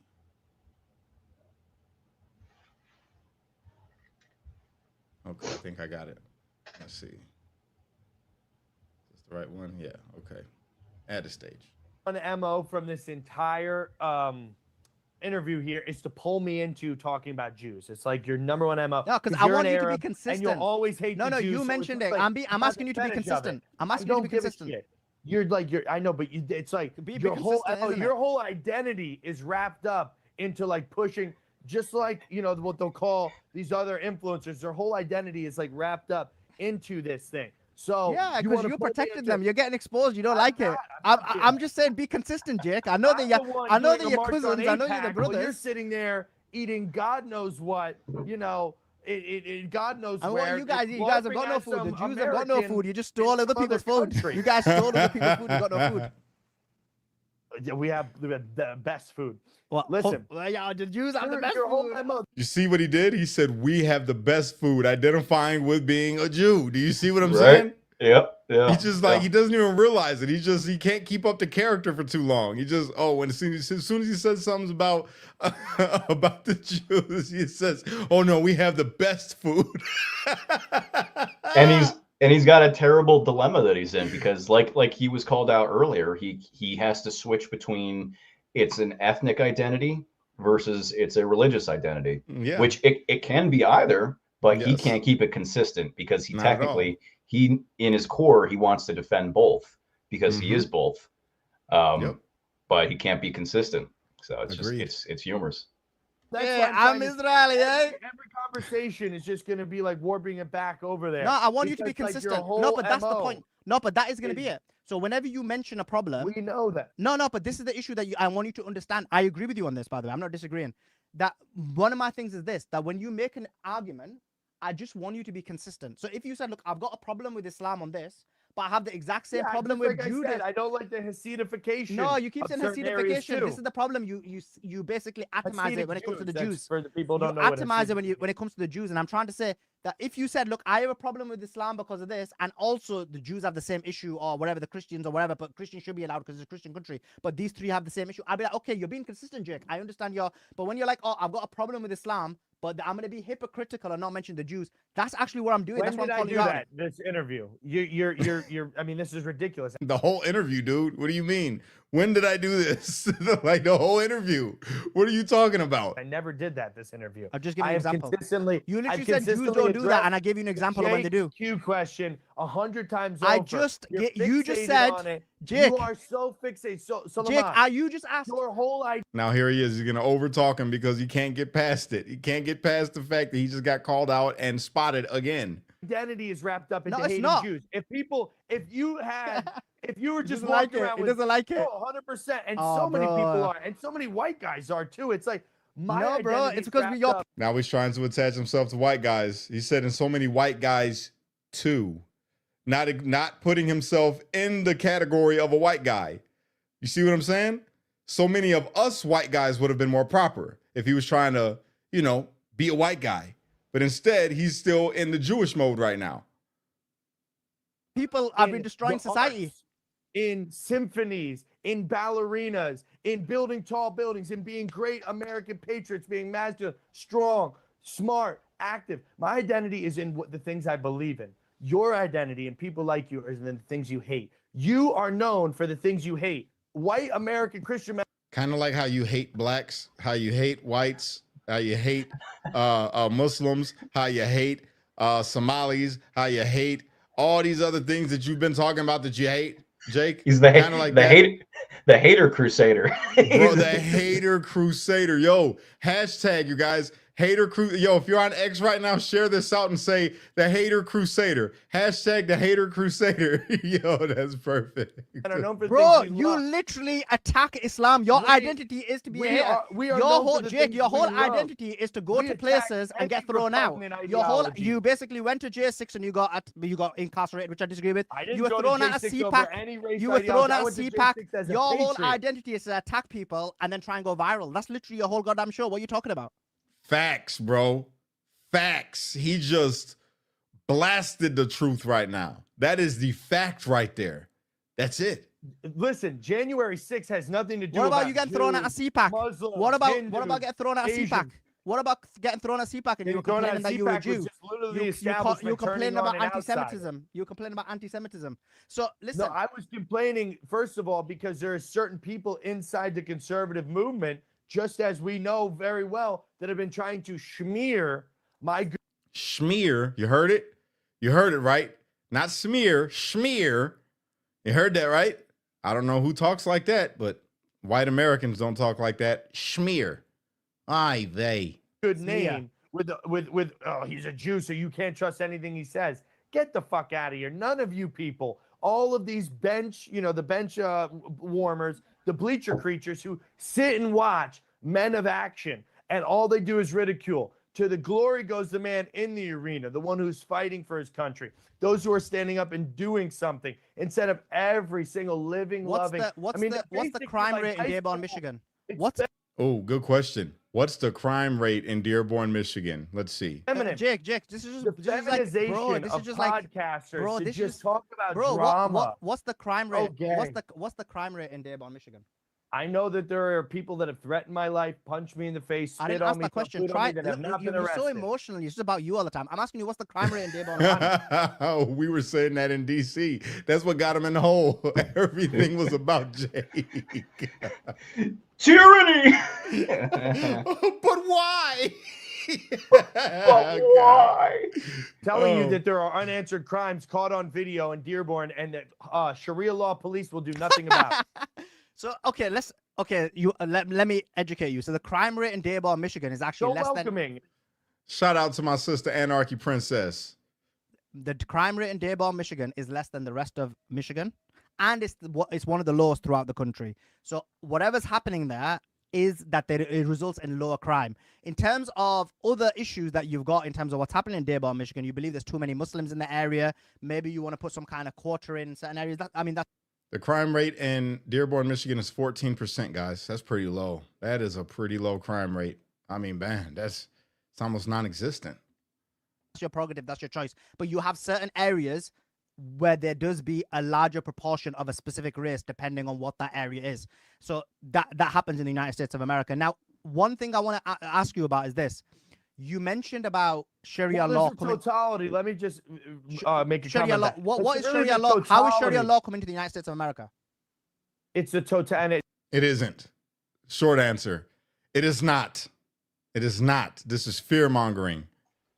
What they're trying to do, in my opinion, is they're trying to juxtapose all of the problems that you see in Europe from mass migration of Muslim countries, from wherever, Africa or the Middle East, from places that were destabilized, and they're trying to juxtapose that onto the United States and make Americans think that it's as bad in the United States as it is in like maybe the worst parts of London, or the worst parts of, I don't know, I think it's like, was it Sweden where they have like, it's like the rape capital of Europe now. But everything has context, and this is not Europe, and Europe is exactly what I keep preaching, bro. This is not Europe, and it will never be Europe because of the Constitution, plain and simple. And that's what people just don't understand. They listen to a fearmonger like Jake, and then they're all in the streets. Islam got no place in America. Nobody that is a part of the Islamic faith needs to be here in this country. I'm like, bro. And I use that voice because that's how most racists sound to me in my in my head. That's how a racist would sound. Well, you can see it. You're right. I mean, you can see it. Like, not for nothing. Like, this is one thing that bothered me in the jails. Like, you could see people were trying to act like caricatures because that's how they thought we actually are. Mm-hmm. If you know the kind of people I'm talking about, and it's just like, That's what this is meant to appeal to. They think they have like a checklist. Let's say some incendiary thing about like an alien religion that most people have never had contact with. Let's appeal to their lack of knowledge about a geography. And keep in mind, most Americans, when they go on vacation within America because it's such a big country. They don't travel abroad. You know, that's how big America is. Most people in America have not been many states away from where they are. I mean, maybe that's so. It's just like why would somebody who's like from, let's say, the deep South, stereotyping here, why would they know about how bad Dearborn, Michigan is or is not? They're just going to see viral clips on the internet, and that's what this is meant to appeal to. Yeah, they want these clips to go viral. Too, bro. That's exactly what I said. I said too many people are living through their phone. They act like that they're actually a part of it. When they see these videos, they act like it's right outside their door because they seen a video clip that went viral and this got to be the truth because my phone showed me. And it's like, no, bro, go outside your door. Do you see that happening outside your door? No.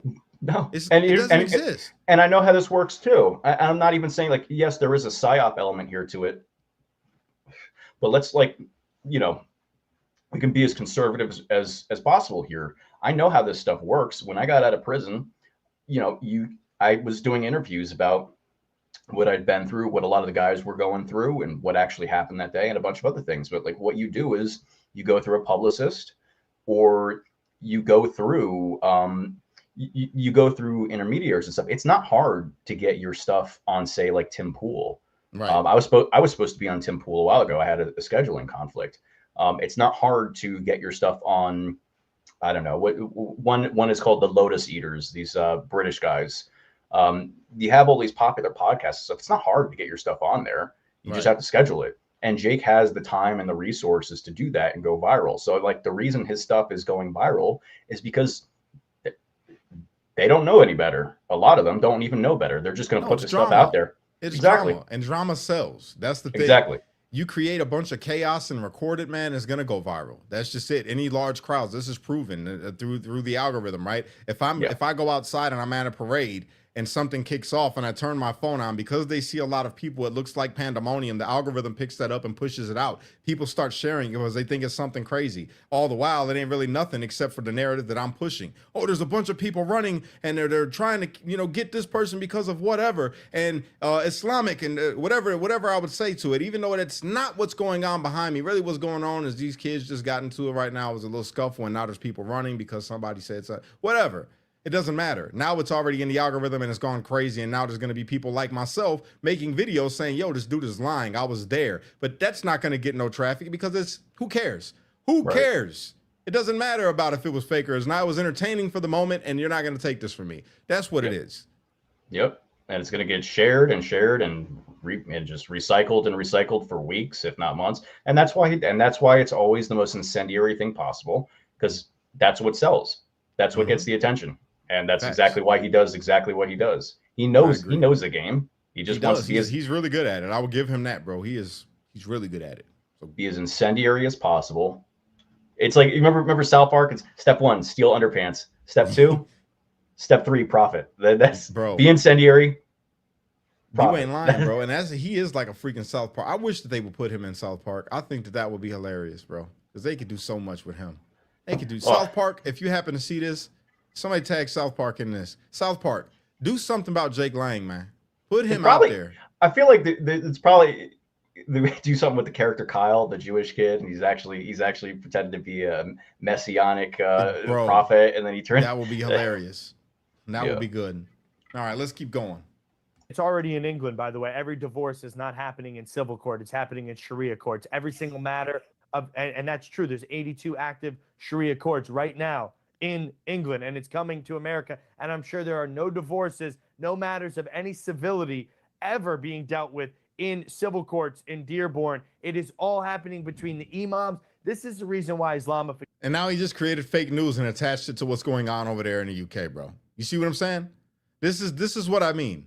This is not happening in America. There is no Sharia courts making marriage or divorces in the United States of America. They talk about it trying to happen in Texas, I believe, that they got something. But even then, let's say for instance that they do have Sharia law courts in Texas, it has to be voluntary upon the participants, because this moment that an American Muslim picks up the phone and says, hey, They trying to give me 80 lashes over here because I'm Muslim and I'm a part of their church or mosque or whatever. And I disagree with it, and I don't want that to happen to me, but they're not letting me leave. Guess what? That whole mosque, whoever's involved in that, they're going to jail. It don't matter about your religion. You're going to jail, period, because we got laws that protect people against that. Go ahead, Tim. Yeah, Jake has never been restrained by reality. I don't know if you remember this. I just love. I'm like Dark Side. The amount of petty in me is just like I don't forget anything. I remember when I had my first in-court appearance, and so because I was in the court for the first time, I think it was like June of 2021. I had to quarantine for a week in this corner cell up at the top. I think it was like 48. I was in the absolute back corner, and then Jake came back from the hole from his second riot. I think no, his first. No, it was either the. It was. I think it was this. Okay, yeah. So he. Well, yeah, no, I think it was the third. But anyway, he comes back. And so he's in the cell right next to me. He's just ear fucking me through the cell, through the vent. And we're arguing about politics. I'm like, Jake, you're an idiot. You don't understand how anything works. And we're having I'm dropping history on him. I'm dropping law. I'm dropping constitutionalism, philosophy, religion, everything. And he's just like, somehow it gets to the point where he's talking about how the Chinese are these are not my words. Chinese people, he says Chinese people have small dicks because they're oppressed by communism, and their women don't respect them because they kneel to tyranny, and this is why they're not respected, and it gives them small. And it's just like the most outrageous. And it would be so retarded if you didn't know him. Would you think I'm just making this up? You would probably think that's like the dumbest thing. I would be like, there's no way that somebody actually said that. Most retarded thing, like unless it's like don't say it. Don't say the R word. We're not only on. I don't know if we can say that on other platforms. I thought he lightened it up a little bit. But this is nothing against the community of people. Yeah, differently abled. Yeah, we're not talking bad about you guys. We're talking about a person. I'm talking about his actions are stupid. Like I was talking about foam that puts out fires. That's what I was talking about. There you go. The he's possibly the dumbest human being, though, I've ever had the misfortune of spending a lifetime with. I agree. But, I agree. And this is saying a lot because I've been a lot of different places to a couple different prisons. And yeah, he takes the cake, bro. He takes the cake. Let's see what else comes out of his mouth. Look at his face right now. That's crazy. Is so destructive and dangerous to America.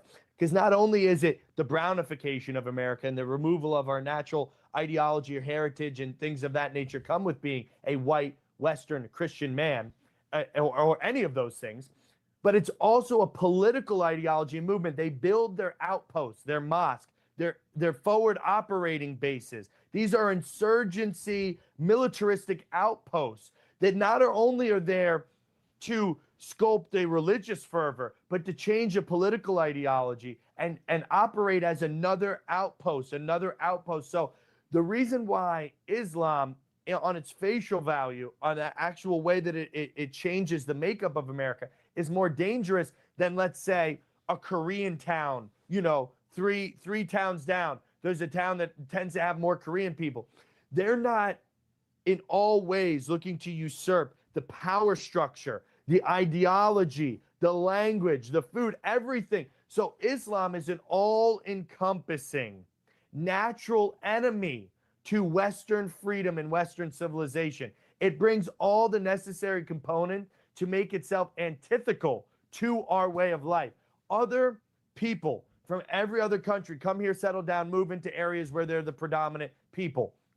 They don't breed with 5 or 6 wives. They don't open up military outposts. They're not running to take office and act like a tribe to get more of their people. Look at the Dearborn, Michigan mayor. $4,500 to the next brown baby that pops out of the 5th wife of Muhammad over here. Okay. They're hijacking You're doing the same thing. You're doing scattergun. You're doing right. Listen, Jake, you're doing scattergun. Pay for their own replacement of white people. You're doing scattergun. So let me respond to some of your points. And can you just keep it as like 1 or 2 points at a time, and then I can respond to them. So in terms of the Sharia courts, and I know this is going to upset you because again, it just demonstrates your kind of hypocrisy. But when it comes to Sharia courts don't supersede the legal system. The legal system is still present, just like Jewish law doesn't supersede in the same manner. You do know that there actually are the similar number of Jewish You're cults. so fixated. my Nothing God, of this this guy has to is do with high- Judaism. he doesn't like it when you talk about his people. You have like You don't. He a doesn't like sexual it. He doesn't like it when fixation. you talk about his own people because they are as religious as Muslims. This is why it's important to know. So they have that. And actually, Jake, something you want, infatuation. Jake, another thing that you won't like because you want it hidden about your people is that actually in the United States of America, right? You've never had Sharia law supersede American law. American law, the Constitution has always taken. Control yourself. You're chimping out. Control yourself. Yo.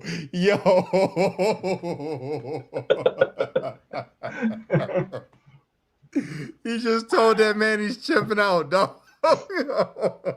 Well, it's tit for tat. He can't handle when his own tactics are used against him. He freaks out and he can't handle it because he was saying that what's his face was chimping out before too. And he, so I mean, it's just like it's funny because when the same is on him, he stutters, he loses track of what he's doing. This is great, but here's the thing: is like this is exactly what I was saying. That the Constitution trumps everything, bro. Period. And Jake can't accept it. He cannot accept that because it makes him look like he don't know what the hell he's talking about. And he doesn't know what the hell he's talking about. He's just fear-mongering people into believing that there is Sharia law about to be running rampant through the United States of America. And that will never be the case as long as there's people like me, people like you, people like anybody that wants to uphold the Constitution. That'll never be a thing. And we have a majority of Americans that we ready to ride about this Constitution. Not for nothing, but like it, you can not be Muslim or Arab or whatever and still recognize, like, I mean, here's the reality. I think he was saying something about them electing a mayor or whatever that's like them. It's just like, well, why wouldn't they elect someone that represents them in their community? That's like, that seems like the most obvious thing in the world. That's the whole point of electing leaders, to represent their communities. Like that's the whole point. That's what a republic literally is, And in New York, and I'm sure they would have fucking some Jewish leaders in areas that are predominantly Jewish, and there's a lot of that. Look at freaking Schumer. Look at Schumer. Yeah. Or even AOC. I mean, there's like a lot of Puerto Ricans and Hispanics who are in New York. It's just like, it's not surprising that one of them would end up being elected. It's just like, why is that shocking?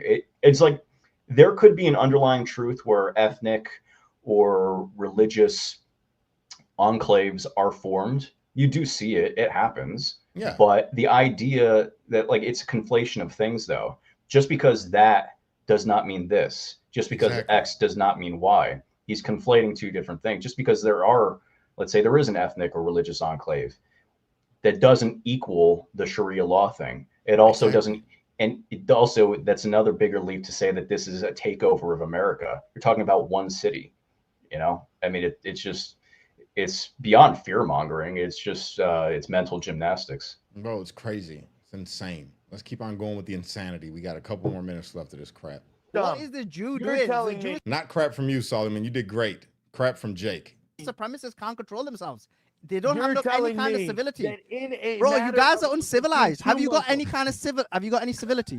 No, because you're Do you believe in purposely Jewish feigning what is this ignorance. Jewish supremacy? Like, you're so What like is you this are Jewish you're supremacy? not that Why dumb. can you not We know just the control Sharia yourself? courts aren't Why can you not superseding the control law of the yourself? What land is right this? now? But the matters. What is this the Jewish matters that are supremacy? happening- Let me finish What my is it? point No, I'm gonna because finish my point. I interrupting was you. speaking. No I was problem speaking. to So re-interrupt me. I was speaking. I was going to give you an example that there's never been a scenario where Sharia law has overtaken the American system, the American Constitution. The only religion that superseded American law, superseded the Constitution, was your people. There was a court case called Avitsa, and you love your litigations, you Jews, as well. As you know, you're one of the main my God. proponents of that. That shows you. Yo. But Avitsa versus Find Avitsa. the core, baby. Yeah, of course, you're Jewish. So Avitsa. Yo, bro. Whoa, bro. This dude is taking shots. He said, of course, you Jewish. And he just goes with it too. It's like there are just moments where he's just like, yeah, mask off. Oh, God. Oh, my God, bro. This is great. Versus Avitsa is one of the court cases, you should look into this, where actual Jewish law, how can a foreign law supersede American law? It never happened for Islam.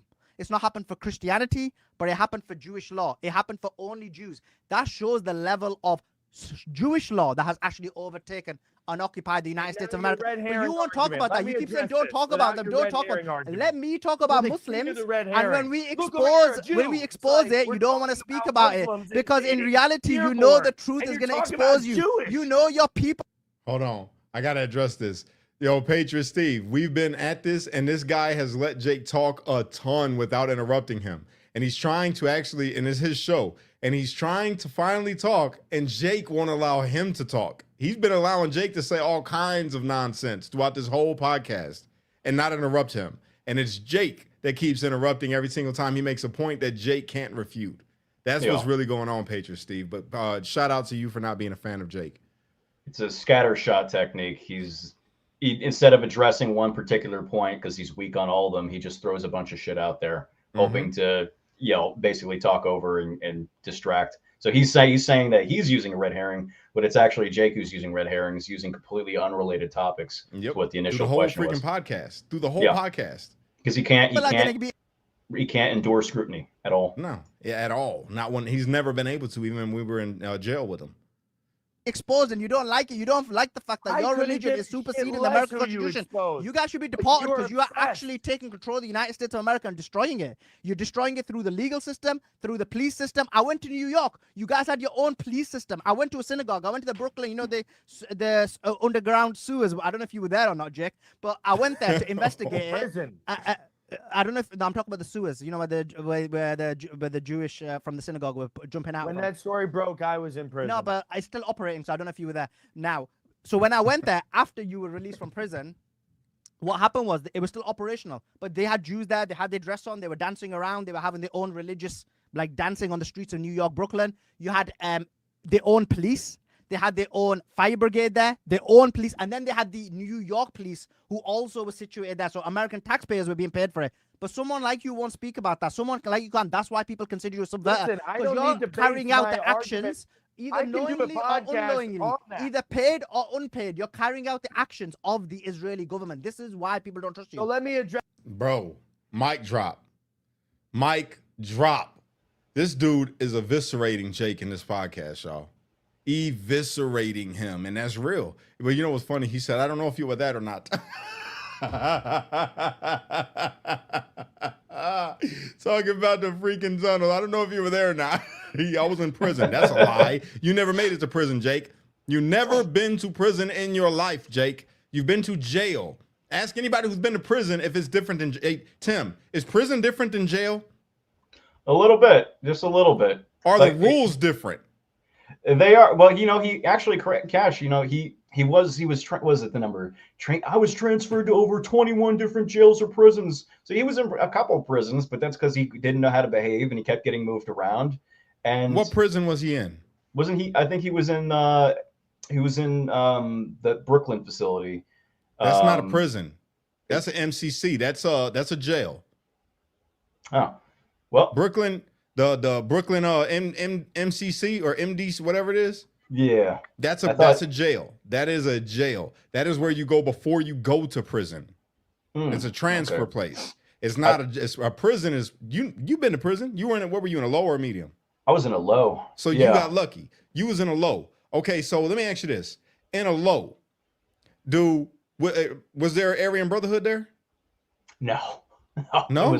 There was they came up to me. SIS came up to me, threatening me. I better not join the Aryan Brotherhood. I'm like, I don't know what you're talking. I didn't know there was one in New Jersey. And it's just like, no, there was like a generic, what do you call it? Non-aligned white car. Was there independent white car?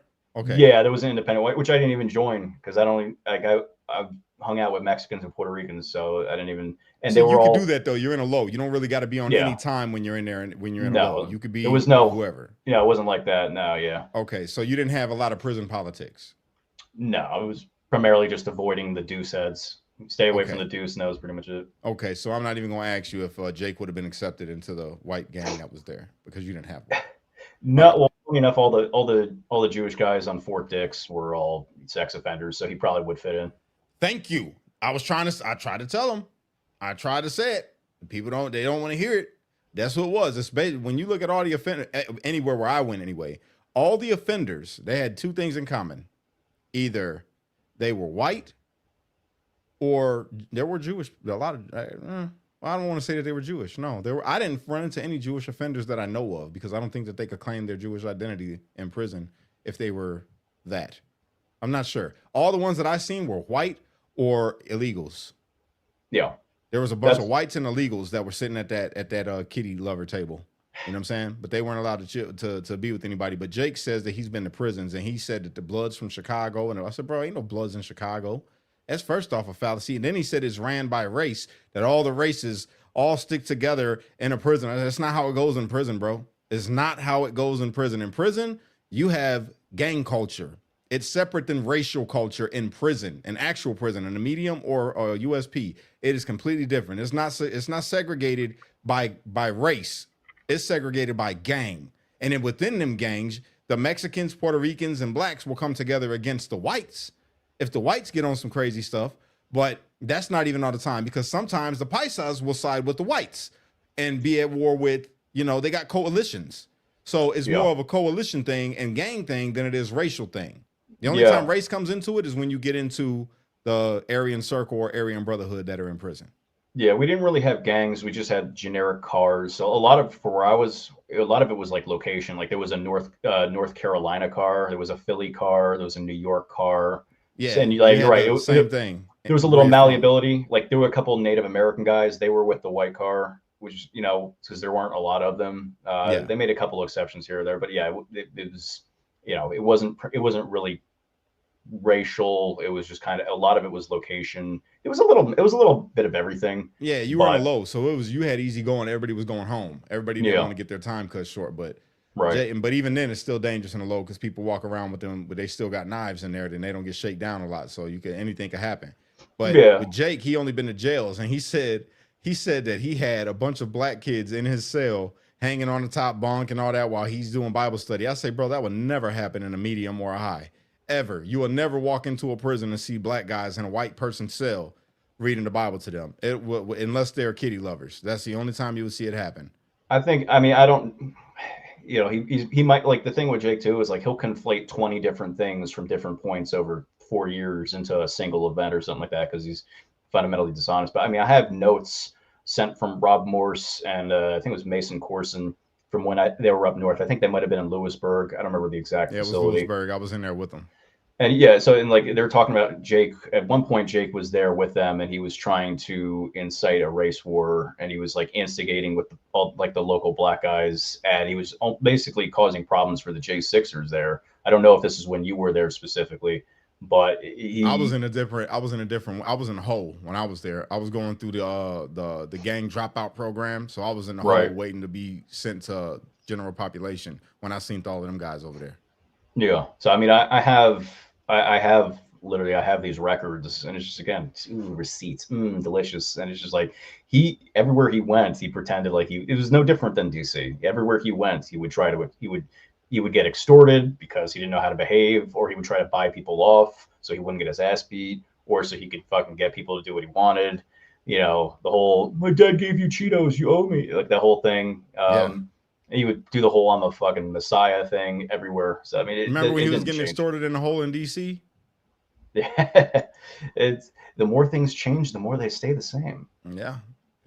Let's keep listening to his rant. That's these things. I already said. And you'll see now, I'll be civilized and I won't interrupt it. Yeah, go ahead. I've already said I'm against the Hasidification. Those are Hasidic Jews, Orthodox Jews. They're changing the environment to fit it in a way that's un-American. I've already said that. So your argument that I'm trying to hide and your people, you're subverting, I already addressed this already. I'm against the Hasidification of anywhere, just like the Islamification. I don't want to go into any place in America, any whole entire city, let's say like a Dearborn, that would be all Jewish people with their payas and different food and different language and everything. I would say this is un-American and we need to get them out. Same way I would say with Muslims. Go ahead. I see Daryl Neely in the comments, and I think I don't know what, I think it's on, it looks like he's talking on Facebook. It looks like it was just last minute. I don't know if you saw that post where this woman alleged that I think Daryl Neely beat up somebody who blasted Jake's booty hole. Oh yeah, Daryl, we gotta have an answer for that, Daryl. Is that true? Did you have to beat up somebody because they allegedly took advantage of Jake's butt? Allegedly, somebody took advantage of Jake Lang's butt in prison, and you beat the person up that did it in DC. Is that true or is that false? I saw this. This was from a post from a third party, so I don't know if they actually are representing what Daryl has actually said or not. But I saw that. I need to know if this is true, because if that happened, then that is pretty crazy. Which is not. Crazy. Which, to be clear, just so I'm clear, though I am an asshole, that would not be okay. That's not cool. Not at all. But it's very possible. I thought about it after I had seen it. And I was like, that ain't happening in DC. But then I found out that them guys went to general population. And I know in general population, they taking people's butts. They taking people's butts in general population in DC. They booty bandits over there. Well, yeah. So like when I went to Fort Dix, because again we were segregated most of the time we were in DC. When I went to Fort Dix, that was like all I'd ever heard about the DC crew was that the inmates in DC were So. Oh, there's some truth in it. I fought the guy that tried to take him. Whoa. So did he get him or did he not get him? Like, what'd you do? How did that happen? Did you walk in and he had him bent over how did that happen? What was the story behind that? He said the DC boys would do it. Yeah, for sure. See, like that had to have been after. So like I wasn't even in there. Yeah, I wasn't there with Daryl at all. So I guess that would have had to have been 23 onward. I don't know when did you leave exactly? Because I never even met Daryl. I left 23. He say I rep DC in prison. So so that's crazy. So you was a part of that's one thing that is true about prison though, is DC, they got their own thing.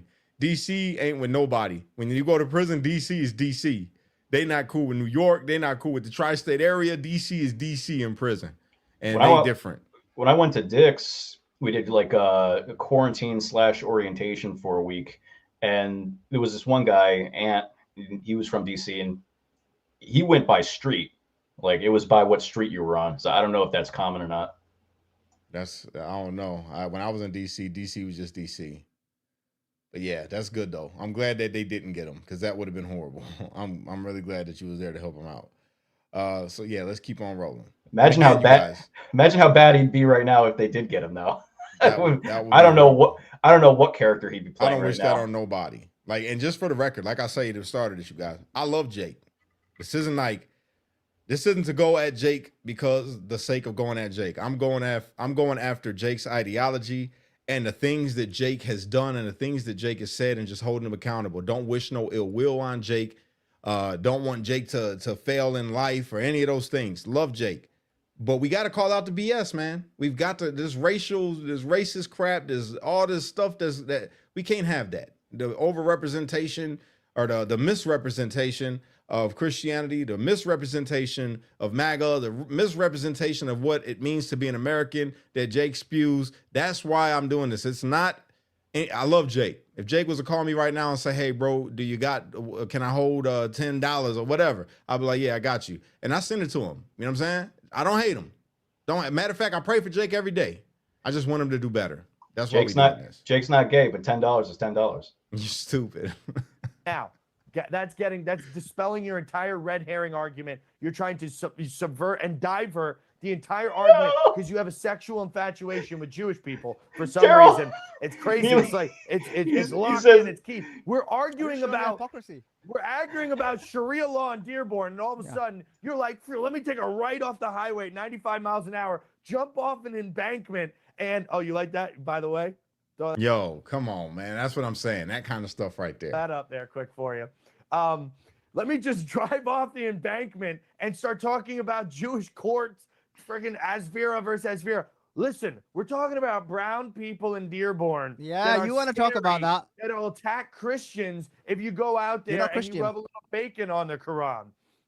Okay? We're not talking about, so we can have that conversation. If you want to, Yes, I am a Christian. No, I mean you're Jewish, and didn't you go with Cam Higby as well, who is again someone who went to I a didn't paid go trip with to Cam Israel, Higby. Cam Higby who is also a great was. journalist, but I never met him a day in my life. I didn't have his number until inside Dearborn City Council. We exchanged numbers in there so I could talk to him in the future. I had no idea he was coming. I never invited him. So God bless him. Thank you for covering I the listened. event, I listened but to I don't your. know him. I listened to your speech in the council meeting.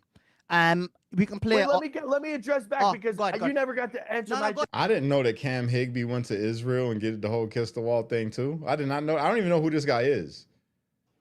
It seems to be like, again, like I don't know the whole they give $7,000 to every pro-Israel influencer. I don't know if that's true or not, but it does seem like a lot of these investigative journalists types who do what him and Jake do or whatever, they go to these war zones that aren't really war zones. It seems like a lot of them might have foreign intelligence connections or something like that. I don't know if that, like, I don't know. Like I saw that guy, Tommy Robinson. I'm sure you've heard of his name.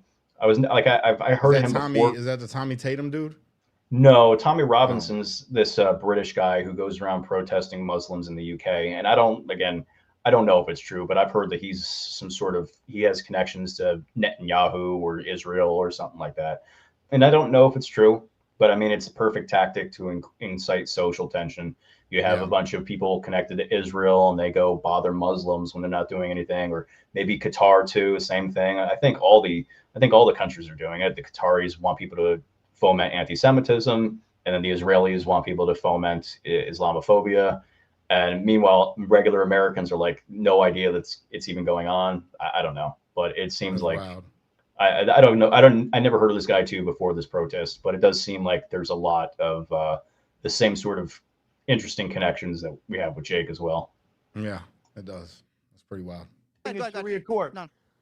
You cannot be this ignorant, Suliman. I'm very knowledgeable. First of all, just I like know the knowledge. This is why you don't like it. Okay, listen. Let me tell you how a gang operates. Let me tell you about oppression. Let me tell you about how things happen in real life. Yeah. Instead of there's never Ashkenazis know better than anyone. Einstein. There's never been an instance where Sharia law has been in America.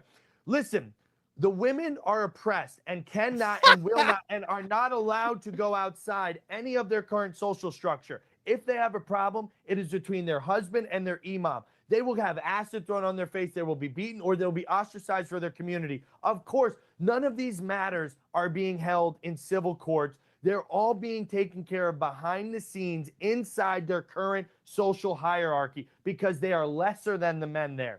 So again, conflating what happens in other countries, trying to apply it to America.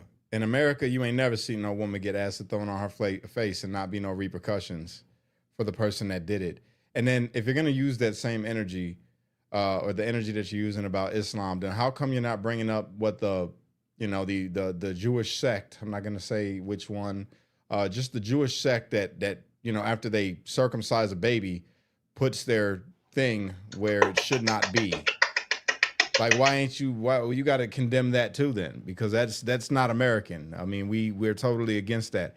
So why are you not talking about those things? Why is it just Islam, just black people? Just how come you're not having that same energy towards these archaic rituals that some of the Jewish people practice within their religion? Why? I think it's because you're Jewish. That's why. My Bronze Age barbarism is way more civilized than your Bronze Age barbarism. That's exactly the argument that he's having. Just pointing that out.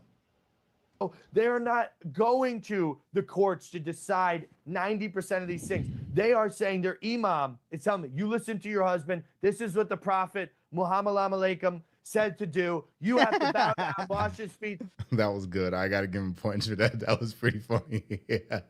Muhammad alaikum. I don't know his name even. I don't care about any of these disgusting ideologies. They're not going to American court. They're in a system of oppression where if they step outside of that system to seek any type of relief, they will be immediately ostracized or, if not worse, beaten or have acid thrown on them. So don't tell me that Muslim women in strict Muslim households are going out and starting to seek relief from the American government on issues of divorce or other civil matters. They are stuck inside an oppressive system that they are not allowed to even talk to another man or shake another man's hand on the street, let alone go file a lawsuit against their husband or just file divorce papers. It's all happening inside those oppressive, barbaric Middle East and medieval imams and their oppressive power structure there. Okay. So don't tell me you're too ignorant to the fact that that's I'm not. happening. I actually have knowledge of all three religions, so let me debunk your claim on that as well. First of all, in terms of whether Jews, Christians, or Muslims should handle civil matters within their own religious, within their own society or community, I think that's extremely important, because I think society, and I know Ashkenazi Jews don't agree with this, they want to destroy the family structure amongst blacks, whites. But I actually think it's a good thing, because what happens is a woman, unfortunately, she does have this situation where she is manipulated, and this is why divorce rate is high. This is why there's population collapse. This is what you guys encourage. In reality, what should happen is when a woman wants to divorce a man, even if she's Christian or Muslim or Jewish, she should speak to the community first. There should be a situation where there's an ability to bring these people together before you go to divorce court. So actually, I think it's a good thing, and this is why divorce rate is lower amongst Muslim communities, and I think it should happen in Christian and Jewish communities. Threat of And death. let me. He's about to interrupt him again, but I just got to point something out. Hey, wasn't it like when the founders first founded America? Wasn't marriage and divorce both civil matters? I don't think that you had to go to court to file for divorce. I think that it actually went through the church back in the day before they forced marriage certificates and for you to go get married through the court. Am I wrong? It would have varied, because back then, like now, actually, I mean, there was a common law system.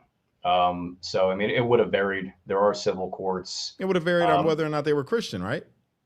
And what type of Christian they were. And it was interesting too. I mean, I don't know. I mean, if using Jake's theology, when you just have to sleep with a different prostitute to have a divorce, that way you just start a new marriage. It's interesting. Yeah, it occurs to me too, and I brought this up before, but not on here. Peter Steger is Muslim, and he's like the only one who ever stuck up for Jake's bullshit. And Steger was probably the most tolerant person of Jake ever, and he always stuck up for him. And Peter Steger is a Muslim. I don't know. I know I think he might have, maybe he converted in while jail we or were prison. in DC. Yeah, while we were in DC, that was kind of my fault. When I was having my Islam phase, man, talking with Steger about it. And I mean, if it fits him, it fits him. But But it's interesting because he, I don't know. I don't know what his relationship with Jake is right now, but how ungrateful is Jake towards, what I'm saying? Like, it's kind of like disgusting, really. Like, I don't agree with the religion, but I always had great conversations with Steger. Same with you. I've never let someone's religious difference, even with Kurgia with his Odinism thing, I would never let that get in the way between me having a conversation or forming a human relationship. And yet here you got this guy who's willing to condemn the religion, an entire group of people, when one of them is the only one who really supported him. He just looks like an ungrateful scumbag. But I don't want to be controversial. It's pretty bad, bro. What are we gonna do? Look, you're interrupting again. And then, so that's the first thing. The second thing is in terms of the oppression of women. That's actually two of the things you mentioned in Dearborn, Michigan, in the council meeting. You mentioned about the rights of homosexuals, and you mentioned about the rights of women. Those were the two of the things you mentioned, right? And I want to speak about both of those things. And I know you don't like it, but as someone who actually studied philosophy and theology, this is why I know the fallacy of your argument. Because in reality, when you look at the claimed oppression of women, whether it's Islam, Christianity, or Judaism, all three religions have very similar positions. I know you don't, because you're a liberal Ashkenazi Jewish person, but they have very similar. Yeah, they have, in terms of homosexuality and feminism, you are quite clearly. This is a proof of it. No. Because I believe in the freedom of people to exercise themselves. Listen, I get it. You're a woke liberal. I get it. Let me debunk your argument. Pause real quick. Answer this question, Kim Burley. Welcome in, Kim. Kash, did you study religion? I've studied a lot of religion, a lot. In DC, I had a phase where I was studying Islam, and I did that. Had that whole little phase. I've studied Judaism. I've studied Buddhism. I've studied the Hebrew Israelite. I was a part of the Nation of Islam at one time, and I'm a believer. You know, I'm a believer in Christ. That's what I started as, you know, and that's what I finished as. So it all brought me back full circle to being what I naturally was. So yeah, but I know about a lot of religions. That's why let me Islam, debunk your even the wokeness. most Let me debunk your progressive wokeness because he went to the they council want- meeting and the two things he cried about is No, I'm talking homosexuality, LGBTQ values, feminism, No, not liberalism. values, rights. So I this don't. liberal I don't. woke, I have. this is what they family do. values. Even these Ashkenazi Jews, even when they're in the right wing, they want to bring feminism in to destroy Christian society and Western society, and they want to bring LGBTQ. This is actually we're how you guys talking about destroyed the Western rights that society. people This have is in a actually how you guys society. destroyed Western society. But let me tell you what actually the Bible says, because I know you find it to be evil and abhorrent. Because actually the Bible actually holds the same opinion on women. wrong. Actually, the Bible when women, actually I think the Christian and Jewish position on women is actually, it makes more sense to me because they're more stricter. They're more stricter than on women than Islam is, because they say a woman, as an example, let a woman learn quietly with all forms of submission. This is Timothy 2:11. I do not permit a woman to teach.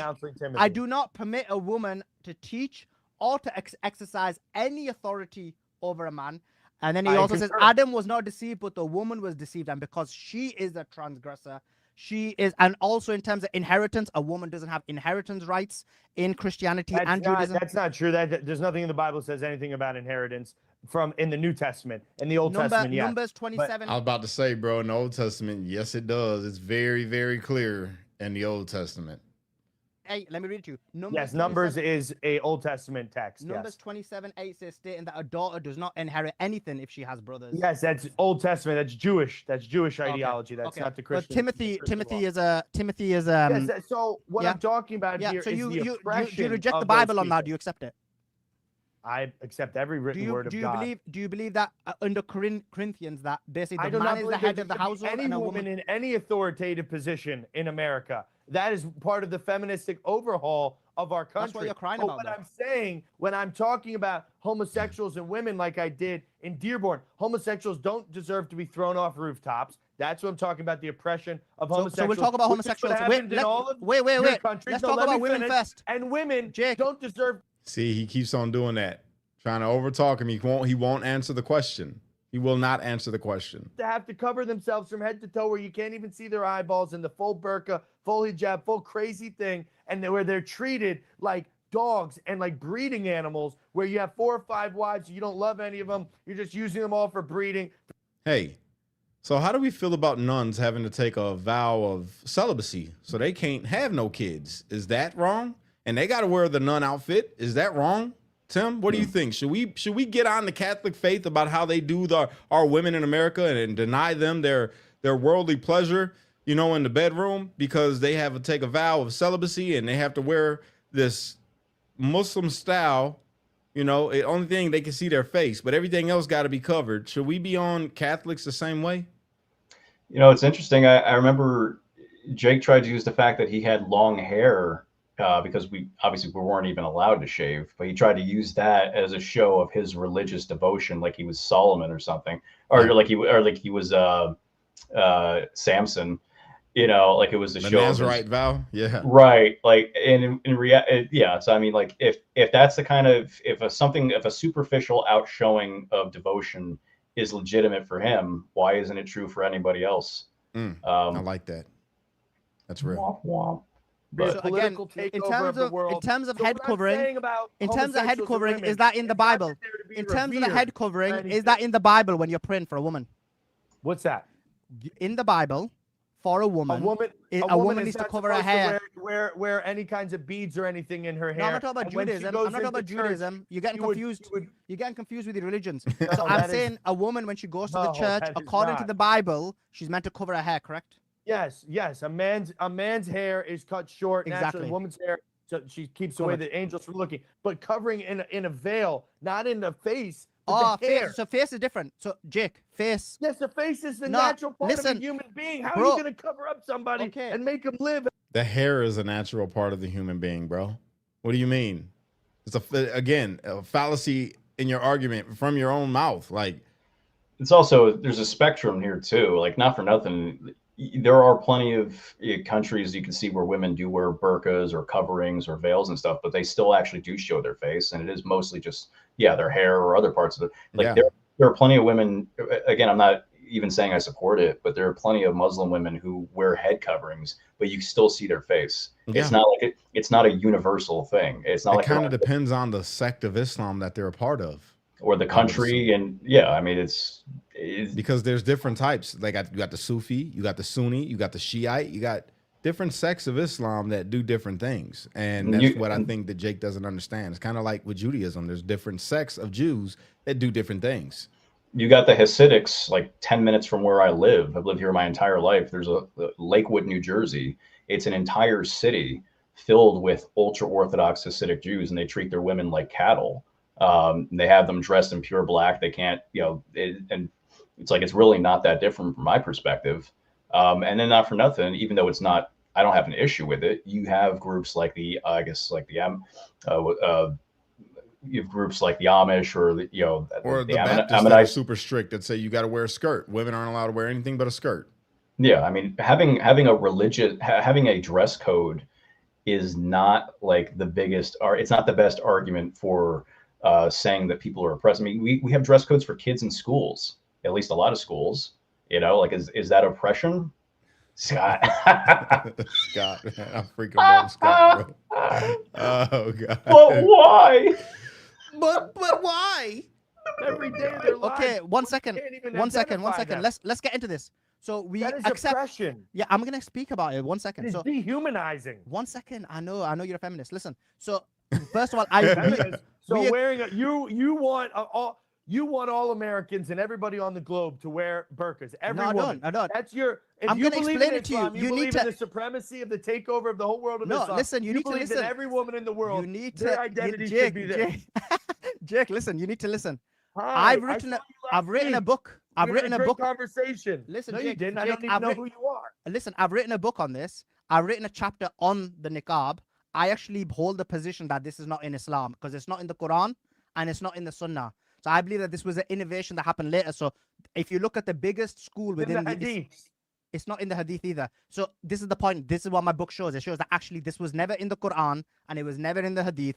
This was something that was created later, is my position. So I don't believe that there is such thing as niqab in Islam. Let me be clear on that. That being said, even though I don't believe that there's such thing, right? When I've mentioned the points to you, the first thing is in terms of rules over the women. I've demonstrated how Christianity, Judaism, and Islam are very similar. And and the covering of the hair, they have the same. Actually, inheritance laws are stricter in Judaism, right? And I believe it's a Christianity, but I can't find the exact verse. But in terms of Islam, the only thing you had left about Islam was the face veil. And I'm saying the face veil isn't found in Islam. But if a woman specifically wants to wear it, that should be her right to do so. I thought you believe in the right of a woman to choose. I thought you believe in the right for a woman to choose. Because this is my most powerful point. I need to address this right now. No, so but do you agree with that? You live. I don't know what to agree or disagree. You live in a fantasy world. I didn't hear what you said, so I'm already on my next confused. topic. Yeah, you're confused. No, this is the biggest part about it. You didn't hear it You because live he's in a running his fantasy mouth. world. If you were the king of every Islamic bastard in the world, you would say no. You see the disrespect, bro? You see the disrespect, bro? But it accurately called out. I mean, he wants freedom for sodomy and freedom for whatever generic women's rights or gay rights or whatever. He wants freedom of expression. By the way, he specifically was called out. Well, you want this Christian nationalist, whatever, but yet you say you're for gay rights and you support being gay or whatever. And they just, I don't support it. I just support gay rights, but I don't support it. It's like, well, if you support expression of things that you don't agree with, because liberty is your principle as opposed to control or whatever, then you're a hypocrite when it comes to religious veils and shit like that. Yeah, bro. And deeper than that, when he talks about he believes every word in the Bible, right? But he wants a Christian nationalist white country. Well, in the Bible, it talks in 1 Corinthians 6:9, it talks about, homosexuality and what God thinks about it. Matter of fact, throughout the Bible, in the Old and New Testament, it talks about it, but you're okay with it. So you sidetrack what you believe in the Bible and you say you're okay with it because of their rights as an American, but you don't believe in the rights of other Americans for their religion. It just Yeah. doesn't. He's inconsistent in all of his points. Completely, and that's the thing that I'm pointing out. Completely incoherent worldview. And granted, we're assuming. I mean, even assuming that it was genuine and not just rage bait, it's completely incoherent. Yeah, agreed. Niqab, right? So, according to your ideology, I'm just looking at in practice, okay? In practice, in every Islamic country, women are oppressed, gays are oppressed. Their actual life's in danger, and women are completely They're not, oppressed. though. They're not. In European white civilization, gays and women are not oppressed. They shouldn't have as much power as they have, God forbid. That's definitely wrong. But I'm talking about in the actual practice. You're talking about the religious texts. Christians say that the women should have no inheritance and they should cover themselves, and this is that. I'm talking about my society I live in right now. When I walk out on the street. So you mean the fact that your society is liberal and it's rejected Christianity because of Jewish control? That's what you're supporting. Because the Jewish Zionists have destroyed Christian society, made Christians not Christians anymore. That's the society you like. This is the problem with you. You want the destruction of Western civilization. There it is. He's calling it, bro. He's hitting it on the head. It's also, again, it's just more incoherence. Because on the one hand, yeah, I want this Christian national society, but also stop quoting Christian Bible to me. Well, hold on. It's just like he's using, that doesn't make any sense. You got to stop quoting the Bible to me. I'm talking about the society we're in right now. Well, it's because he don't know that Bible, bro. He don't know that Bible. He can tell you about the Bible as far as what's in it, but he doesn't understand it. He doesn't fully grasp it, and he doesn't understand history or the Constitution. Anybody can open a Bible, and it's called quote mining, and mine for quotes to promote whatever religious, social, or political idea you want to promote. When you have a starting point of I support this and I want the Bible to say that, then you can find anything in there. Mm-hmm. But when you have a holistic view of it, then Jake's view is incoherent. But again, 100%. having lived with him, we know just from the get-go, he's just a degenerate who wants to portray himself as a Puritan, which it just doesn't work. You can't have this starting point and then get to that. It doesn't work. Everybody's going to see through it. I agree, bro.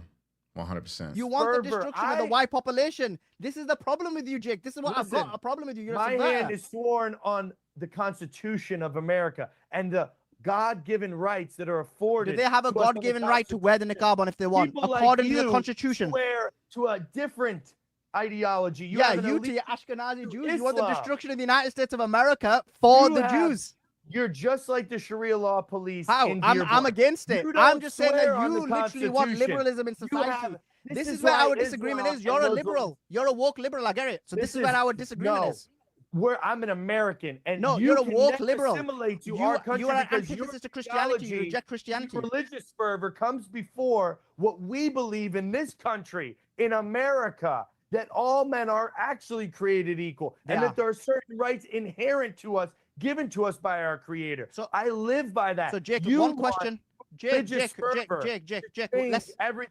one question. I want America to remain America. I get it. You don't agree with Christianity. But listen, my question for you about homosexuality.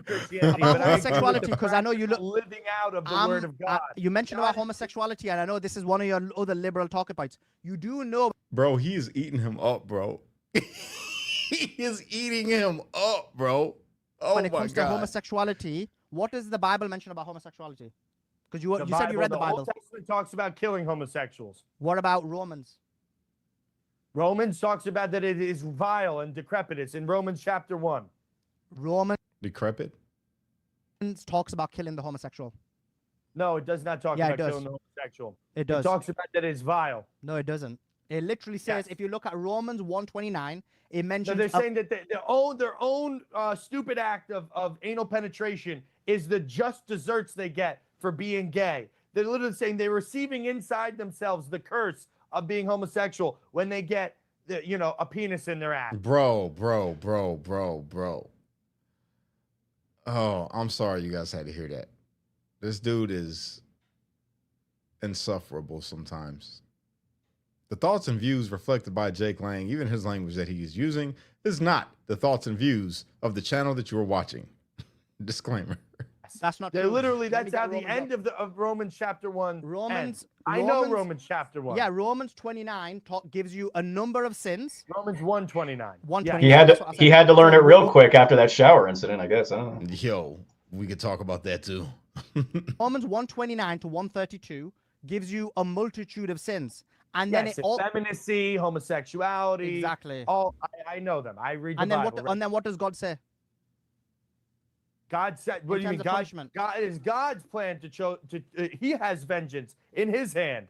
It is not for a Christian to lay hand and kill anybody. Jesus Christ was brought a woman caught in adultery before him. And he said, any amongst you that are not sinners, you cast the first stone. He's actually butchering that whole story. What Jesus did with that story was not excusing the fact that she was caught in adultery, but adhering to the law, because the law says that the husband has to be present and there has to be 2 or more accusers there. So Jesus was saying, y'all ain't going by the law, by what you're trying to do. You're just trying to snare me. So let he who was without sin throw the first stone. Yeah, there's a deeper connotation there of them trying to trap Jesus, which is prevalent throughout the story. Yes. And Jesus ain't saying, hey, it's okay to sin, guys, because everybody's a sinner. It's not what he's saying. And then he says, go and sin no more. Yes. So he's not, the whole, there's a little more to it. You remember? Because according to the law, if the husband would have been there, Jesus would have had to say, hey, I mean, you guys are going by the law, then you do what the law says. You know what I'm saying? But that wasn't the case. They were outside of the law. The husband was not present to accuse his woman. That's it. So we have a teaching directly from the Lord not to be enacting God's old laws on our people, because us ourselves are fallible. And Romans chapter 1 does not direct Christians to kill the effeminate or the liars or anybody. I mean, it does not direct that. It says God will have justice on them. God's justice will be on them. And he will bring justice to them. For every good deed will go rewarded, and every bad deed will go punished. So, I don't know what you're trying to quote.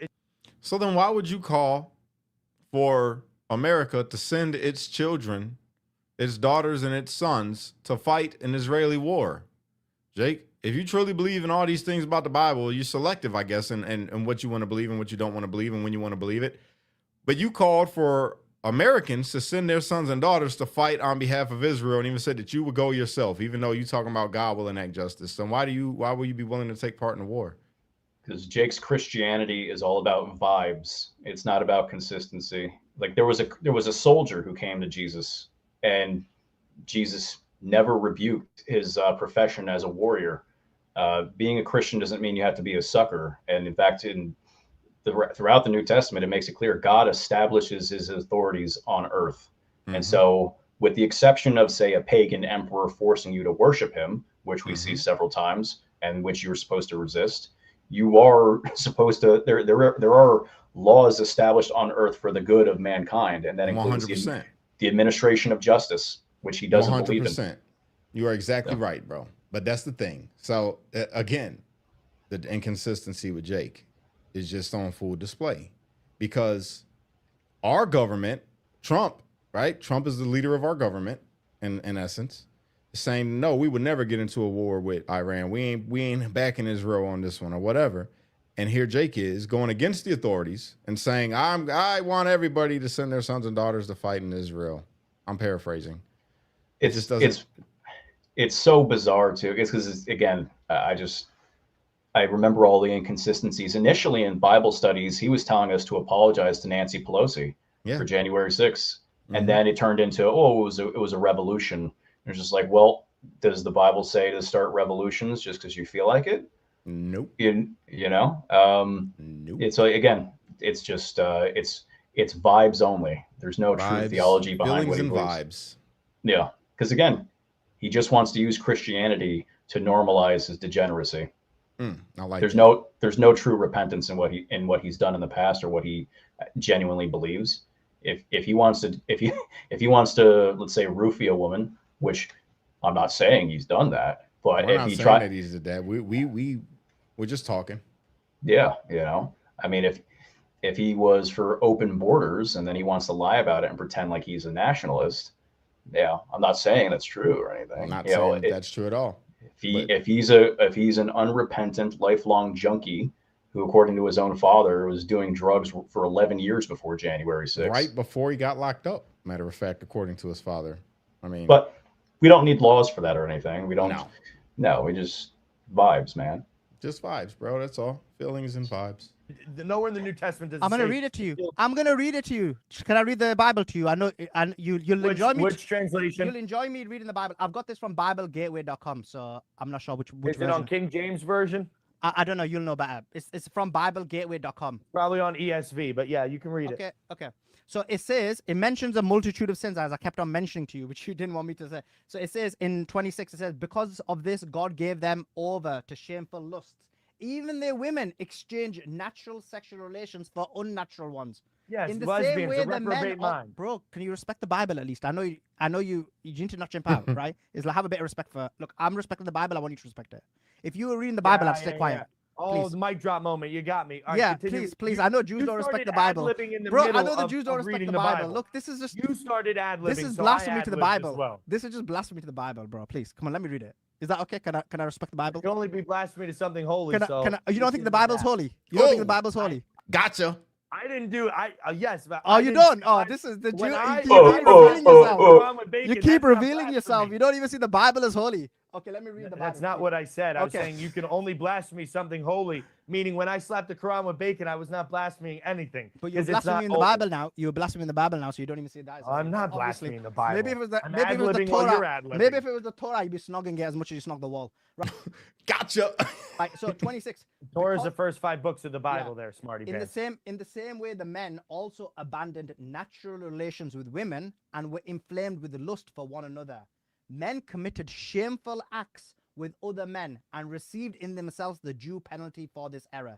Furthermore, just as they did not think it worthwhile to retain the knowledge of God, so God gave them over to depraved minds, so that they do what ought to not to be done. They have been filled with every kind of wickedness, evil, greed, depravity. They are full of envy, murder, strife, deceit, and malice. They are gossips, slanderers, God-haters, insolent, arrogant, and boastful. They invest ways of doing evil. They disobey their parents. They have no understanding, no fidelity, no love, no mercy. Although they know God's righteous decree that those who do such things deserve death.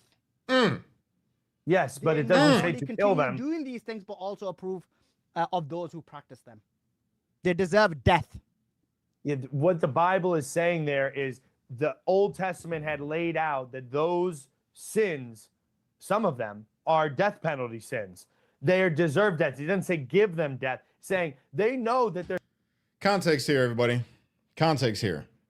If you were Jewish, if you practiced Judaism or you practiced the law, if you were under the law,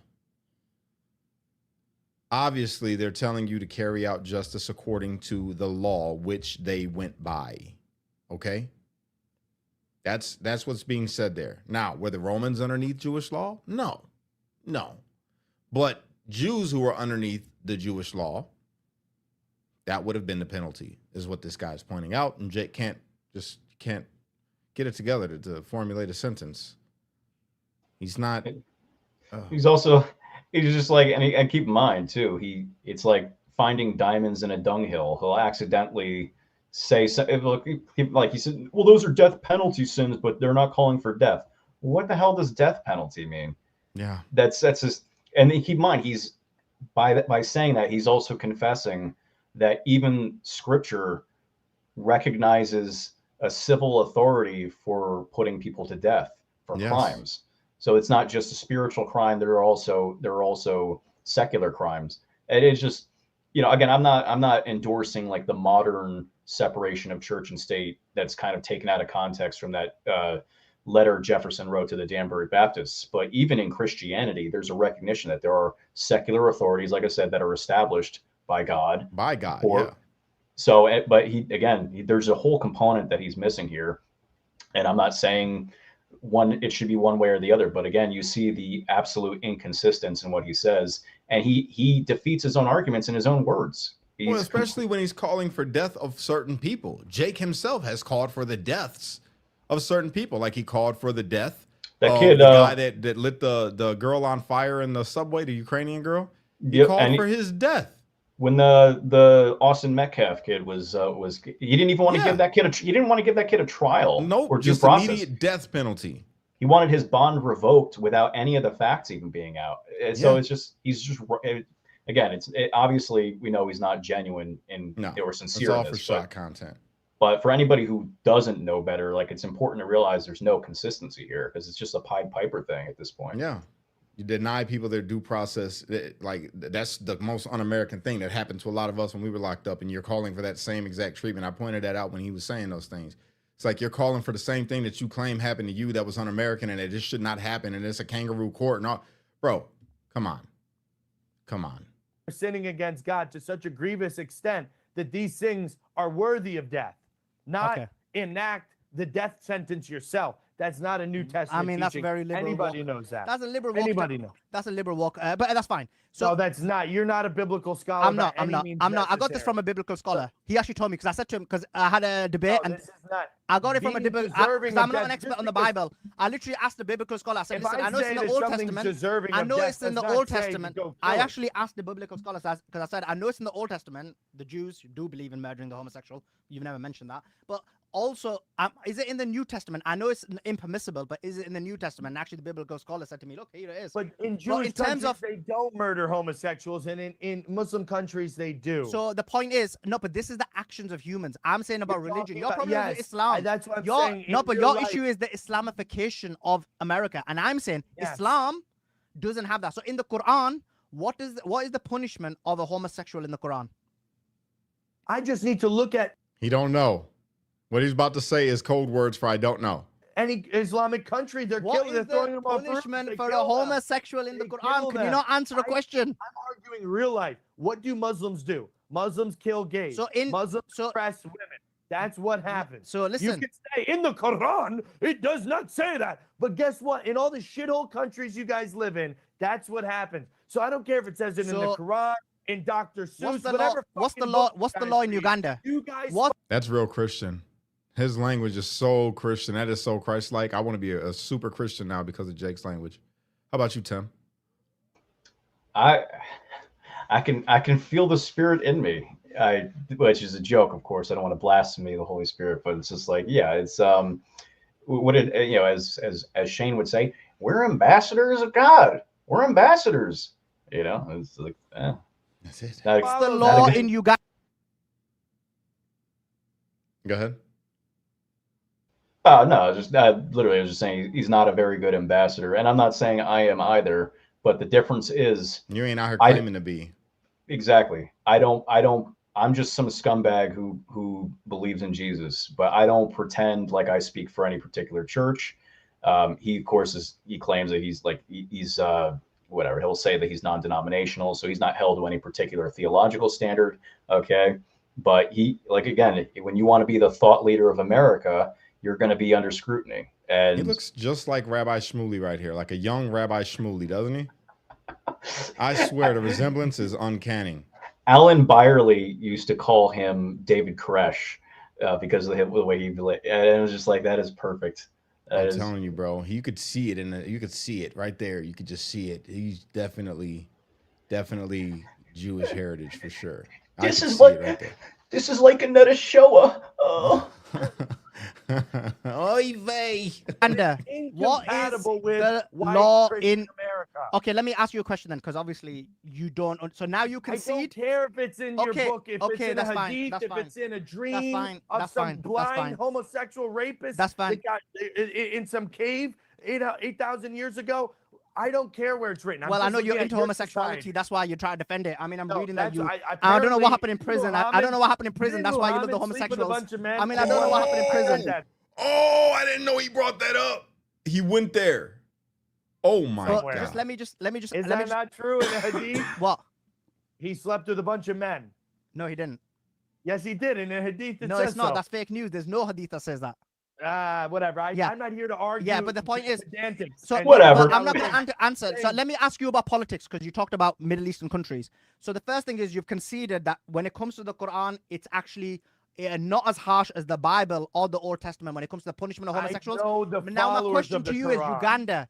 I've read What the Quran, religion? but it's What it's so what freaking religion? large. Yeah, it confused you. What religion is Ugandans? Ugandans are almost 50% Christian and 50% Muslim. They're now. Well, majority. They're more. majority Christian. Yes, they're majority Christian. Yes. Yeah, the majority. Doesn't mean we should take 300 million of them and put them in New York. I didn't say that. You need to not get confused. Try and listen to the argument. What is their view on homosexuality? I would say that the Muslims are killing the Christians over there and killing the homosexuals This too. guy is a I subvert. never heard. He can never I've answer a never heard question. personally. Guys, he can never some type answer a of holy question. jihad Such is on the the level. Nigerian Guys, if you're on Christians YouTube, killing we're gays. moving across.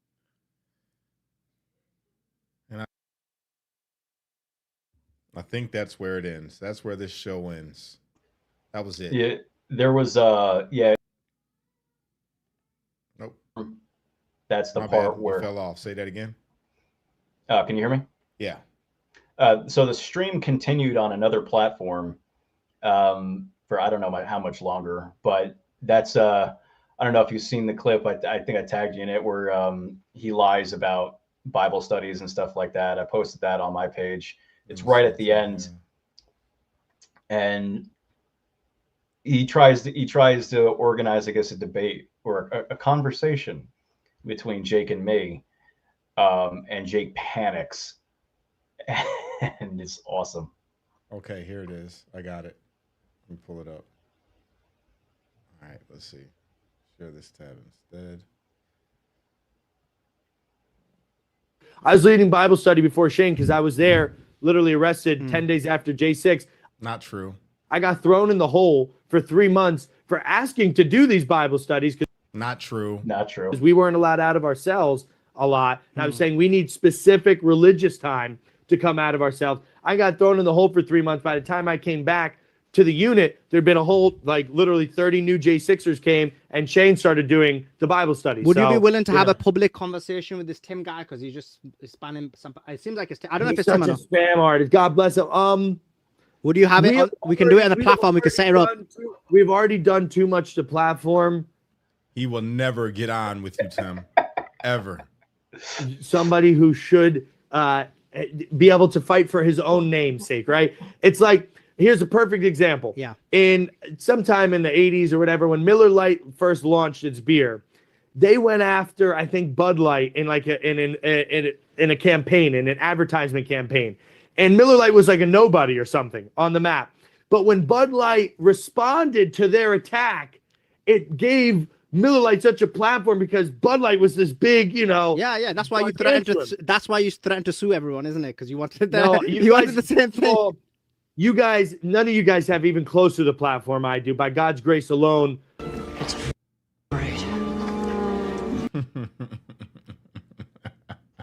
It's afraid.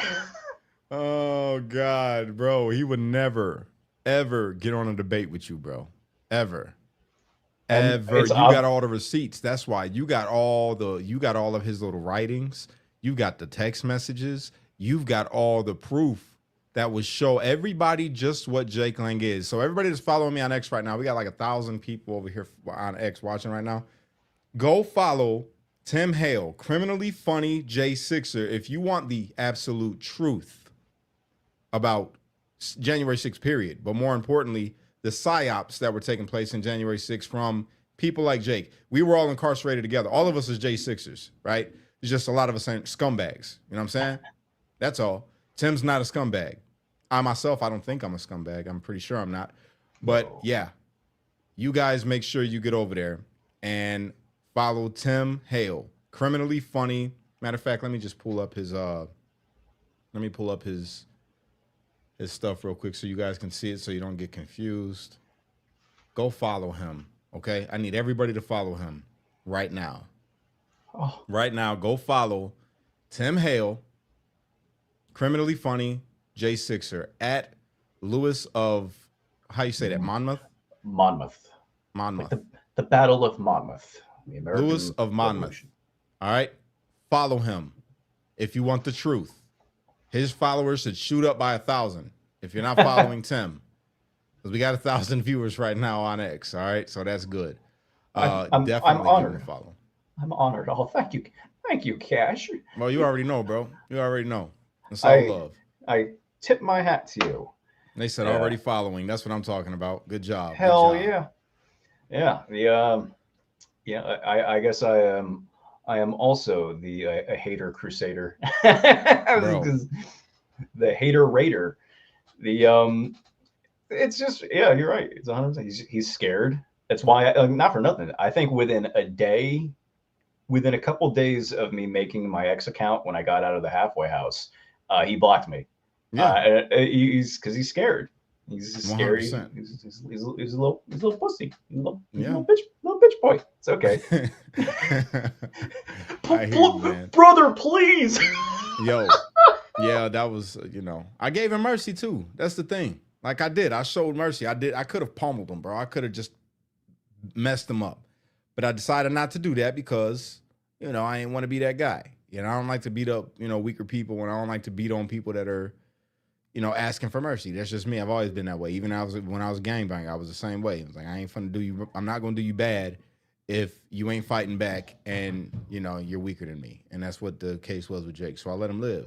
But I'm gonna give you the final word, Tim, because we've been streaming for 5 hours now, and I gotta go eat. I'm starving. Yeah. I took pre-workout before this, so my skin's on fire. I you caught me at just the right time. I'll just say this. I don't believe that being a Christian means that you have to be a sucker. And so if the highest value we have is Jesus, or who is the truth, if the truth is the most important thing, then that means that the biggest danger, the biggest evil is lies. God created the world through his speech, the truth, and Satan corrupts it with which is lies. He introduces the lies into the world. It causes the fall of man, the fall of nature. Even the New Testament says that all of creation is experiencing birthing pains. And this is just my long-winded way of saying that there's nothing more destructive, I think, to Christianity than someone who uses it as a mask or a veil or as a weapon against those who truly believe in it.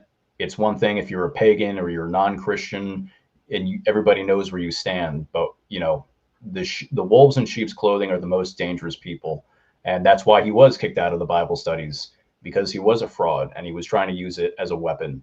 And, I love my country. He says he swore an oath to the Constitution. I don't know when he did that. He's never held served. I got my dog tags right here. I swore an oath to the Constitution. But even then, it's just like a God, country, family. There's nothing sacred that he won't twist or bastardize. And I just, I know people are decent people, good people are, I'm going to say it, not everybody is clairvoyant. So good-hearted people fall for, the stunts he does. But I hope in the future Americans are just a little wiser to the kind of behavior that he engages in, because he's going to fuck everyone over. And there's a reason J6ers aren't in the streets with him, because they know he's full of shit, but most people don't. And so good on you, Cash, for calling him out every time. More people need to. And I'll say this, I'm very disappointed in some other J6ers with very large platforms who either co-sign on what he does or they say nothing about it. Yep. Even if you weren't in jail with him, you should know that what he does is wrong, and you should use your platform to say it, because it makes J6ers look bad. It makes Trump look bad. It makes America look bad. And all it's doing is just risking the entrapment of future Americans. Don't be quiet when you could, when your word can help keep people off of a freaking watch list. Yeah, bro. 100%. Open your mouth. Don't co-sign on this. Don't be quiet about it. So that's my spiel. Well, it was a good one. And let me just say, man, you're right. Being a Christian does not mean being a sucker. And it also means being a Christian means not to be deceived. And the only way that you're not going to be deceived is if you yourself are in your word. You have to be immersed in your word. You have to be in conversation with God on your own. You know what I'm saying? On top of being in your word, so that you don't fall for the deceptions of people like Jake that'll come out and tell you that they believe the same way that you believe and that you should be with them in this fight. There's nothing biblical. There is nothing Christ-like. there is nothing American about what Jake is doing. Okay. And that's what I wanted to highlight. That's what I was trying to pull out. And you're not hearing this from people that don't know this person, that are just watching the content and making a guess about this person. You're talking with people that lived with him. We lived with Jake for a year plus. All right. We had to deal with him. So we're not just saying this for no reason. We're not doing this out of spite. This isn't because like I tell you, I love Jake. I got texts even to this day with Jake. After he said what he said about me on Space on X, I still reached out to Jake. Jake called me. We had a real long conversation. And I ain't going to disclose what we said in that conversation because it was private between me and him, you know, like brother to brother. But I'm calling this out because that's what it says to do in the Bible. In the Bible, I ain't to call people to judgment that are outside of the faith. Jake claims to be inside of the faith. So I'm called to get on his case when he steps outside the faith. And you are called, if you're a Christian, if you're a believer, to get on my case if I get outside of the faith. All right. And I will be receptive to it. If I do something wrong and you want to hold me accountable for it, I'm receptive to it. A fool despises correction. All right. I'm not a fool. I'll accept that correction if I'm wrong and apologize for it. But what we see with Jake isn't the same. Jake isn't apologetic for his stance on anything because he doesn't know whether he wants to be a super patriot, a white nationalist, or a Christian. All right. You got to pick a side. You have got to pick a side. And for me, it's always going to be Christ. That's the side that I stand on, biblical truth. And after that, I'm a full-fledged 100% American patriot. I love this country. I'll do anything for this country as long as it doesn't conflict with my faith. All right. But we need more people to stand up and say what's true. That's all. It's not about liberals or Democrats or gays or Jews or Muslims or Christians. It's not about any of that. It's about just standing on what's right. And if you live in according to that Bible, then you'll never be at odds with nobody in a bad way. You'll know who you can deal with and who you can't deal with, who you can talk to, who you can't talk to, and you'll pray for those who you can't talk to because you'll understand that they're a part of something that's not right. And that's what's going on and what I feel about Jake. I'm praying for Jake. Jake, if you watch this, I know you're probably gonna get upset at some of the things because it was funny. You know what I mean? We laughed about quite a bit, but don't give us stuff to laugh at, brother. That's all. Don't give us stuff to laugh at. And more importantly, man, really check yourself and get in your word. Get realigned because I thought that you was making some ground after that conversation that we had. I thought that you had switched up because I seen that you had started to take a back seat to things after the Austin Metcalf situation. But here I see you rebranding again, getting back out there and doing the same tactics, bro. And it's disappointing. It's disappointing because I believe that you do have a lot of good to give to the world. I don't know why you choose to give it bad. I don't know why you choose to give it evil, but you have a lot of good in you that I have seen before.